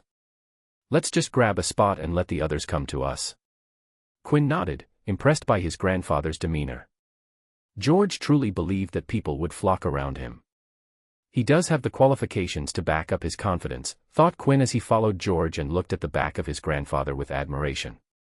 If it was social skills and values as a person, Quinn would be fine if he became half as good as George.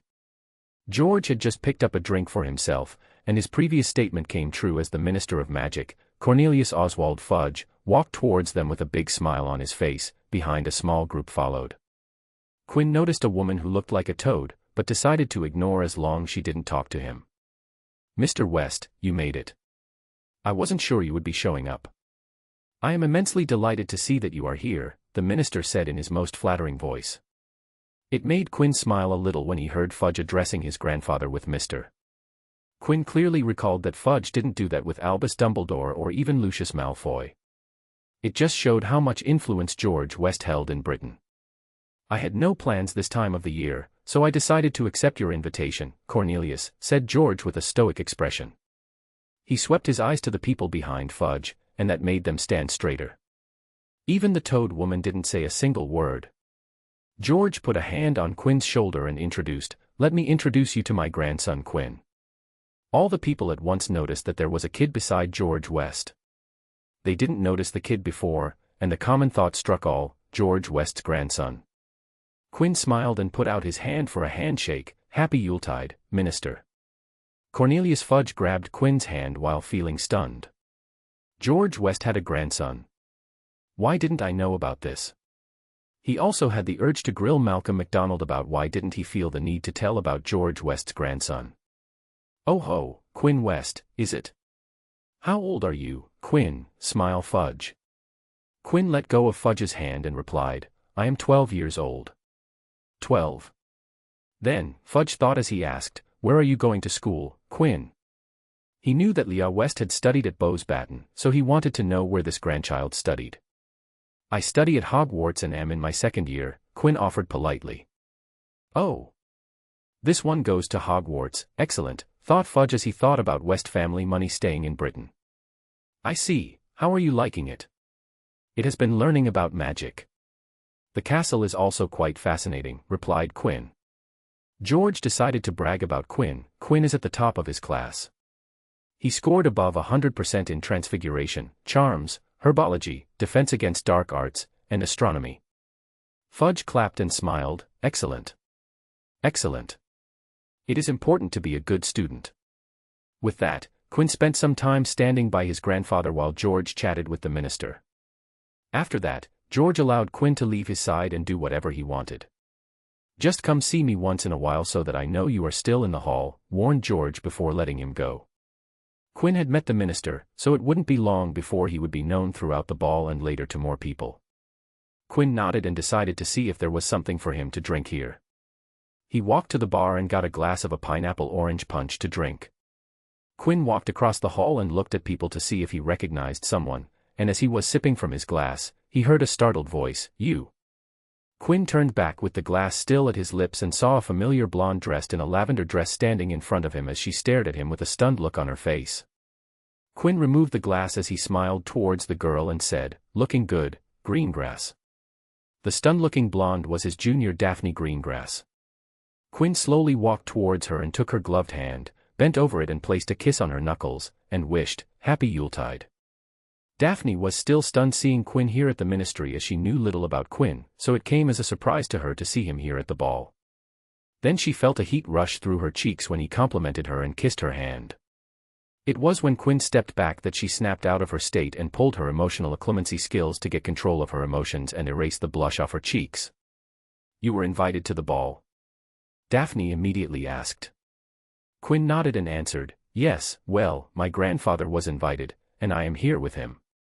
Daphne hummed as she wondered who Quinn's grandfather was.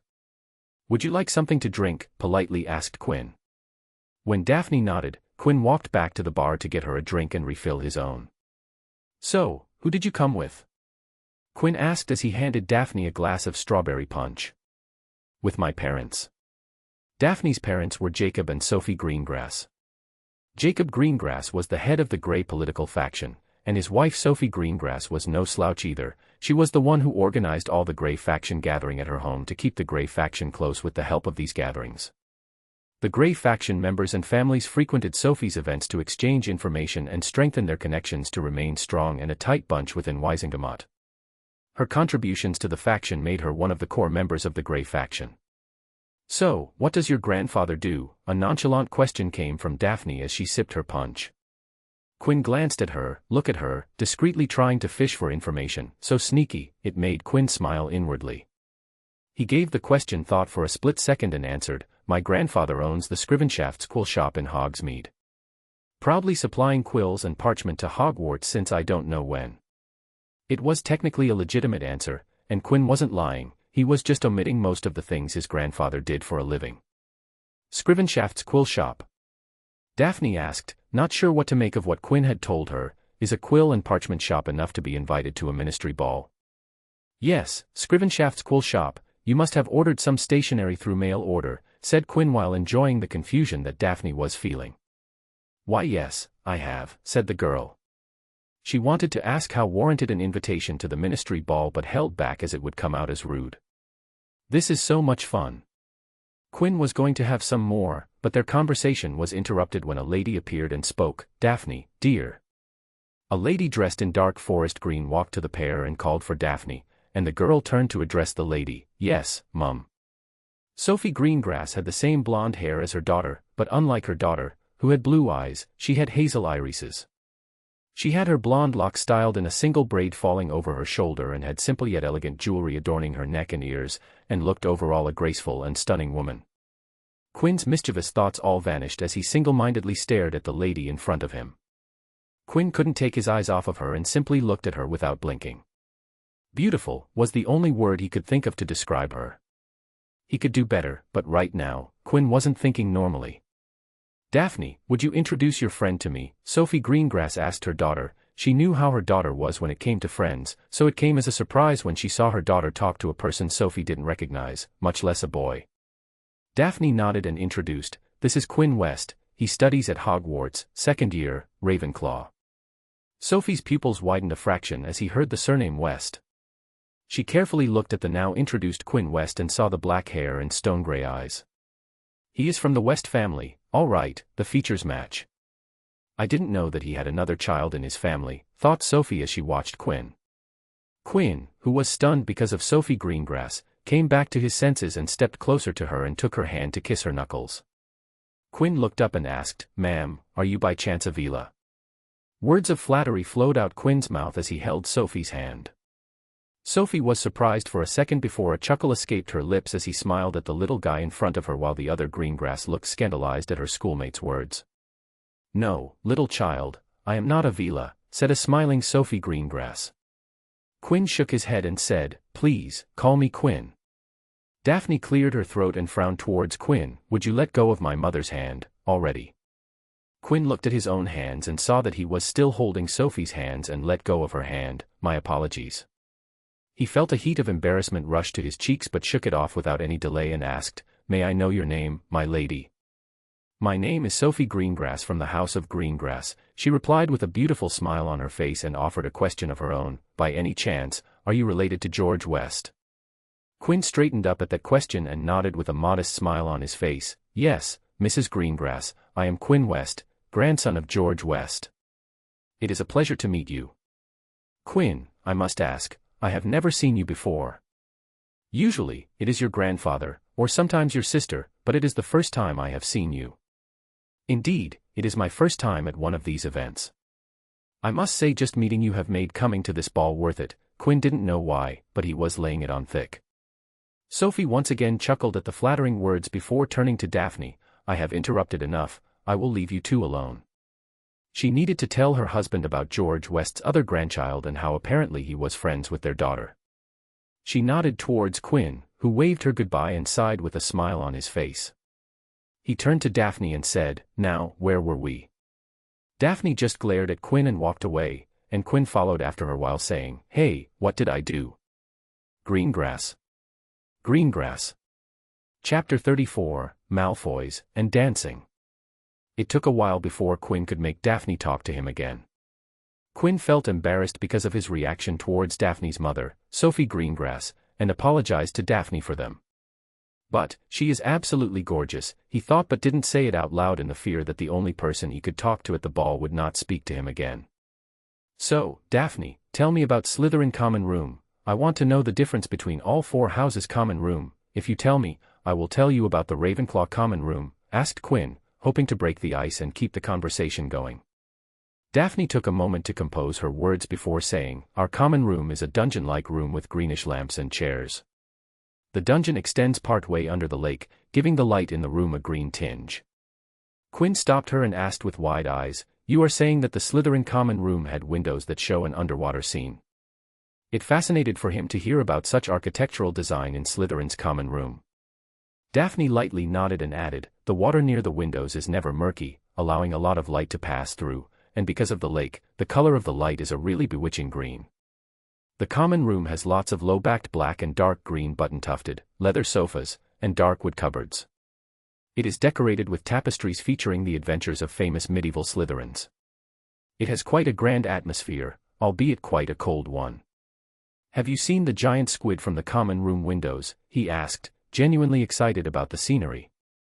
Daphne looked at him, her eyes shining. "Yes, I have seen the tentacles of the giant squid. Often they would pass by the windows, and the sound of swishing water created is quite relaxing, especially at night." She looked at Quinn and asked, "Your turn." Quinn smiled and revealed, Ravenclaw Common Room has an exclusive library that is furnished by Professor Flitwick. He makes sure that they are relevant to the current topics in the class and quite a few interesting reads outside of the classroom material." "That sounds like a significant advantage to the Ravenclaw students," said Daphne, showing a glimpse of her competitive side. Quinn shrugged and countered, "Professor Snape gives private potion and defense against dark arts lessons to Slytherin students. That is also a significant advantage. I have heard that a lot of Slytherin students perform well in exam practicals." "How did you know that?" "We aren't allowed to reveal that to anyone outside the house," Daphne asked with suspicion evident in her turquoise blue eyes. Quinn scoffed, "Not all Slytherin are secretive. Some of your housemates can be quite braggy when they think no one is listening." When Daphne quirked her brow, Quinn winked mischievously. Quinn looked at Daphne and said, "My grandfather said to show up to see him once in a while. How about we go see him? You seemed interested in meeting him." Daphne nodded, thinking about when her mother asked Quinn if he was related to George West. "Excellent, let's see, where is he?" Quinn looked around the hall, spotted a small group, and saw his grandfather standing tall among the people. "There is he, let's go." Scene break.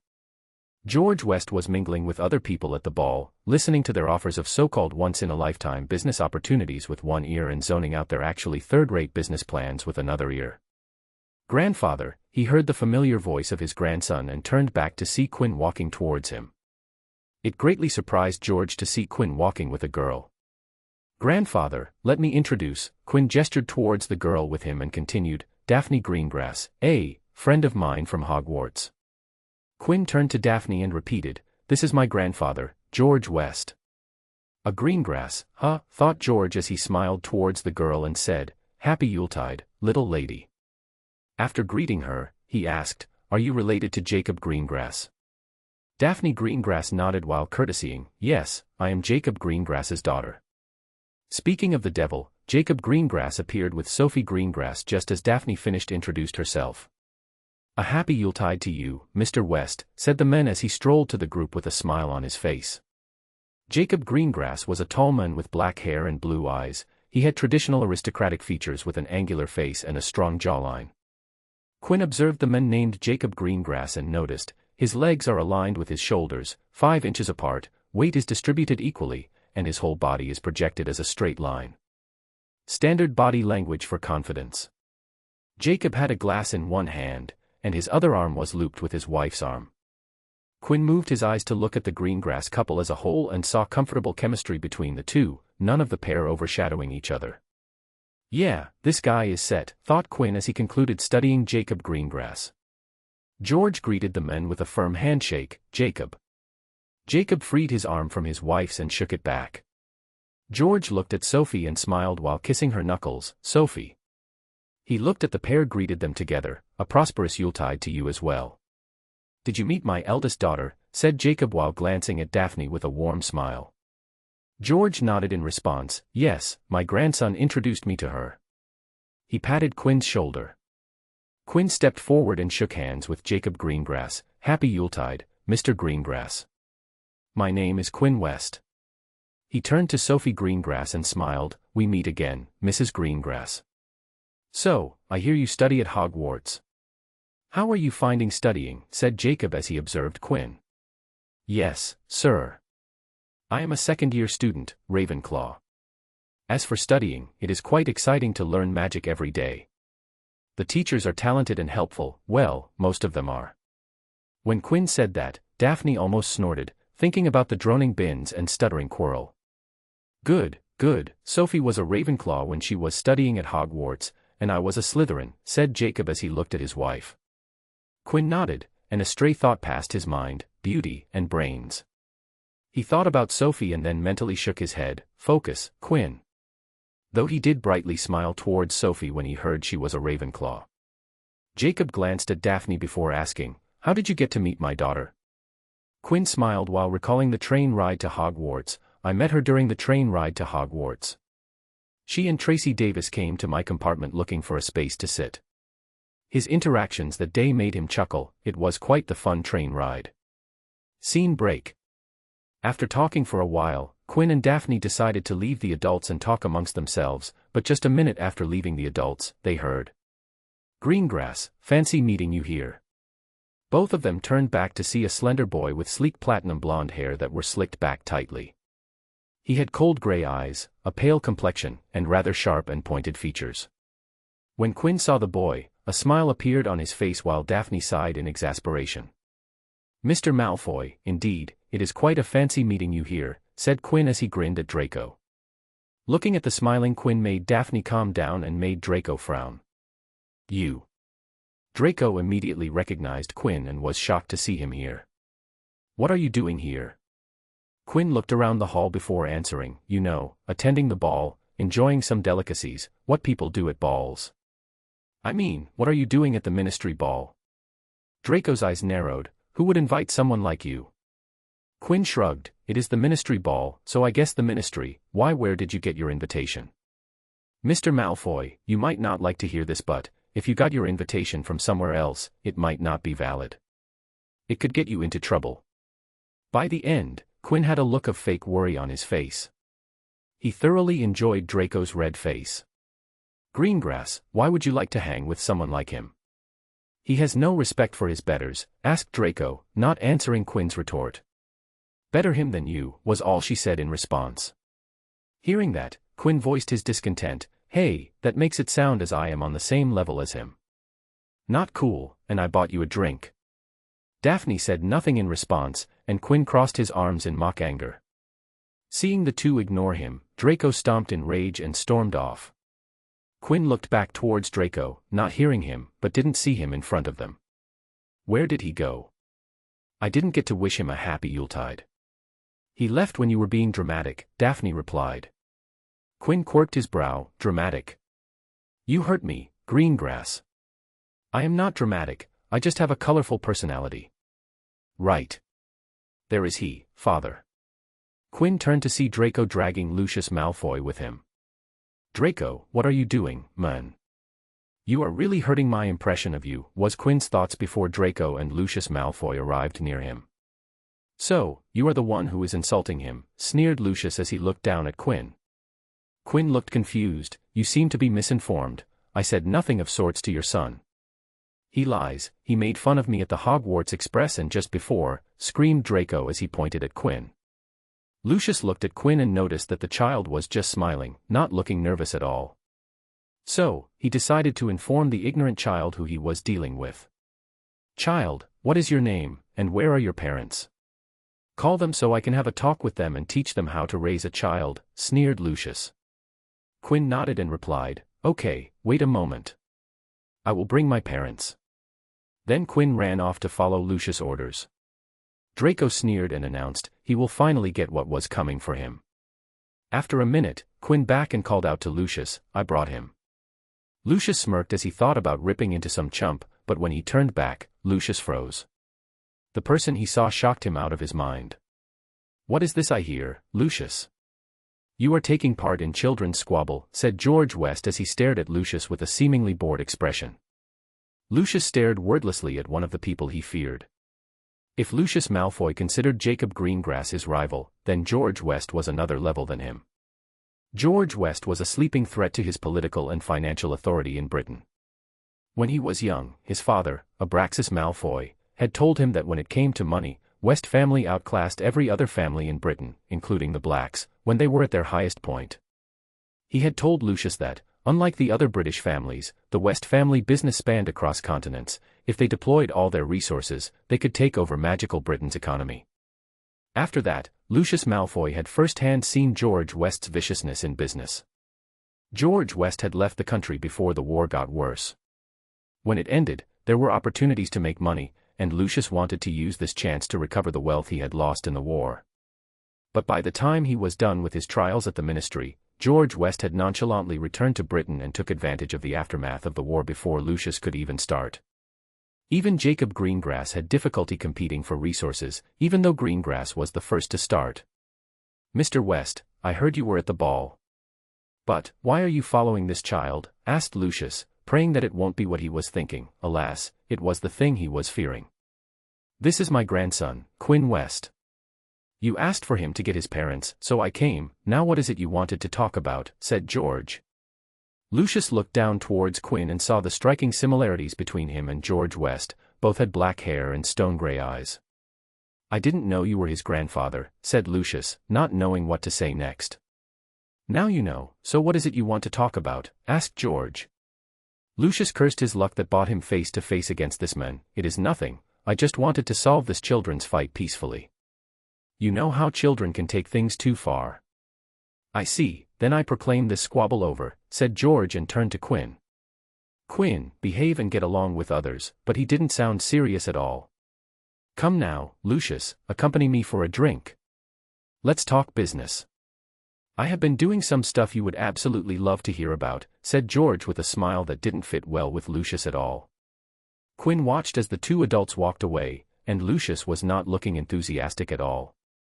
He turned to face Draco and said, Mr. Malfoy, I missed the chance, but I wish you a happy Yuletide. Malfoy looked awkward, standing in front of Quinn and Daphne, not knowing what to do. He had called his father to take care of Quinn, but somehow his father had been taken away by another man with his father not being able to refuse. Listening to Quinn wish him a happy Yuletide was all the humiliation he could take for the day and stomped away. Daphne turned to Quinn and asked, Do you dislike Malfoy? Quinn shook his head, answering, Not at all. It takes a lot more than that to make me dislike someone. Maybe a couple more years of this on a regular basis would be enough for me to develop a dislike for him. I don't even consider him an annoyance at this point. Quinn cared little for Draco's attitude and found it not worth his time to care for his silly, spoiled behavior. He turned to Daphne and asked, Do you want to dance? Daphne stood still and blinked a couple of times. Why? I have been learning to dance for so many years, it would be a waste not to make use of it, said Quinn while shrugging. The blonde stared at Quinn for a while before nodding. Quinn smiled and extended his hand to Daphne, who took it and let Quinn lead her onto the floor. On the floor, both Quinn and Daphne straightened their backs and stepped closer to each other. Quinn took Daphne's raised right hand in his raised left hand, and Quinn placed his right on her shoulder blade while she put her left on his shoulder. Daphne shifted a smidge to her left such that she would be on Quinn's right, so their legs move between each other and knees don't hit. When they were set, Quinn took the lead, and both began dancing, with Quinn pleasantly smiling as he made conversation. Any plans for the vacations? Spend some time with my sister. She felt down when I left for Hogwarts and was quite excited when I returned home for the break, said Daphne, a soft look in her usually sharp eyes. She looked at Quinn, expecting him to answer his own question. I will probably remain at home for the break, doing nothing interesting. Oh, yeah, I am going to learn how to make clothes.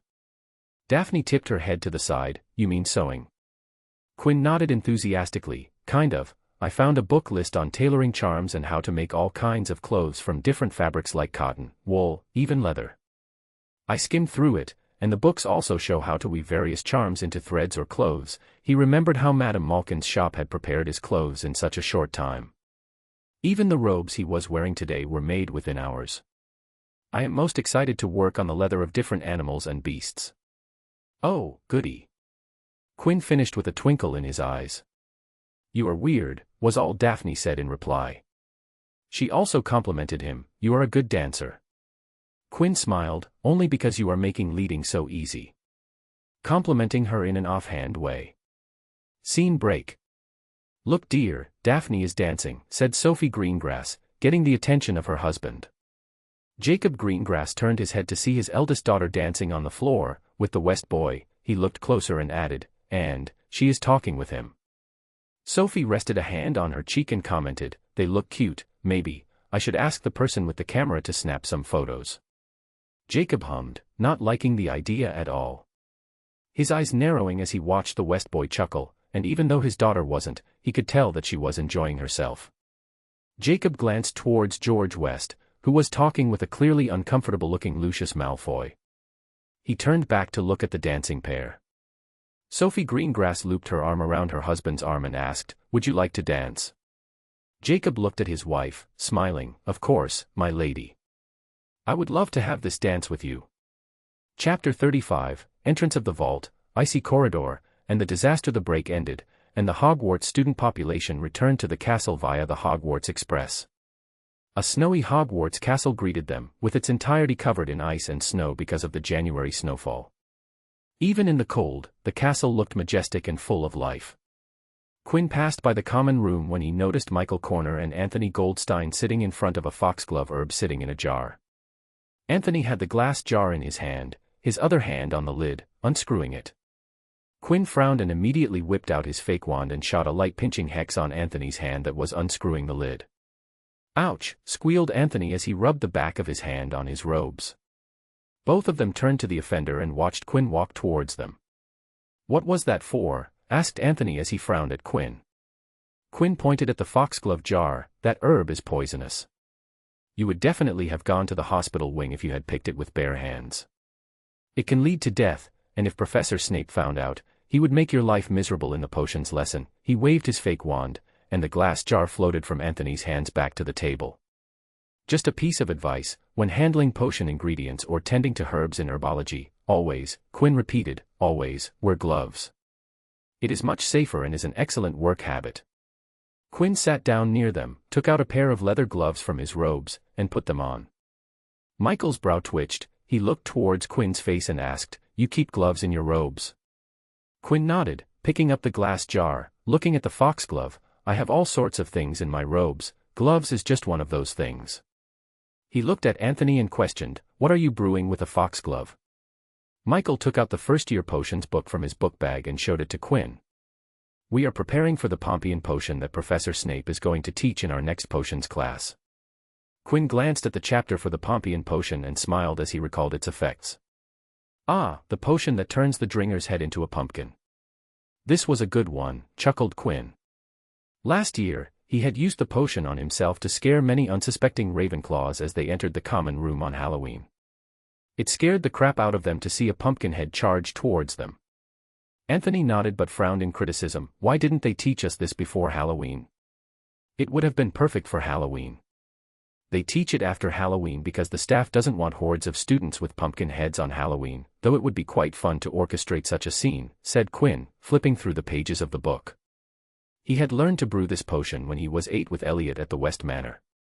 "Why do they even this type of potion?" asked Michael, not seeing the practical use of the spell. Turning a person's head into a pumpkin sure isn't practical, but the reason it is taught because it is one of the simpler transfiguration potions. Pompian potion is the best way to introduce this line of potions to students, explained Quinn as he returned the book to Michael. If Pompian potion was on the simple end of the transfiguration potion difficulty scale, then Polyjuice potion was on the hard end of the transfiguration potions. Okay, keep this in mind. Quinn waved his wand, and a transfigured replica of Foxglove appeared on the table.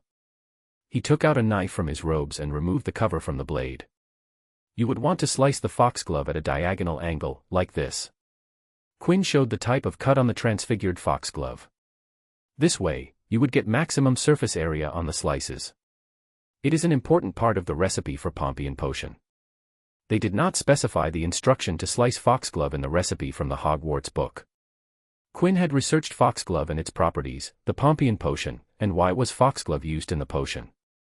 From all these things, Quinn was able to discover the ideal cut for the foxglove. Something as simple as a specific way to cut a single ingredient can change how the potion would end up at the end. Always research the ingredients before you brew, advised Quinn as he cleaned his knife before sheathing it back into the covers and storing his things back into his robes. Remember it or note it down before I vanish it, said Quinn to the 2 first years. The 2 scrambled, fishing out their parchments to write everything Quinn had told them. Quinn vanished the transfigured foxglove and said while getting up, always remember to wear gloves while handling herbs and potion ingredients. Now, see you guys later. Anthony and Michael looked at each other before taking out their gloves from their book bags, wearing them so that they could get a hand on the real foxglove. Scene break. After curfew, Quinn searched the corridors of the 5th floor, looking for the first vault. He had scoured the 4th and 5th floor with the bare eye but had found nothing out of the ordinary, but after returning from the Christmas break, he had switched his means of investigating by using various detection magics. Wisps of magic emanated from Quinn towards all walls, floors, and the ceiling. Quinn was walking around, checking his surroundings for illusions, hollow walls, trapdoors, heat signatures, out-of-place charms planted into the walls, or any parameter that Quinn could think about and find in books on detection magic. Quinn walked with his eyes on recon, checking and making sure that he wasn't seen. When he reached the leftmost corridor on the 5th floor, various detection spells returned positive feedback from a specific square piece of wall. "What do we have here?" said Quinn as he stepped back from the wall, shooting another wave of detection spells on the wall and once again getting positive feedback. "Great, this is great," said Quinn, walking to the wall and putting his hand on it, funneling magic into the wall, trying distinct patterns and arrangements to get some kind of reaction. After trying various methods, the wall gave no reaction whatsoever. It didn't budge, shift, morph, or outright disappear. "This is the wall. It has to be," said Quinn, summoning recon and shifting it to his current position. He placed his finger on the wall's position on recon, marking it so that Quinn could easily find his way to this area of the 5th floor. "I need to find a way to unlock this wall," muttered Quinn, staring at the unassuming wall. It had no distinct features than the surrounding walls, but Quinn could feel the variety of charms placed into the bricks making up the wall. After observing the wall for another half an hour, Quinn moved away from the wall. He was thoroughly determined to do some research work to find what the charmed wall was hiding. Scene break. Test number 1, projecting magic in the pattern of Mana's alphabet. Alphabet meaning, "mun," announced Quinn as a charmed pen that did the same work as a dictation pen, wrote notes for Quinn. With his hand on the wall, Quinn sent his magic into the wall. Tracing the predecided pattern. A pattern appeared on the wall in the shape of the Mana's alphabet. The wall glowed once, but the glow died down, and the wall showed no sign of change. Quinn cracked his knuckles and announced to his dictapen. Test number 2, projecting magic in the pattern of Mana's alphabet. Alphabet meaning, man applied in a triangle configuration. This time 3 Mana's alphabets glowed on the wall, and when they fully formed, 3 faint lines of magic joined them to each other. The wall glowed up and died down, but Quinn saw no difference in the wall. Test number 3, projecting magic in the pattern of Mana's alphabet. Alphabet meaning, man applied in a pentagon configuration. Test number 83, projecting magic in the pattern of Jifu alphabet. Alphabet meaning, gift. Applied in an offside double star configuration. Test number 346, projecting magic in the pattern of Phio, Eol, and, Introc, alphabets. Alphabet meanings, castle, estate, entrance. Applied in a linear configuration. Test number 421, projecting magic in the pattern of Isa, and, Logre, alphabets. Alphabet meanings, ice and sea. Applied in an overlapping configuration. Test number 613, projecting magic in the pattern of Fire, Agni, Whirl, and Own, alphabets. Alphabet meanings, fire, wall, and open. Applied in a diamond configuration. After 2 months of running tests on the bloody piece of wall that refused to budge, Quinn finally got a hit. Test number 713, projecting magic in the pattern of Isa, Isaz, Year, and Is, alphabets. Alphabet meanings, ice, death, and ice. Applied in a dual branch, Y, configuration. Quinn's one hand was on the wall while he was holding his notes in his other hand. Quinn wasn't expecting the wall to open and read the next configuration from his 1000 pattern list. But, his eyes widened when the patterns he was funneling magic in glowed brighter than ever in his 2-month-long trials. Quinn stepped back a step, looking with wide eyes as he saw the bricks vibrate and came to a sudden stop. Line by line, the bricks moved aside, leaving a square entrance in the wall he had spent hours in front of. Merlin, Morgana, Solomon, Circe. The stupid wall opened up. "Take that, you unresponsive, dumb, freaking mad piece of brick," shouted Quinn as he collected his notes, storing them into his book bag. Quinn vanished the barstool he was sitting on and gleefully yet carefully entered the entrance in the wall. Quinn stepped into the opening and felt that he passed through a membrane. The moment he stepped past the membrane, a freezing cold suddenly appeared, lowering the surrounding temperature drastically. Friar W wasn't joking when he said a V-vault so cold that even D-death might die, said Quinn as his teeth rattled because of the cold. The charms in his clothes did absolutely nothing to shield Quinn from the biting cold as he walked deeper into the new corridor. Within a few steps, there was a thin layer of ice on the walls, and Quinn's breath became visible. Quinn could barely get by, he had to ramp the heat around him with magic so that he could function normally in the freezing cold. Even then, he still felt cold because he couldn't turn the heat up anymore in fear of burning his clothes. Slowly, the ice got thicker, and the surrounding turned icy blue because of the thick casings of ice everywhere. After a short walk, Quinn finally reached a pure icy blue corner of the corridor. The height and width of the corridor increased to open into an enormous gate. A gate made of pure ice, and in front of the gate was lazily spinning snowflake-shaped icicle.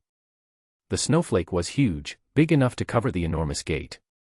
Quinn climbed down the stairs that lead to the larger end of the corridor, but the moment Quinn climbed down the last step, the cold, which he thought was already freezing, turned into a cold so frigid, so bone-biting that Quinn's body immediately began showing signs of hypothermia. Quinn looked down to see his fingers slowly turning blue, freezing over. Ice began covering his hair, quickly freezing them. Quinn's heartbeat began to slow down, and his eyesight started to turn dim. And, these were the things that Quinn could feel. There were a lot more symptoms that Quinn wasn't even aware of. Quinn's survival instincts started to go crazy as his entire being screamed at him to leave this place. It took all of Quinn's focus and the entirety of his magic capabilities to push himself back up the stairs and escape the freezing cold. The moment the cold reduced, Quinn collapsed on the floor. The surrounding temperature felt like heaven compared to the frigid hell down the steps. Quinn's body started to glow a bright red as his magic began to show itself in this time of need.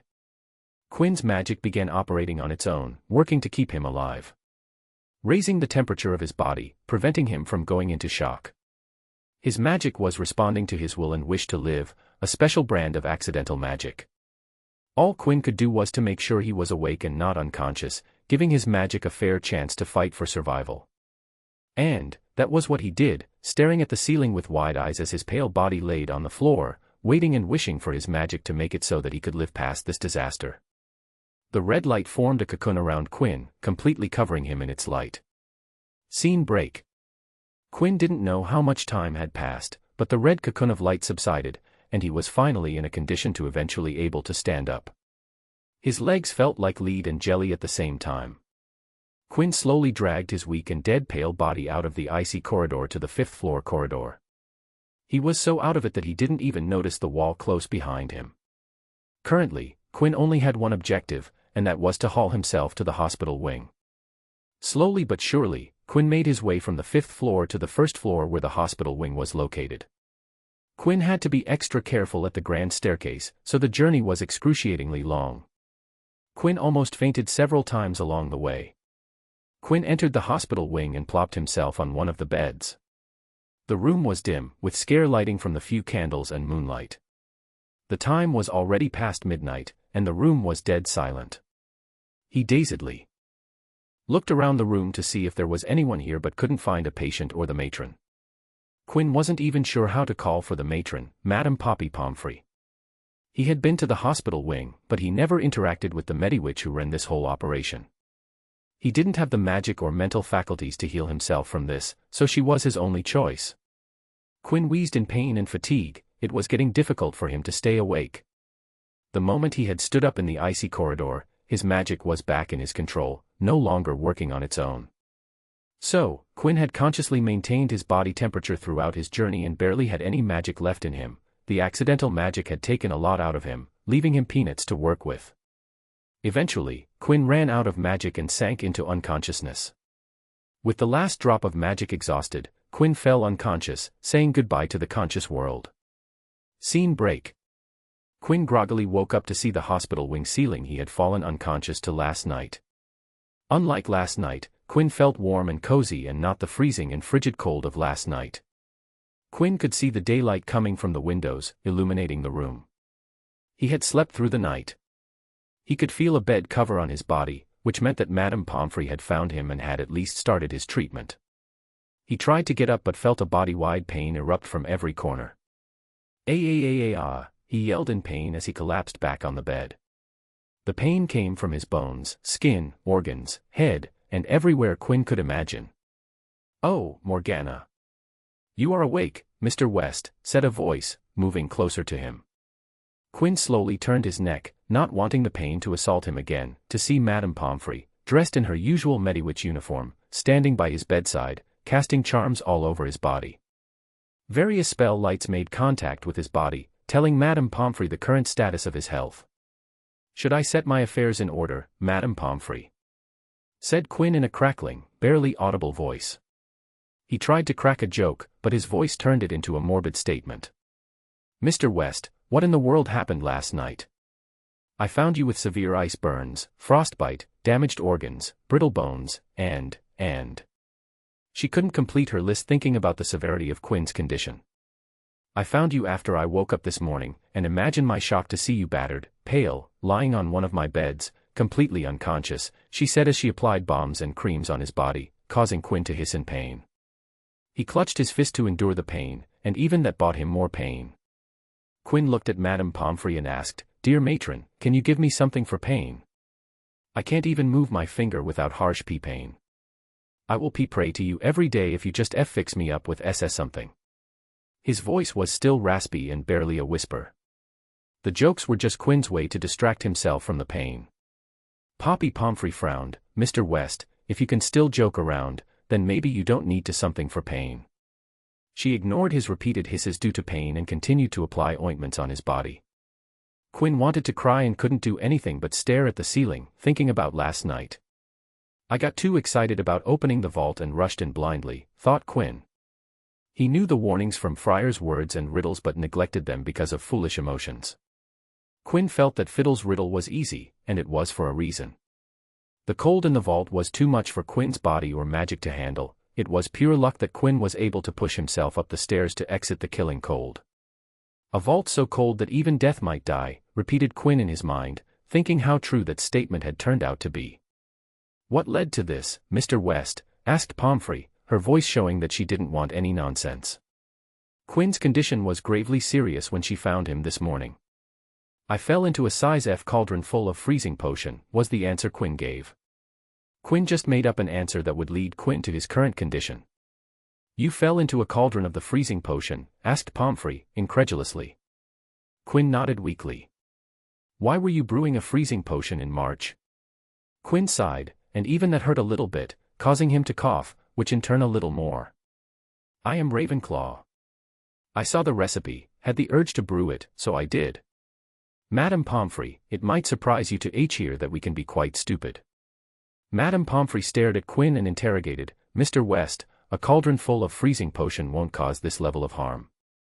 Your injuries are much too severe. Quinn called on his confidence and scoffed, it will if I am the one brewing the potion. Matron, heal me back to normal, and I will brew you top-grade potions. Murtlap essence, calming draft, sleeping draft, poison antidotes, blood replenishing potion, pepper-up potion, cure for boils, or any healing grade potions you like for an entire school year. By the time Quinn was done speaking, his throat was burning with agony.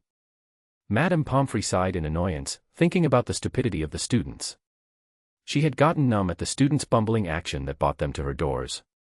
She sighed once more and informed, wait here, I will inform Professor Flitwick. He asked me to inform him when you wake up. Quinn gave a light nod and waited for his head of the house to come and tear him a new one. The half-goblin had clearly inherited the fierce traits from his lineage, and Quinn didn't want to face that in his current condition. Quinn just hoped that Flitwick would go easy on him. Mr. Quinn West.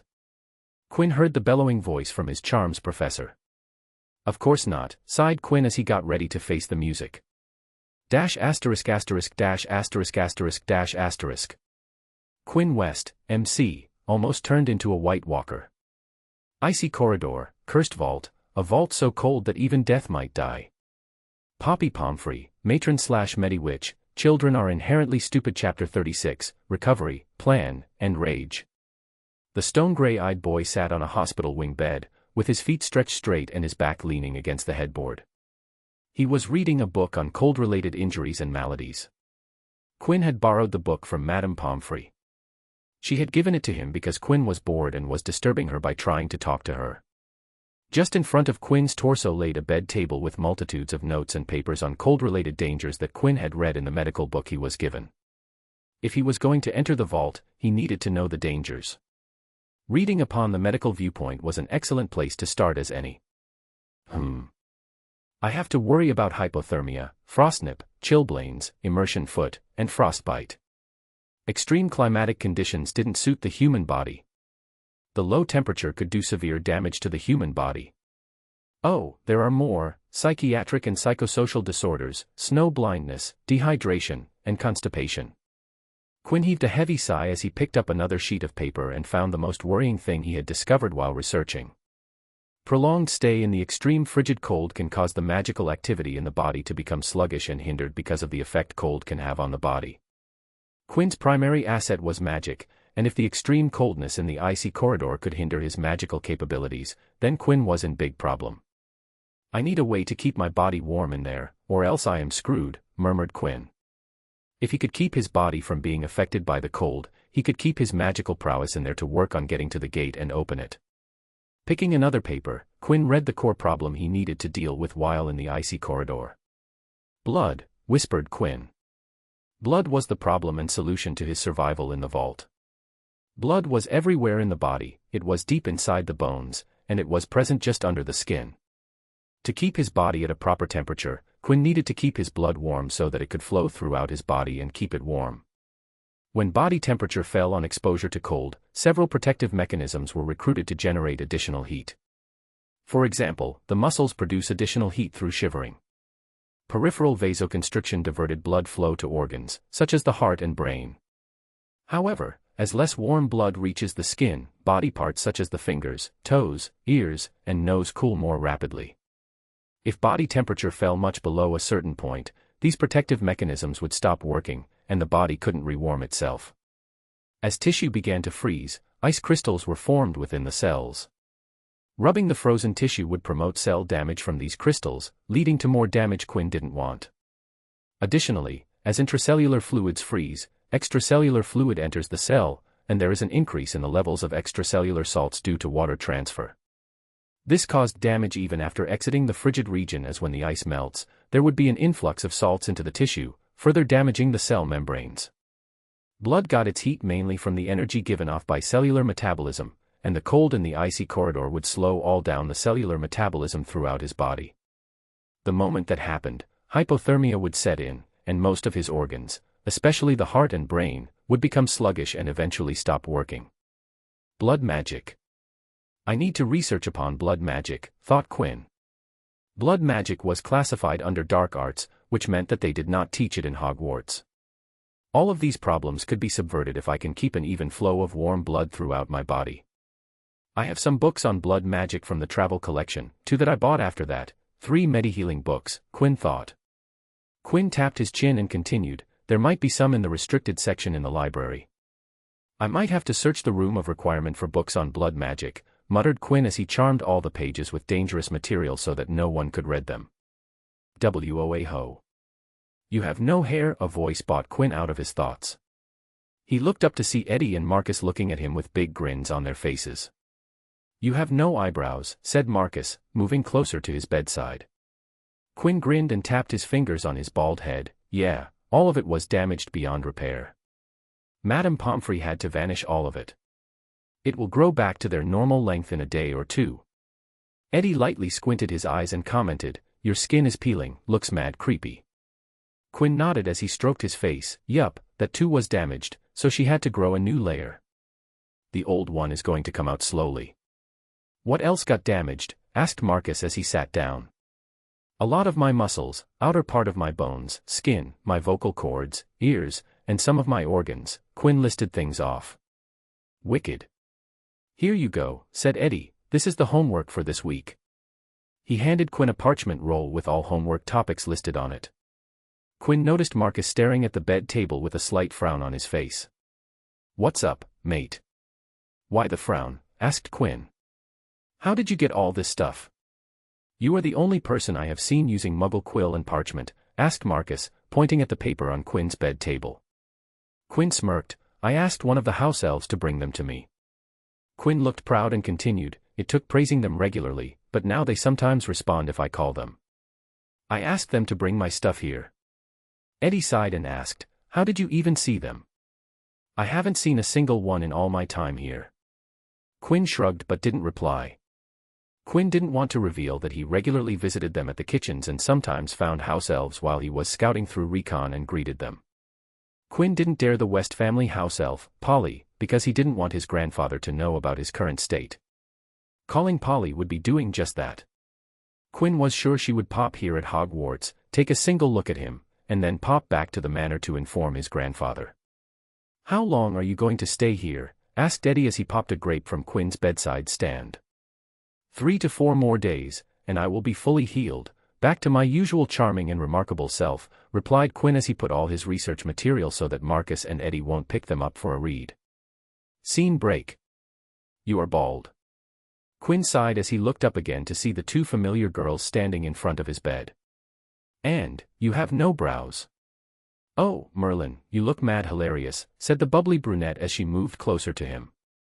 Quinn smiled and greeted the 2 Slytherin girls, Davis and Greengrass. What caused you 2 to come here in the hospital wing? Tracy put her hand on Quinn's bald head while speaking. We wanted to see how you were doing. She gave his bald top a good rub, giggling all the time she did it. Quinn shook his head and said, thank you for coming. I appreciate it.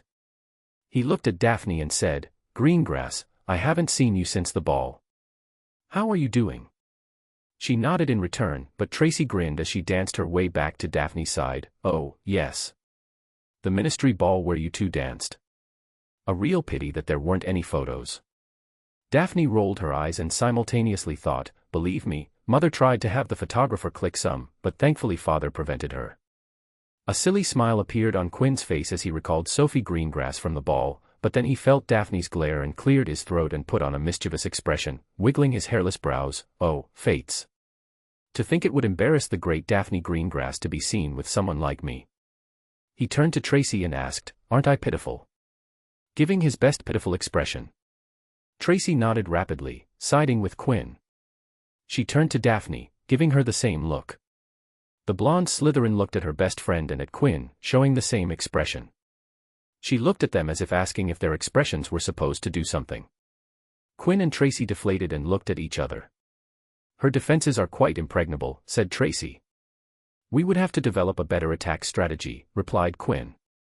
Then both of them shook hands like they were lifelong comrades on a journey towards truth. Okay, stop this foolishness, said Daphne as she tapped on her wristwatch. We need to go if we want to reach the class on time.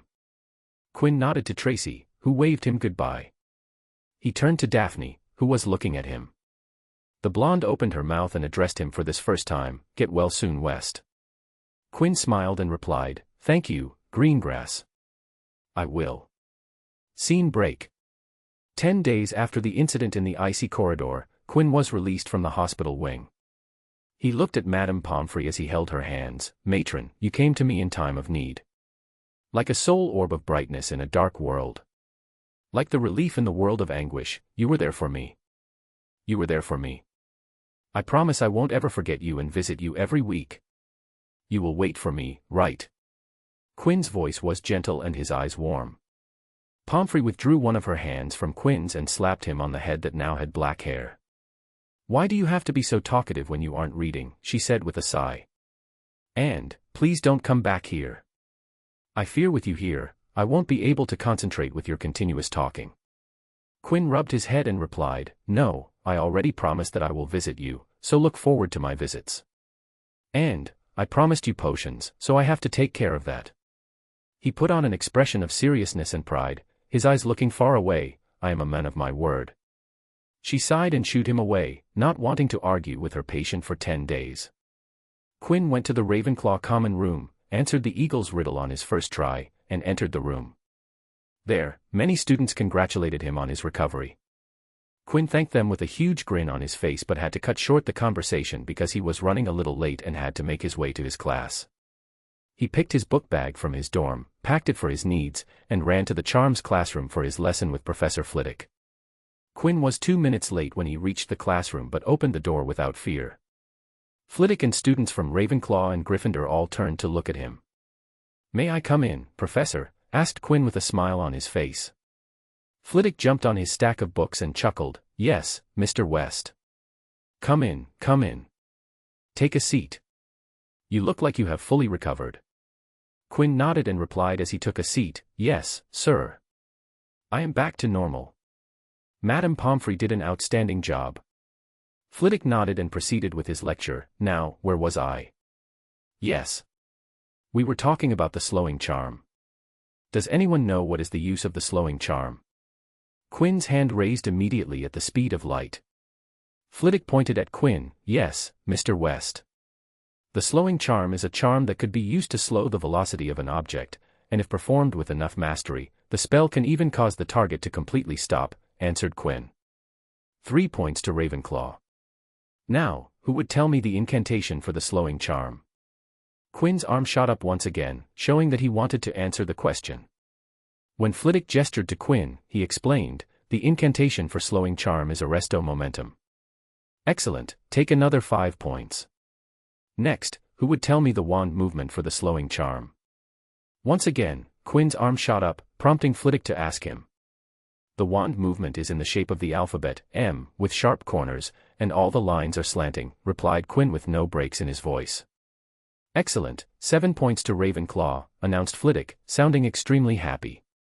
Everybody looked at Quinn, wanting to know what was happening. Usually, Quinn would only answer when the teachers asked him to or wait till no one answered. Quinn looked at the class and grinned, "I missed the classes. Wait for a day or two, it will pass." He winked and returned to raise his hand for another question. He kept the behavior for the entire day and answered every question in every class. He was sure that he annoyed a lot of people for the day. Scene break. Quinn opened the door to his AID office and entered it after whole 10 days. There was some dust, but with a wave of his hand, the office became clean instantly. "Now, that is more like it," he smiled and then turned to the door in the glass partition that led to the workshop, but before entering, he checked the safety measures he installed every day before exiting the workshop. He first checked if the charms on the doors had been triggered. The result came out negative as the charms were still intact. Then Quinn crouched down to see if someone had ripped the strip of paper he pasted between the door and the frame, but the strip was still intact. Satisfied with his finding, Quinn opened the door, ripping the strip and triggering the charms, and entered his workshop. Once again, the room was clean the instant Quinn stepped into the shop. He walked around the shop, his hand gliding on the tables set up along the shop's walls. He smiled at the various tools hanging off the walls, cabinets, and cupboards holding notes and files on the work he had done here. Quinn looked up at the ceiling, and with a blink of his eyes, the everlasting candles lit up, illuminating the shop in yellow light. He placed his hands on the center island, looking around the shop. Quinn took out the cloth on which he built Recon and placed it on the table. He unfolded it and unshrunk it on the center island. He put his hand on the cloth, funneled just a tiny bit of magic into the cloth, and said, "Sun is up, time to wake up." Quinn's face scrunched up as he saw broken words and lines appeared on the cloth. The cold below the stairs in the icy corridor had damaged the map. "Oh, buddy. The cold did a number on you, didn't it?" said Quinn as he checked on the damage within the rune clusters in the layers of the map. After a while, Quinn stood up straight and spread his hand. The next second, various cabinets and cupboards opened up, and numerous vials and tools flew out and set themselves on the table. Quinn put on his gloves and spoke, "Let's fix you up." Scene break. The same night, Quinn walked to the fifth-floor corridor with Recon floating in front of him. He was going to the entrance of the icy corridor. Quinn wanted to see the icy vault once more before starting his research on blood magic. Upon reaching the wall, he funneled magic into the wall, and just like before, the bricks appeared from below the paint and started to shake before giving way to create a square opening. Quinn took a breath and stepped inside, immediately twitching upon coming in contact with the cold. As he walked inside, the walls starting freezing over, and icy blue ice covered the walls. Finally, Quinn reached the corridor's opening, where the corridor opened up to the extreme cold zone with the vault gate visible just below the short steps. He didn't climb down the steps, not wanting to experience the killing cold. Slowly Quinn's expression turned furious, and he growled in rage as he shot the vilest and damaging magic he knew on the snowflake icicle in front of the vault gate. The rage-fueled magic was the strongest Quinn had ever produced. King Vault. "You almost killed me, you frozen piece of shit," yelled the boy who had almost died here before. Quinn kept shooting magic blindly, not even stopping to check if it was working. Gradually, a mist filled the corridor, decreasing the visibility, but Quinn kept shooting spells with accompanying slurs. He only stopped when Quinn felt exhausted from his magic expenditure. Quinn was quite angry at the incident that almost killed him, and even though it was his fault for being careless. But Quinn needed something to blame, and he chose the icy vault to take out his anger. Slowly, the mist lifted, and the gate and snowflake icicle stood unscathed. Not a single scratch could be seen on any surface of ice around the vault. None of Quinn's magic was able to damage the ice. "If I can't break you open, then I would learn how to open you." Quinn pointed at the snowflake icicle and the gate and decreed, "Just you wait, I will get to the thing that you are hiding and make it mine." Then he left without looking back at the vault. Chapter 37, Blood Magic, and Successful Entry. In a small room with a sizable wooden table, a single chair, and a single shelf bookcase hanging from the wall as decor, sat the sole resident of the room going through numerous books and tomes. The walls of the room were colored a dark red, giving it a unique look. If another person saw the room's color, it would slightly disturb them as it resembled the color of blood. The resident didn't seem to mind it as he was the one who gave the room its blood-red color. The single-shelf bookcase on the wall was completely empty as its contents were on the table, books and text spread open haphazardly, overlapping each other, sitting side by side in a manner that made it difficult to track down a book. But, the resident of the room could see the order in the chaos as he was the one who set them in the seemingly random manner. The room was the room of requirement, transformed into a room with knowledge on blood magic, and the room gave a single table, chair, and small shelf with books related to blood magic. Every book from the room was branded with a sigil in the shape of a stylish script reading, "Roar," showing the book's ownership belonged to the room of requirements. The one who called for the room's services and its sole resident was our very own Quinn West, who wanted to learn more about blood magic. Blood magic was categorized as dark magic in Britain and many other countries by their respective ministries and, as such, banned from use. Quinn, of course, ignored all that.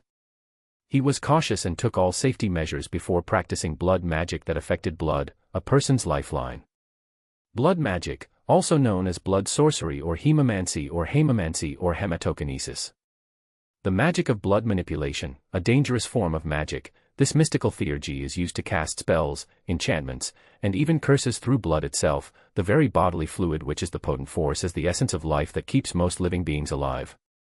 Well, currently, I don't want to perform curses and spells with my blood as the medium, said Quinn as he rolled up the sleeve of his left hand. I just need to maintain a certain temperature, murmured Quinn, trailing at the end as he saw the veins and arteries in his forearm glow a shallow red before the red glow subsided, leaving his forearm warmer than the rest of his body. Quinn exhaled, feeling the warmth from the small amount of warm blood traveling up his arm, mixing with the rest of his blood, and within seconds his body temperature was back to normal, with no extra warmth remaining. Quinn opened his eyes and stared straight ahead. I need to maintain this for the entire time I am around the icy vault. Quinn put an arm on his heart, licking his lip in nervousness as when the time came, instead of his arms, he needed his heart to be the source of the blood magic. His heart would pump the enchanted blood throughout his body, maintaining the temperature of his body, protecting him from the cruel nature of the death cold. Quinn waved his hand, and the table moved away from him, setting itself against the wall. He stood up from his barstool, removed his robes, unfastened his necktie, and unbuttoned his shirt, leaving him with only a cotton vest. Quinn took a deep breath and opened and closed his hands before channeling his magic into his blood, targeting the blood in his forearms. The magic reacted, and his veins and arteries glowed in a shallow red.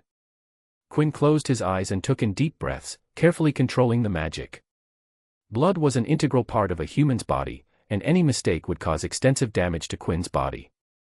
He didn't want to go to the hospital wing and explain what he was doing with blood magic, and he couldn't even lie about the cause as the damage would be too obvious. Slowly, slowly, slowly. Baby steps, repeated Quinn as he increased the target area of blood enchantment, extending the magic from the tips of his fingers up his forearm. By the end of the day, both his arms' veins and arteries were illuminated in a shallow red glow.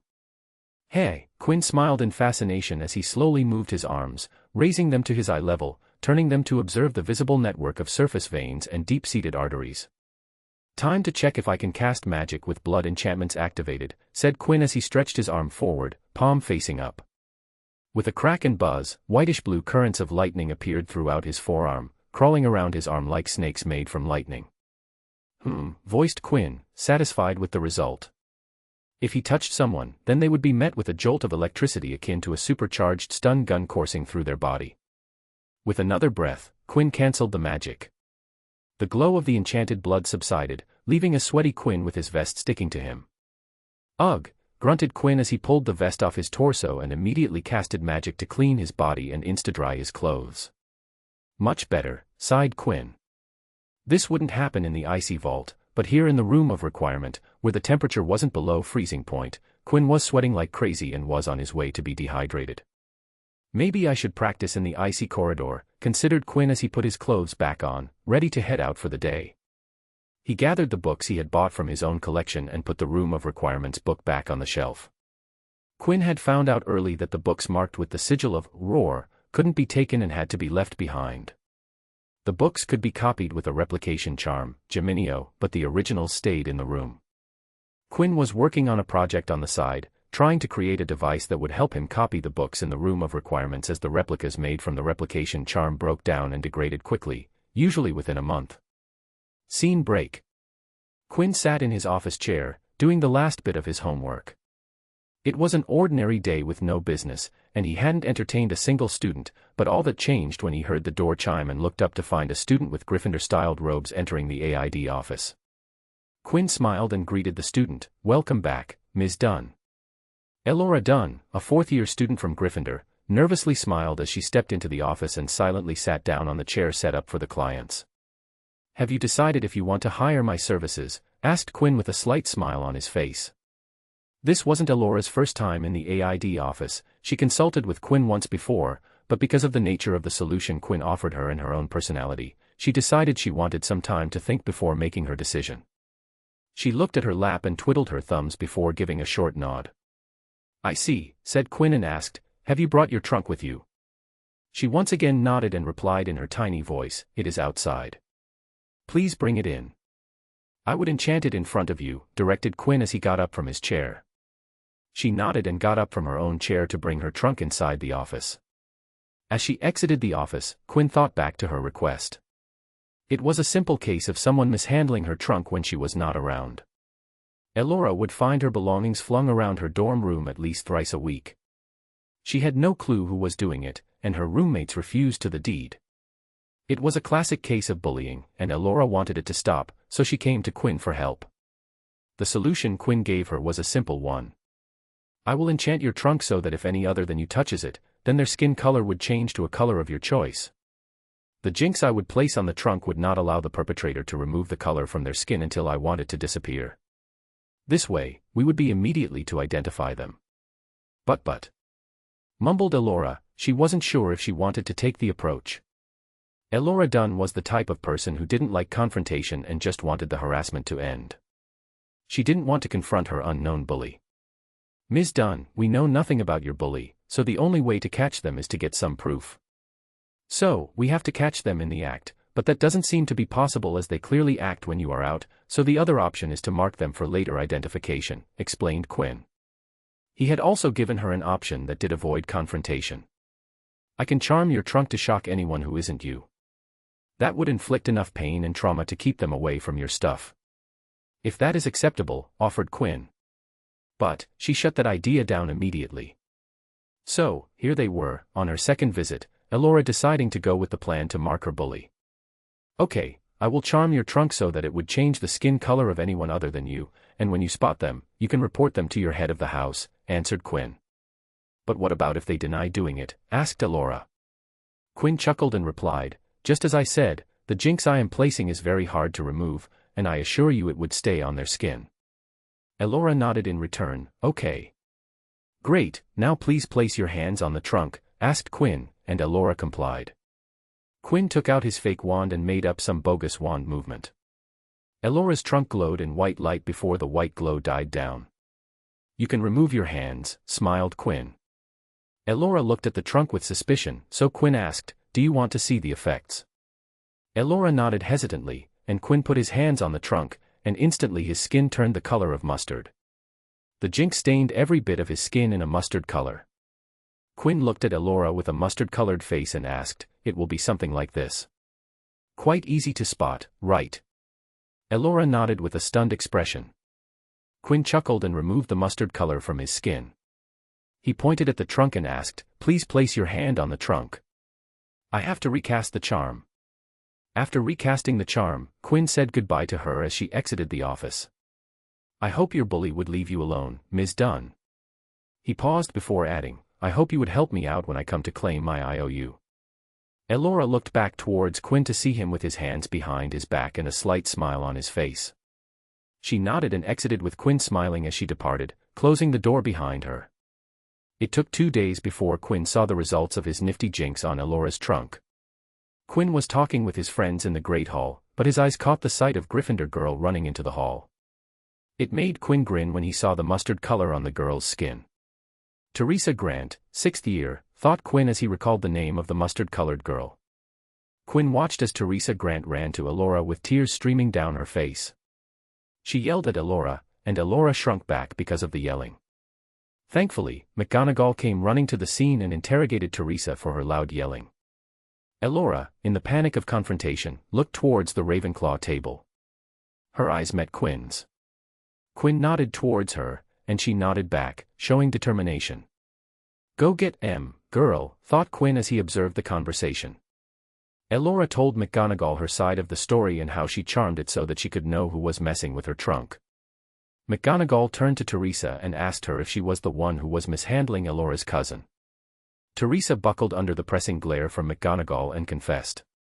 When McGonagall asked Elora to undo her charm, the mustard color drained from Teresa's skin with a twitch of Quinn's finger. Task completed, thought Quinn before returning to chatting with his friends. Scene break. Quinn stood in the icy corridor, facing the icy vault. He was standing just up the steps, stretching his body before walking into the vault region. Let's do this, said Quinn as his breath became visible in the cold. With a deep breath, Quinn began using blood magic. Under his clothes, all of Quinn's veins and arteries in Quinn's chest become visible with a red glow. The left side of Quinn's chest glowed exceptionally red because Quinn's heart glowed up. Ha! Ha! Breathed Quinn as he felt his body warm up in the cold. It's working, spoke Quinn, smiling. With another deep breath, Quinn descended the steps to the icy vault. The moment he stepped down the last stair step, a cold that could kill instantly descended on Quinn. Quinn groaned as he still could feel the harshness of the cold. Ugh, groaned Quinn as he stood still on the spot. Quinn felt something and looked down at his hand, seeing his fingers turning blue. Damn it, yelled Quinn as he ascended the steps back to safety. He immediately put his hands on his chest, wanting the heat from his chest to warm his fingers. Quinn stomped on the floor because of the first failure. I have to increase the area, was the observation that Quinn came up with just seconds in the icy vault region. Currently, Quinn was only heating up the blood in the heart region. He hoped his heart would pump the warm blood to all parts of his body, but he was wrong. The heat is leached off too quickly, growled Quinn as he noticed that the warming the blood in his heart and sending it to the rest of his body wasn't enough. Okay, Quinn, you can do this, Quinn spoke to himself, psyching himself up. Quinn hadn't tried to use blood magic on the majority of his body at the same time. He deemed his entire body to be an area too large for his current mastery. But seeing that the limited use wasn't working, Quinn decided to proceed with it. No risk it, no biscuit, quoted Quinn before clapping his hands loudly and jumped up and down to psych himself. He clenched his hands into fists before channeling magic throughout his body. Under his clothes, the red glow of blood magic gradually increased from his chest to his entire torso. His fingertips glowed as the red glow traveled up his arms. And from the soles of his feet, the magic climbed up towards his hips. Quinn craned his neck as the red glow crept up to his jaw, passing through his neck. The capillaries around his eyes also glowed up, and even the eyes' whites were glowing a very faint red. The only part of his body that Quinn left were the regions that were too close to his brain, not wanting to risk any accident to his brain. Yes. I did it. I am the best, celebrated Quinn as he felt blood magic activated throughout his body. He stayed still for a while to stabilize the magic before once again descending into the frozen vault region. Quinn walked into the deadly chill and immediately felt it. It was cold, freezing, but now it was barely tolerable. He still felt chilly, more chilly than he had ever felt, excluding the first time he stepped here. Working like this would be absolutely miserable, complained Quinn as he closed in on the snowflake icicle, his teeth rattling because of the cold. Quinn couldn't increase the temperature of his blood because any more than this and his blood would start boiling, and no one wanted that. The snowflake icicle was a sight to behold. It was beautiful to look at if you could ignore the biting chill. The way it slowly rotated gave it a unique feel of vitality in the frozen area of icy blue.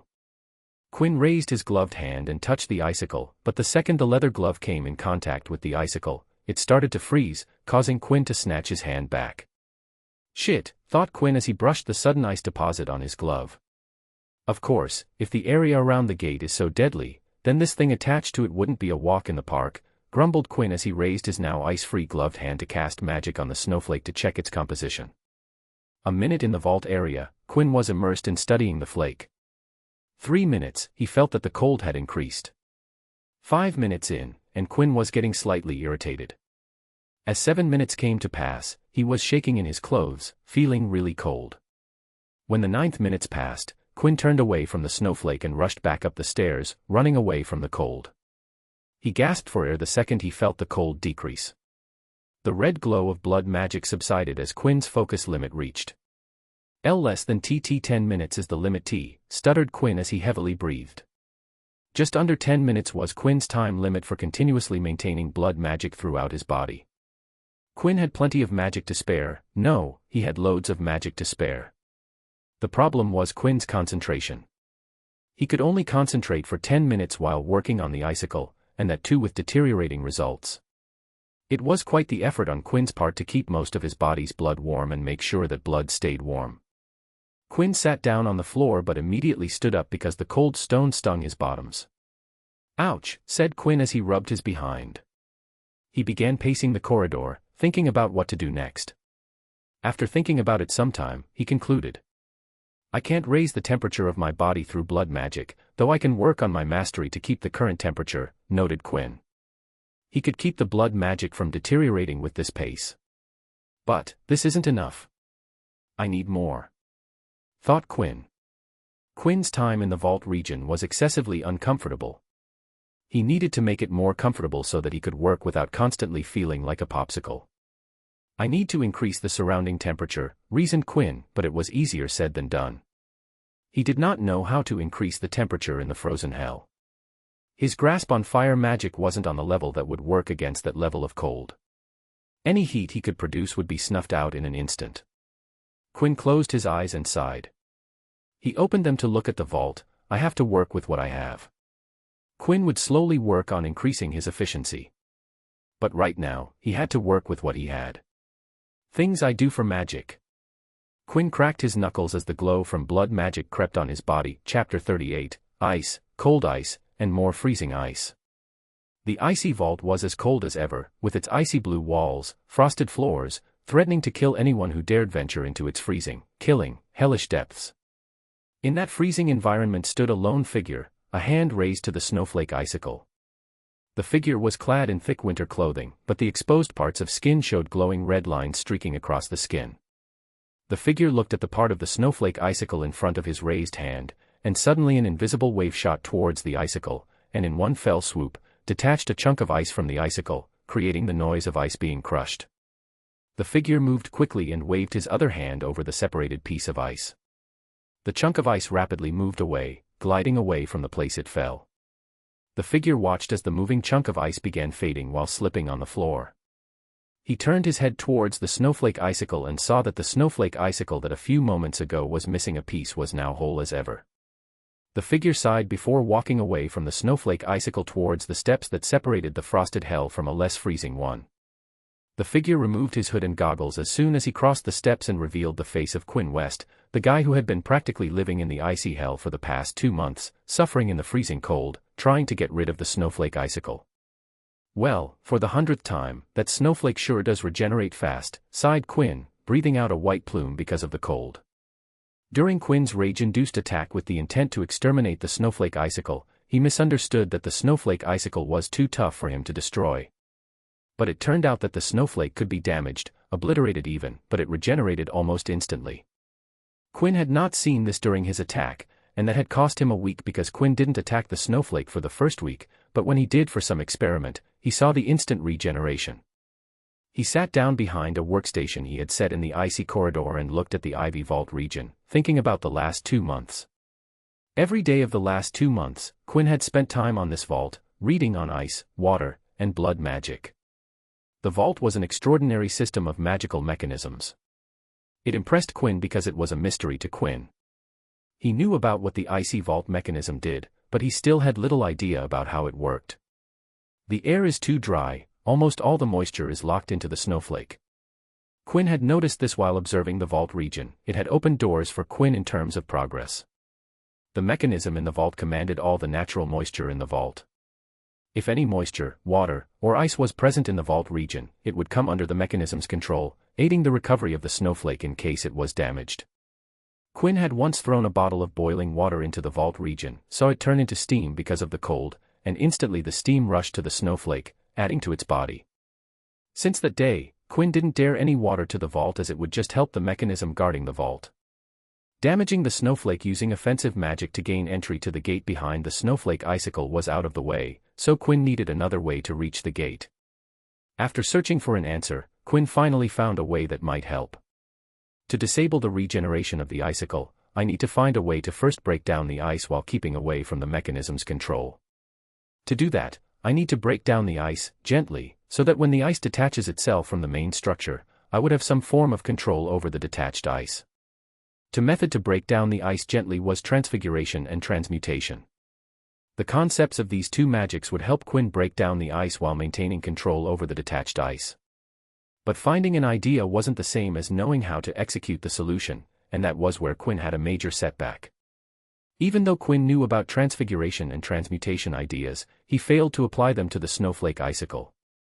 The dense structure and frighteningly low internal temperature of the ice makes it extremely difficult to alter the state of matter. It makes it difficult for me to detach the ice from the snowflake. When Quinn detached the ice from the snowflake, the mechanism would wrestle Quinn for control, and in an instant, the snowflake icicle would be whole again. Quinn had spent a little over 3 weeks banging his head against the snowflake, thinking that if Quinn improved his mastery, then he would be able to get rid of the snowflake. But by the end of 3 weeks, Quinn had become better at changing the ice into water. He could change 3/4 of the snowflake into the water, but nothing really changed as it would turn back into ice. Things changed for the better when Quinn stopped being stupid. Quinn sat in the great hall for lunch, clutching his head in his hands and groaning. Ugh, ha, Brr, this sucks so bad, groaned Quinn. He was lamenting about making no actual progress. Even though he had gotten better at performing transmutation on ice, the mechanism would wrest control away from him. You look sad today. Quinn turned his head to see Penelope Clearwater staring down at him. I'm sad every day, I just don't have the energy to hide it today, quipped Quinn. Penelope quirked her brow and sat down beside him. Come on now, don't be like that. Tell me what's wrong with you. Quinn stared at Penelope for a moment before starting. I am having problems with something that I can't solve. No matter what I try, it doesn't work. He put his head on the table and groaned, it is driving me crazy. How about I take a look at it, maybe I would be able to help you out, said the kind fifth-year Ravenclaw prefect with a cordial smile on her face. Quinn stared at her with his eyes narrowing and shook his head, yeah. I don't think that is going to help. Penelope widened her eyes and said with a sarcastic smile, oh my, you are not sad, you are moody. She snorted and continued, I must say this is a new color on you. You are always smiling, so I thought it was your resting expression. Quinn sighed and apologized, sorry about that. The last few weeks have been tough. I was not trying to be a git. Don't worry. I didn't take any offense, Penelope assured and then gave some advice, and, if you don't think I can help, you can go to one of the professors. I am sure they would be able to help. Quinn perked up hearing that. He looked at Penelope and said, professors. I can ask the professors, can't I? He grinned and slapped the table, of course, I can do that. Quinn hadn't gone to a professor for help since he had come to Hogwarts, so somewhere in his head Quinn had excluded asking them for help. Plus, the nature of the vault was secretive, and he didn't want to lead any of the faculty members to the vault as it would lead to him being banned from accessing the icy vault because of the danger. But, if I can just ask them for advice without revealing anything about the vault, then I can get some insight. Yeah, that would work, thought Quinn. Professors. They are masters of their craft. Of course, they would be able to help me, said Quinn as he got up from his spot. He turned to Penelope and said, Clearwater, expect a crate of butterbeer from me. You have done me great help. Penelope watched as Quinn ran out of the great hall. She shook her head, sometimes, smart ones can be dumb, so dumb. Later that evening, Quinn stood in front of Minerva McGonagall's office on the first floor. With a look at his clothes, he straightened them out with magic. He looked at the lion's head protruding out of the door of the office and asked, I am here to see Professor McGonagall. The lion's head stared at him before the door opened, and Quinn entered the office. McGonagall's office is a small study. It had a large fireplace, windows overlooking the training grounds, and the Quidditch pitch. Back in her day, McGonagall had been the captain of the Gryffindor Quidditch team. In her last game, she had suffered a concussion and some broken bones because of a Slytherin player's illegal move, and from that day forward, she had nursed an obsession to see the Slytherin house crushed at the Quidditch field. Despite her looks and attitude, Minerva McGonagall was a Quidditch fanatic, that's why she always spent every game besides the commentator. This was also the reason behind her pushing for Harry Potter to join the Quidditch team in his first year. She looked up from her desk and was surprised to see the person who entered her office. Mr. West, what a surprise. What can I help you with? She asked, gesturing to Quinn to sit down. Good evening, Professor. I would like to ask you for some help, Quinn said as he walked to the offered chair and sat down. McGonagall was once more surprised. Quinn West was the brightest student of his year, and based on his performance in homework assignments and tests, he was more knowledgeable than most of his direct seniors. Unlike most of his peers, Quinn never came to professors for any help, be it studies-related or anything else.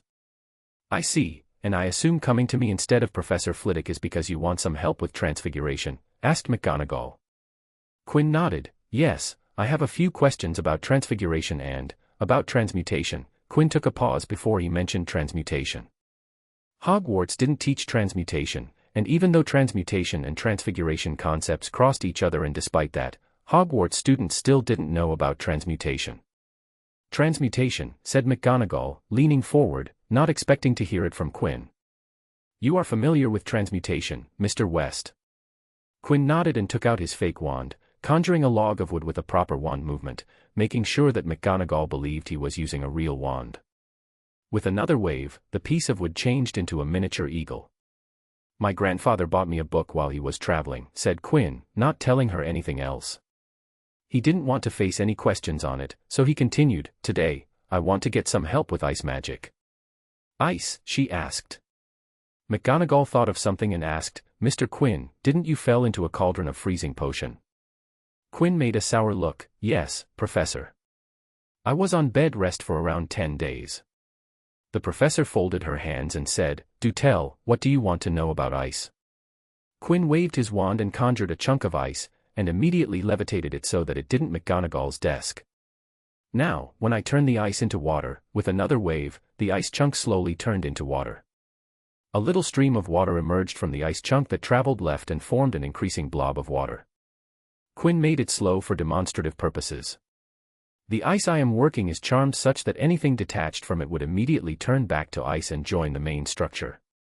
He waved his wand, and all the water rushed to the ice chunk and turned back into ice.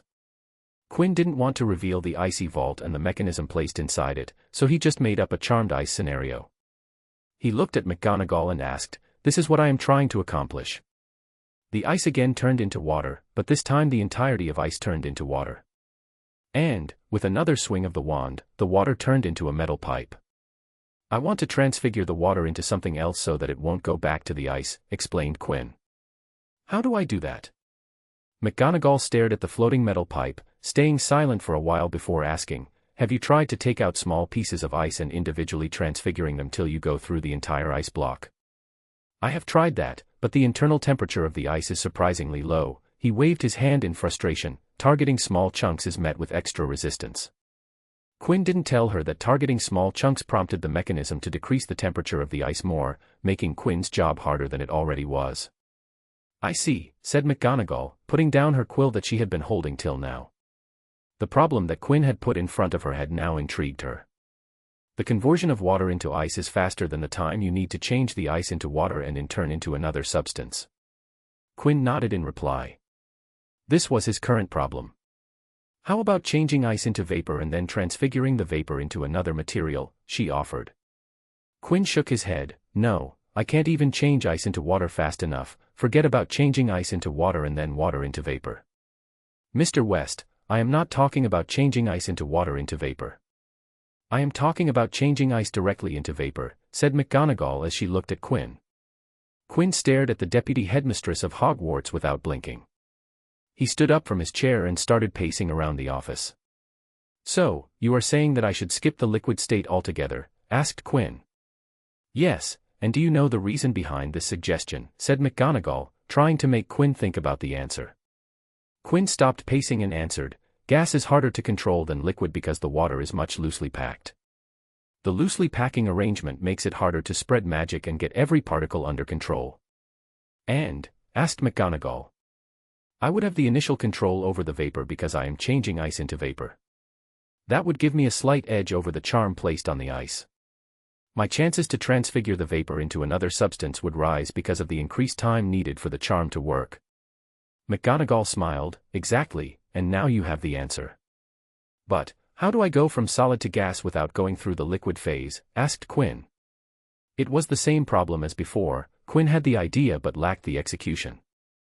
McGonagall took out her wand and waved it to form a massive chunk of ice, much larger than Quinn had conjured. Usually, to turn ice into water vapor, you would give the ice heat so that it would melt into water and the water would evaporate into vapor. Quinn watched as the ice floating above McGonagall's desk melted into water, and then the water started to boil, slowly turning into vapor. McGonagall was masterfully controlling the water vapor so that it would not leak around the room. But, you don't need to supply ice with heat to change its state. You can supply any kind of energy that can break the bonds between the particles. Magic can break the bonds holding the bonds that hold the ice together. The vapor turned into water, then into ice. The next moment, the ice poofed directly into water vapor. 1. Quinn stared at the floating vapor, thinking about the implications of this knowledge. Cogs turned in his brain, speculating the plausibility of this method. It worked here on ordinary ice, but the snowflake icicle was anything but ordinary. That was some super ice. "Thank you, Professor. I will try using this approach," said Quinn as he turned his eyes away from the cloud of vapor and looked at McGonagall.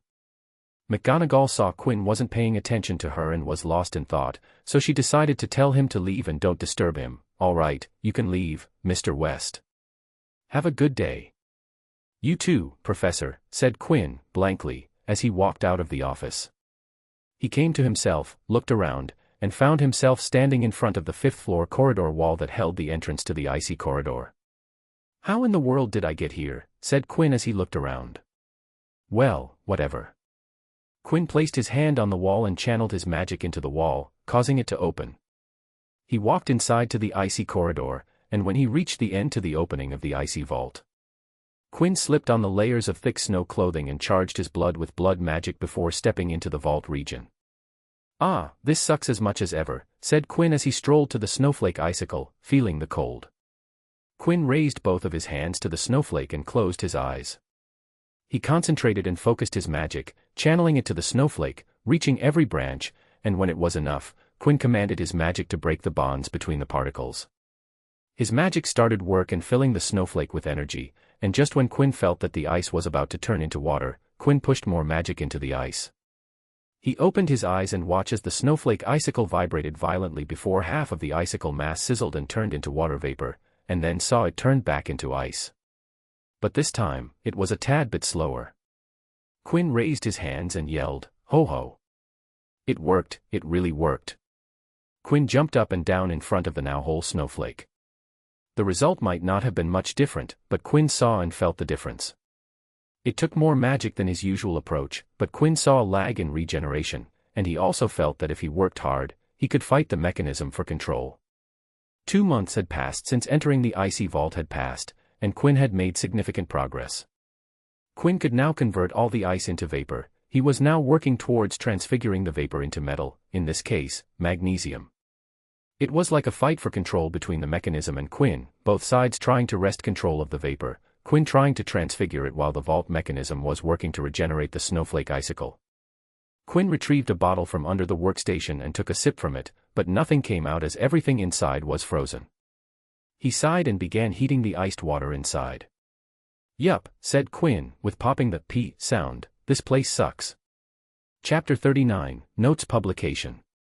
Around the same time Quinn started to dive into the icy vault, he was visited by a student at the AID office. He was working in the workspace when he heard the over-the-door chime ring, followed by a voice, "Is anyone here?" "Yeah, please wait. Take a seat." "I will be there in a moment," said Quinn as he removed his work gloves and leather apron.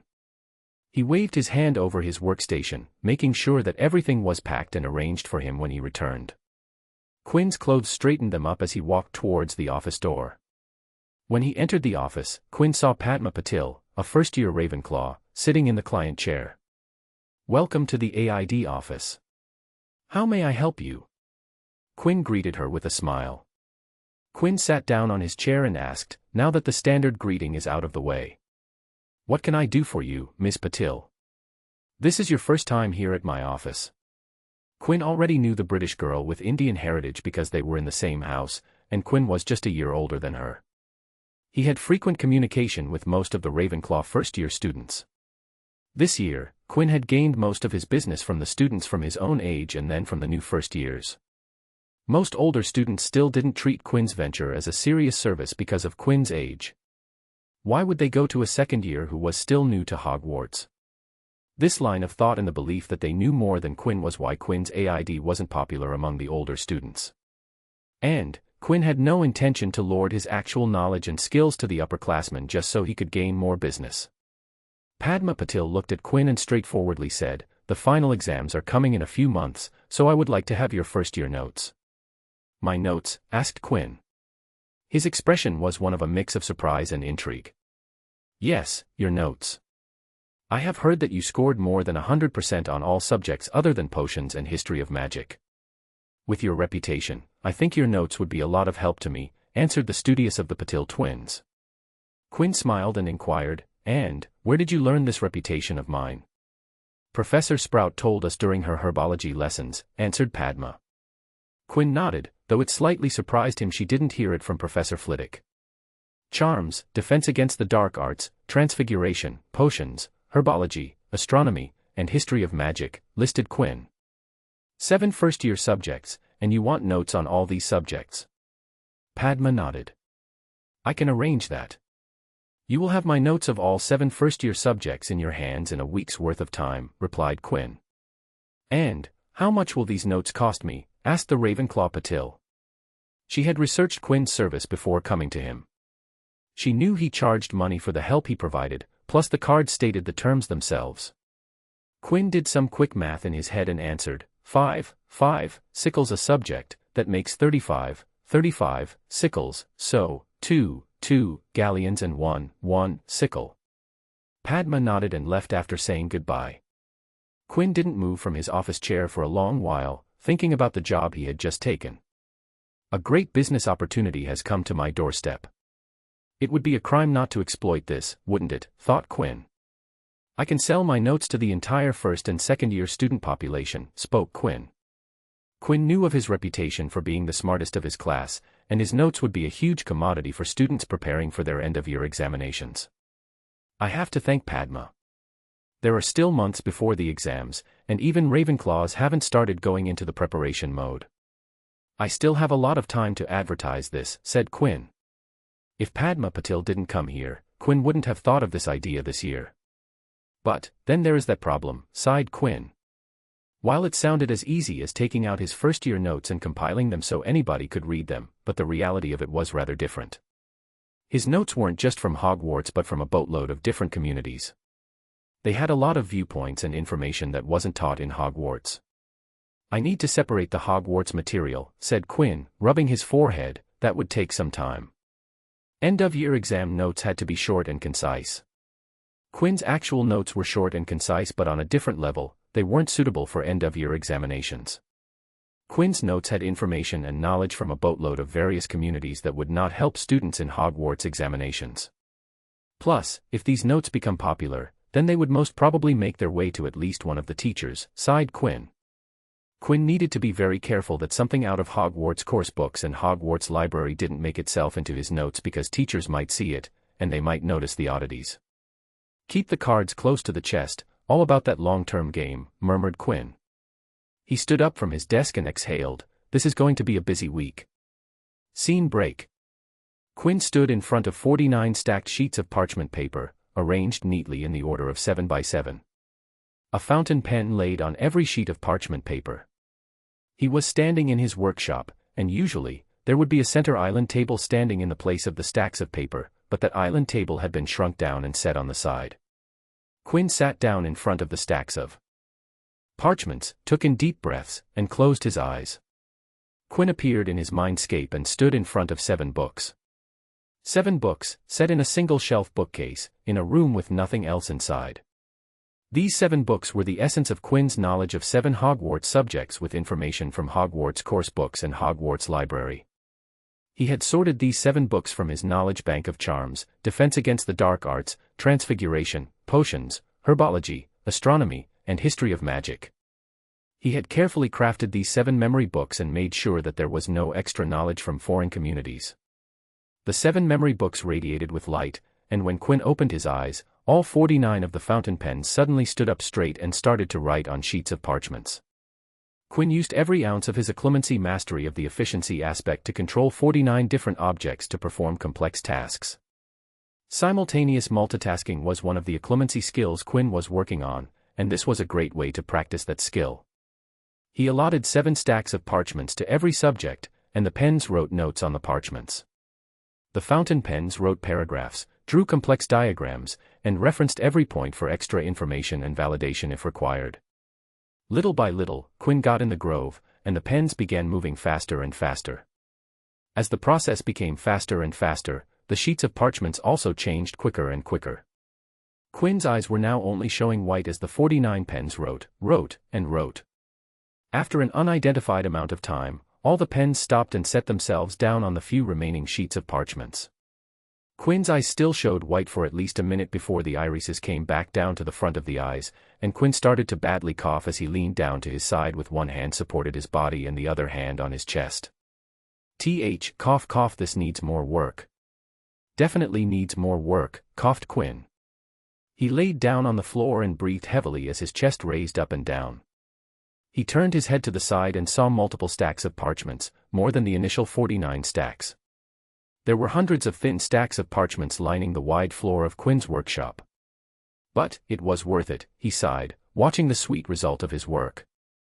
He turned his head to look up at the ceiling and sighed, now, I have to do this once more for the second-year course. Quinn groaned as he got up from the floor and groaned because of the slight headache. He looked at the stacks and then at one of the tables on the side of the workshop, and thin post-it-sized slips flew to the hundreds of stacks. The thin post-it slips stuck to the stacks, and after all the parchment stacks were marked, with a snap of Quinn's finger, all the slips changed colors to one of the 7 rainbow colors, each representing one of the subjects. The marked stacks flew up in the air and arranged themselves into 7 neat stacks for 7 subjects. Quinn yawned as he walked out of the workshop. I need a quick nap. Scene break. 3 days before the deadline he gave to Padma Patil, Quinn entered the Scrivenshaft's cool shop in Hogsmeade. The shop was owned by the West family, and as the name suggested, it was a stationery store. Quinn walked inside and approached the counter. He looked around and saw no one behind the counter. Looking down, he saw a bell, so he rang it and waited. I will be right there, heard Quinn from a back room. Quinn turned away from the counter and looked at the store. It was a simple store that sold rolls of parchments, quills, inks, notebooks, binding material, and all other kinds of charmed stationery material. Quinn noticed things in the store that screamed business strategy to him. The Scrivenshaft's cool shop catered to Hogwarts students, but with no Hogsmeade weekend nearby, they reduced the section dedicated to Hogwarts to a small corner, thought Quinn. He looked around the store and saw the current ambience of the store was catered to another audience. This seems more like a printing business rather than a stationery store. The majority of the store's adverts showed the different types of printing parchments, leather bindings, ink packages, charms the store offered that animated letters and drawings in books. Seeing the store being run dynamically to the demand made him smile. Sorry for the wait. How may I help you? Heard Quinn, and when he turned, he saw a middle-aged man walking behind the counter, looking at some letters in his hands. When the person looked up and saw Quinn, he frowned. Are you a Hogwarts student? Asked the person. Quinn's looks showed that he was definitely over 11, so the shop employee was skeptical about seeing Quinn. But Quinn wasn't wearing a Hogwarts uniform, so the shop employee wasn't sure. Quinn smiled and walked towards the counter and said, Yes, I am a Hogwarts student. My name is Quinn West. I was told that you would be expecting me. The shop owner's jaw dropped as he exclaimed, West. Yes, you heard it correctly, replied Quinn, taking out multiple matchbox-sized stacks of parchment. But I thought you would be owing the documents you needed to be printed. I never thought you would be coming here personally. There isn't a Hogsmeade weekend anywhere near, scratch that, today is a weekday. How are you here? Spoke the employee, still feeling a little shock. Let's not sweat the small stuff, said Quinn as he took out his fake wand and unshrunk the multiple stacks of parchment on the countertop and continued. Now, take note as what I am about to say is important. There are 7 color strips, one of those strips mark every stack. This means that the stacks marked by the red strips go together. Quinn looked up and asked, Are you with me? The shop employee nodded, so Quinn continued. Good, every strip is marked with a number, which denotes the order they go in while binding the pages. Every page also has a page number just in case the order gets messed up. Quinn continued to explain all the details of the print and binding he wanted. He stared at the shop employee and asked, Would you be able to remember all of this? The shop employee nodded. Good, nevertheless, here you go. Quinn retrieved a couple of sheets of paper and handed it to the employee. Everything I said is on the sheets, and there is even more like the design of the cover and the in-between cover pages. He tapped on the pages and insisted, I want things done exactly according to these documents. The shop employee looked through the instructions and asked, And, how many copies do you want?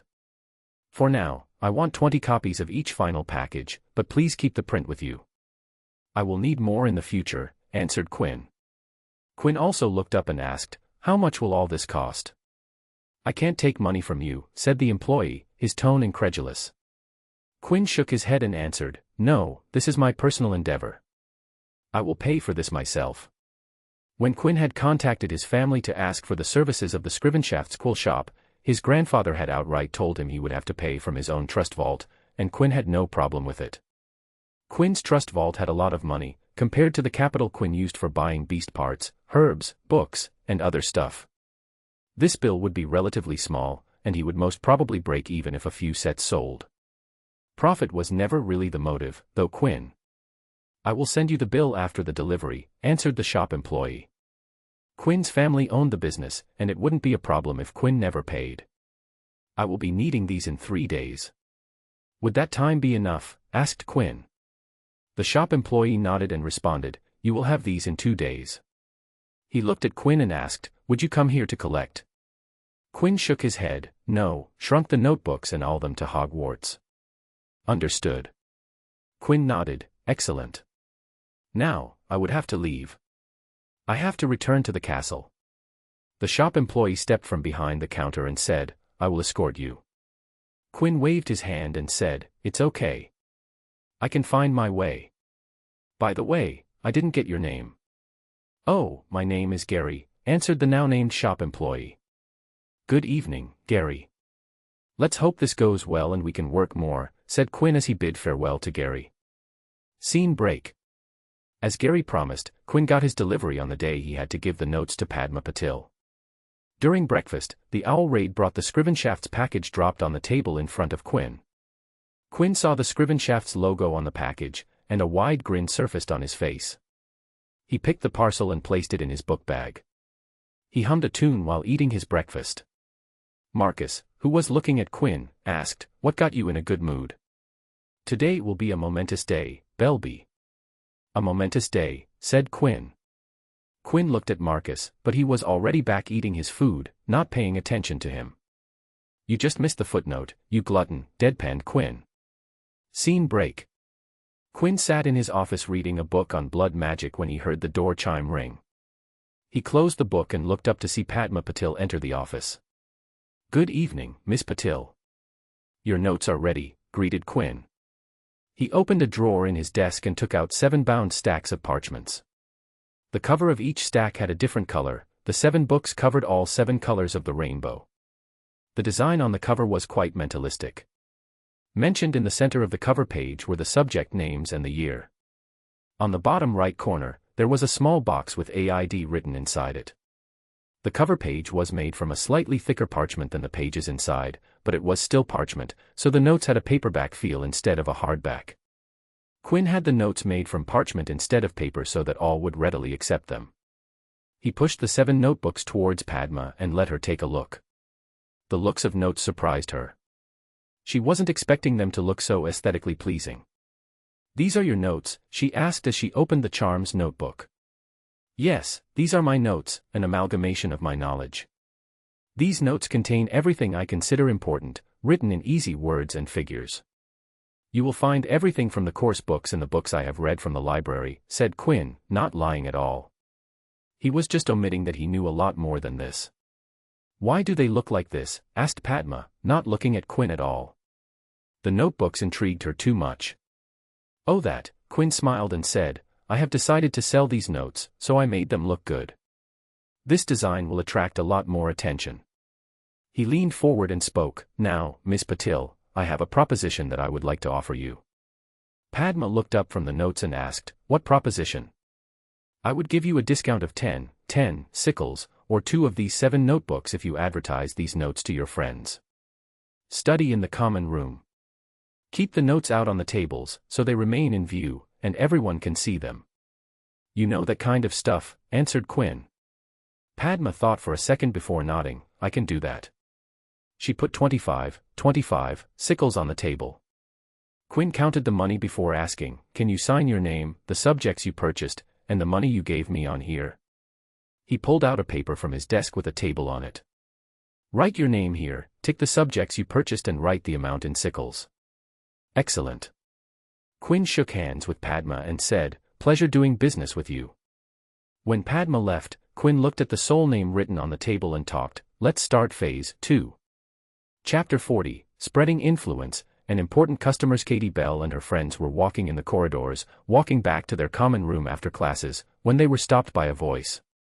"Bell." The Gryffindor chaser looked back to see Quinn West wave his hand as he weaved through a crowd of students. "Yeah, what is it?" asked Katie when the Ravenclaw walked near her. She saw Quinn put his hand into his book bag and take out a stack of notebooks. She could see the thin colorful spines of the notebooks with the violet notebook on the top. "What are these?" she asked as Quinn handed them to her. Katie read the topmost violet notebook, Charms, Year 2. "Yup," said Quinn, popping the P at the end. "These are my examination notes for all 7 subjects for our year," smiled Quinn. Katie frowned and uttered, "But, the exams aren't for another couple of months." Quinn nodded, replying to the Quidditch athlete, "True, but I am giving these to you because I am going to sell these notes from now on." He tapped the corner of the notebook, directing the attention of Katie and her friends to the words AID written in the box. "You can buy them at the AID office for 5 sickles a subject. No need to buy the entire set." He looked at Katie's 2 friends and raised his hand to show an AID card.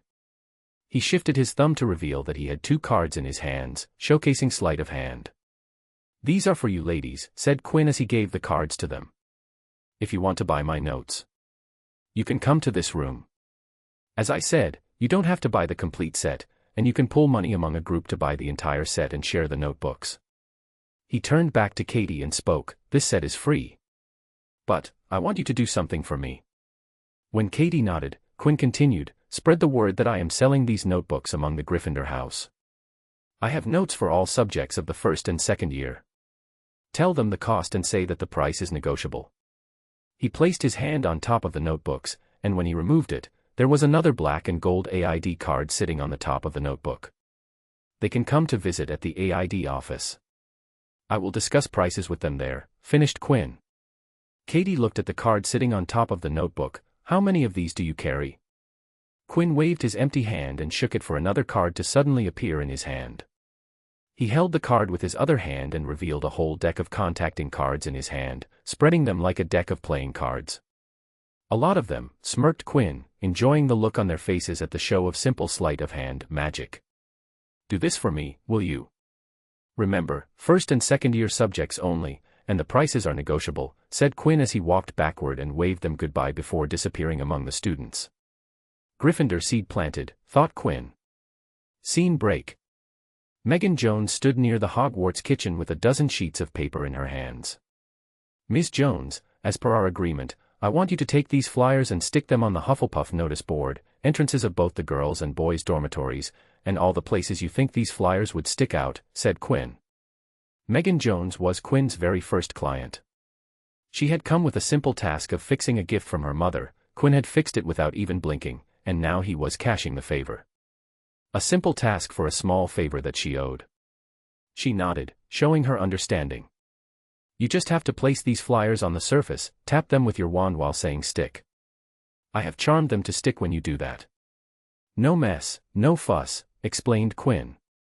"Okay, I will do it," replied Megan. He waved her goodbye as she ran towards the Hufflepuff common room. Quinn didn't give anyone in Hufflepuff a free set because he didn't know any 1st year and 2nd year students on a personal level. So he decided to use flyers for marketing the exam notes. He charmed the flyers with animation charms that really made them stand out and were catchy to look at. "Heck, they even glow in the dark," thought Quinn. He waited for Megan to return to give him a confirmation, and after 10 minutes, she returned. "I did it. I pasted all the flyers on the walls." Her face was a little red as she came running from the Hufflepuff common room. "Excellent. Thank you, Ms. Jones," replied Quinn, smiling, hoping the flyers would garner some traction in Hufflepuff. As he was about to leave, Megan suddenly asked, "Will I be able to get your notes later when I start preparing for the exams?" The exams were still a couple months away, and other than the majority of Ravenclaw students and some studious students in other houses, no one else had started studying. So, Megan didn't want to buy them now and wondered if they would be available later. Quinn grinned in reply, "You can come to the office on the day of the exams, and you would still get the notes. So, drop by when you are in need." He waved her goodbye and walked away thinking. Hufflepuff is a go. Scene break. Daphne Greengrass and Tracy Davis sat under the shade of a tree, doing homework in peace. They were sitting on a checkered sheet, with all their things laying comfortably on the cloth. Tracy was thinking about an answer in her homework when a butterfly caught her attention.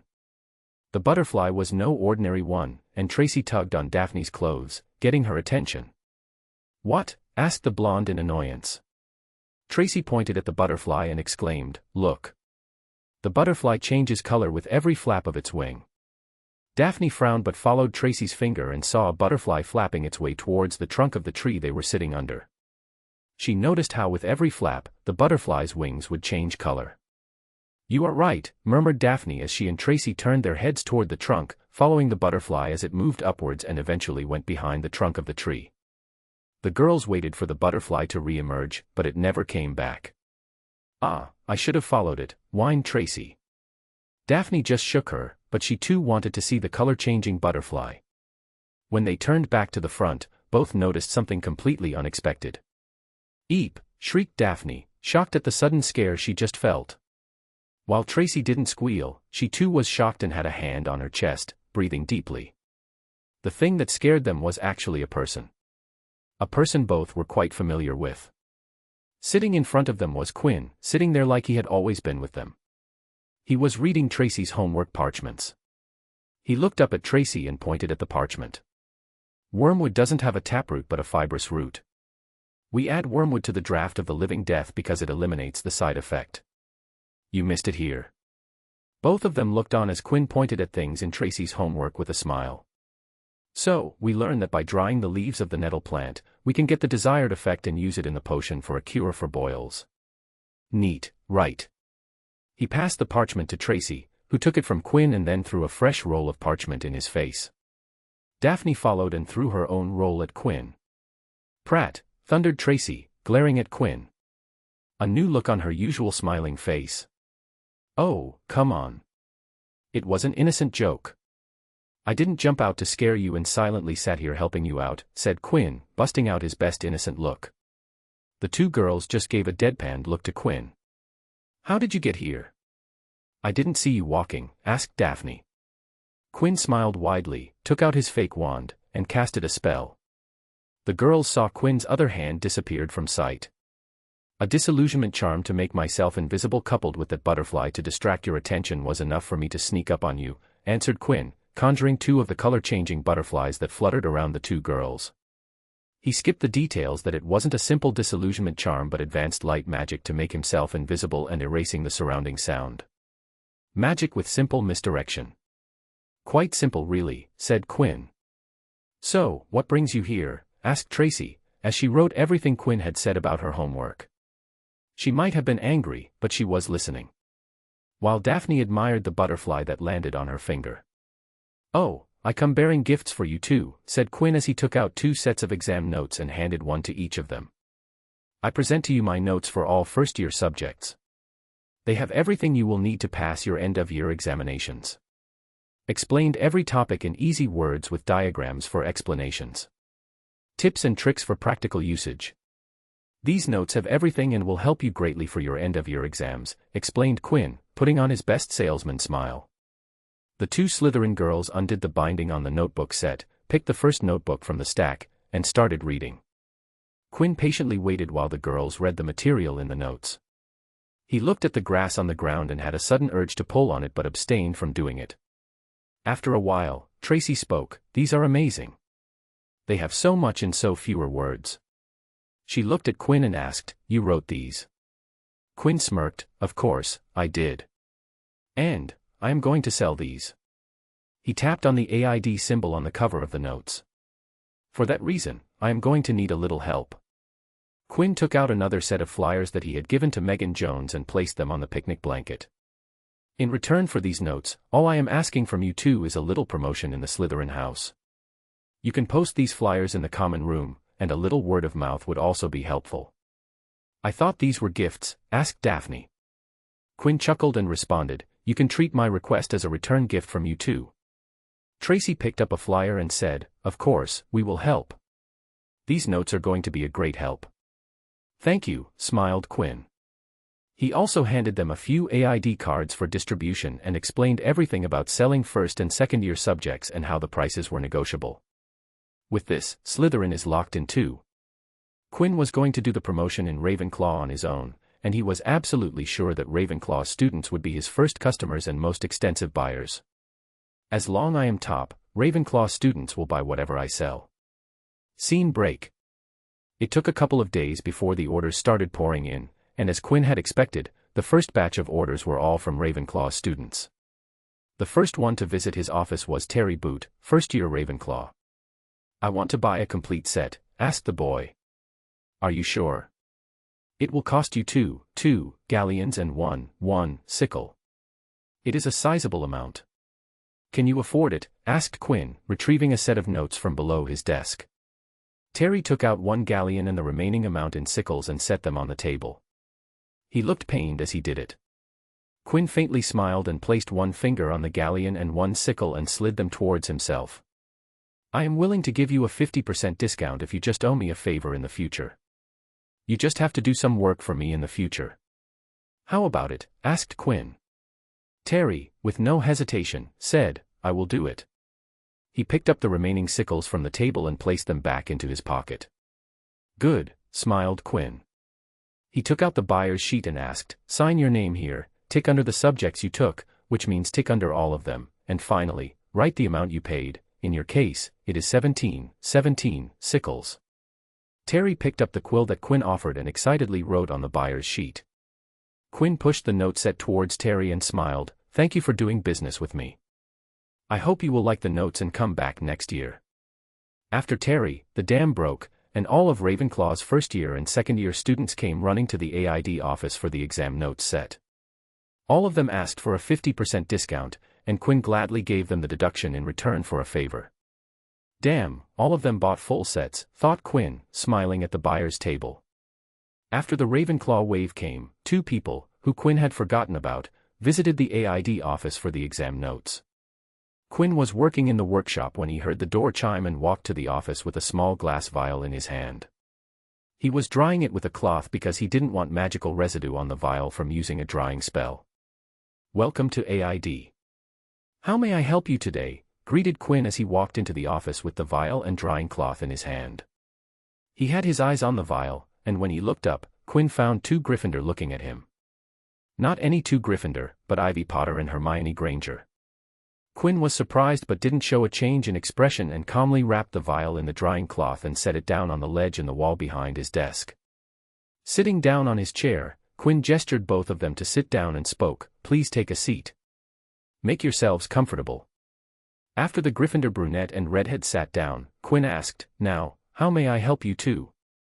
After the troll incident, Ivy and Hermione had gotten close. Now hung out together all the time and rarely could be seen away from each other.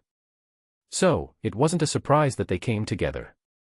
But, damn, I forgot about these 2 because of the icy vault, thought Quinn as he waited for them to speak. Hermione took the lead and questioned, "We are here because we were told that you are selling exam notes for first-year subjects." Quinn put on his sales smile and answered, "You have heard correctly. I am selling exam notes for all first-year and second-year students." He took out a flyer and asked, "Have you seen these?" Quinn had given Katie the flyers to make her job a little easier. He also wanted to increase his footprint in the Gryffindor common room. When the time for the exams arrives, those flyers would still be there, and they will attract the eyes of panicking students. Hermione glanced at the flyer and nodded, "Yes, we have seen them." "Good, then you are familiar with the deal." "I sell the notes for five sickles a subject," explained Quinn. This was a great opportunity if he could have the Potter Princess and the future smartest witch of her age owe him a debt. "Let's not rush things," thought Quinn. He didn't outright say anything about the negotiability of the prices. And it seemed that the Ravenclaw students had dipped their toes in the Hogwarts rumor mill, and Ivy Potter had heard something. "What about the 50% discount that you have been handing out?" asked the redhead Potter. Quinn internally smiled, but on the outside, he shrugged and responded, "I give a 50% discount if you are willing to owe me a favor. In the future, you will have to do something for me to get this discount. As simple as that." Then he waited for them to either reject the offer or accept it. The answer came immediately. "No, thank you. We will pay in full," replied Ivy. She was the child of the Potter family. She knew better than to owe someone a favor for something so minor. Quinn shrugged.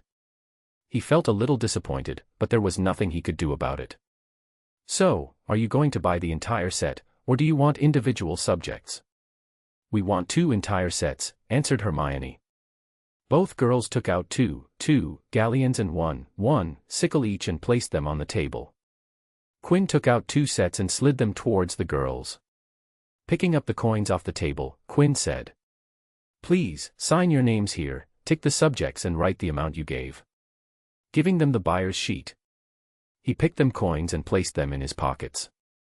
After the 2 completed the form, Quinn said, "Thank you for doing business with me. If you have any problems that you need to get solved or want to gain any information, just come here, and I will help you out."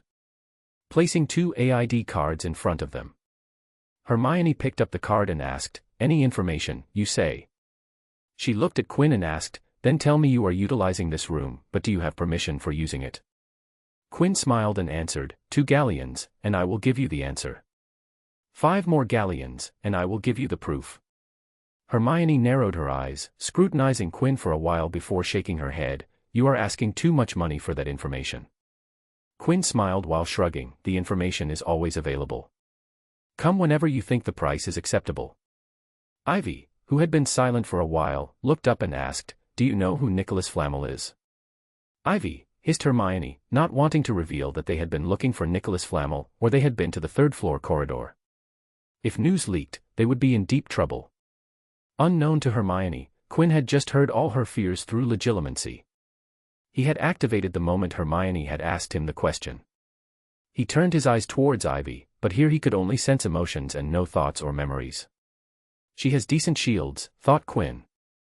If Quinn wanted to hear her thoughts, he would have to spend some time poking around her shields, finding a crack, and gain access, or he could force through the shields, but Ivy might feel a little pain, and that might tip her off. Right now, he had business to do. "Of course, I know about Nicholas Flamel," answered Quinn, watching as both Ivy and Hermione snapped their heads towards Quinn. "You do?" inquired Ivy. Quinn nodded and showed her 7 fingers. "For the price of seven galleons, the information would be yours." He leaned back in his chair, giving them time to think as he peered into Hermione's mind, getting a feel of her thoughts. She is worried but wants to know about Nicholas Flamel. Oh my, the time she spent in the library looking for Flamel.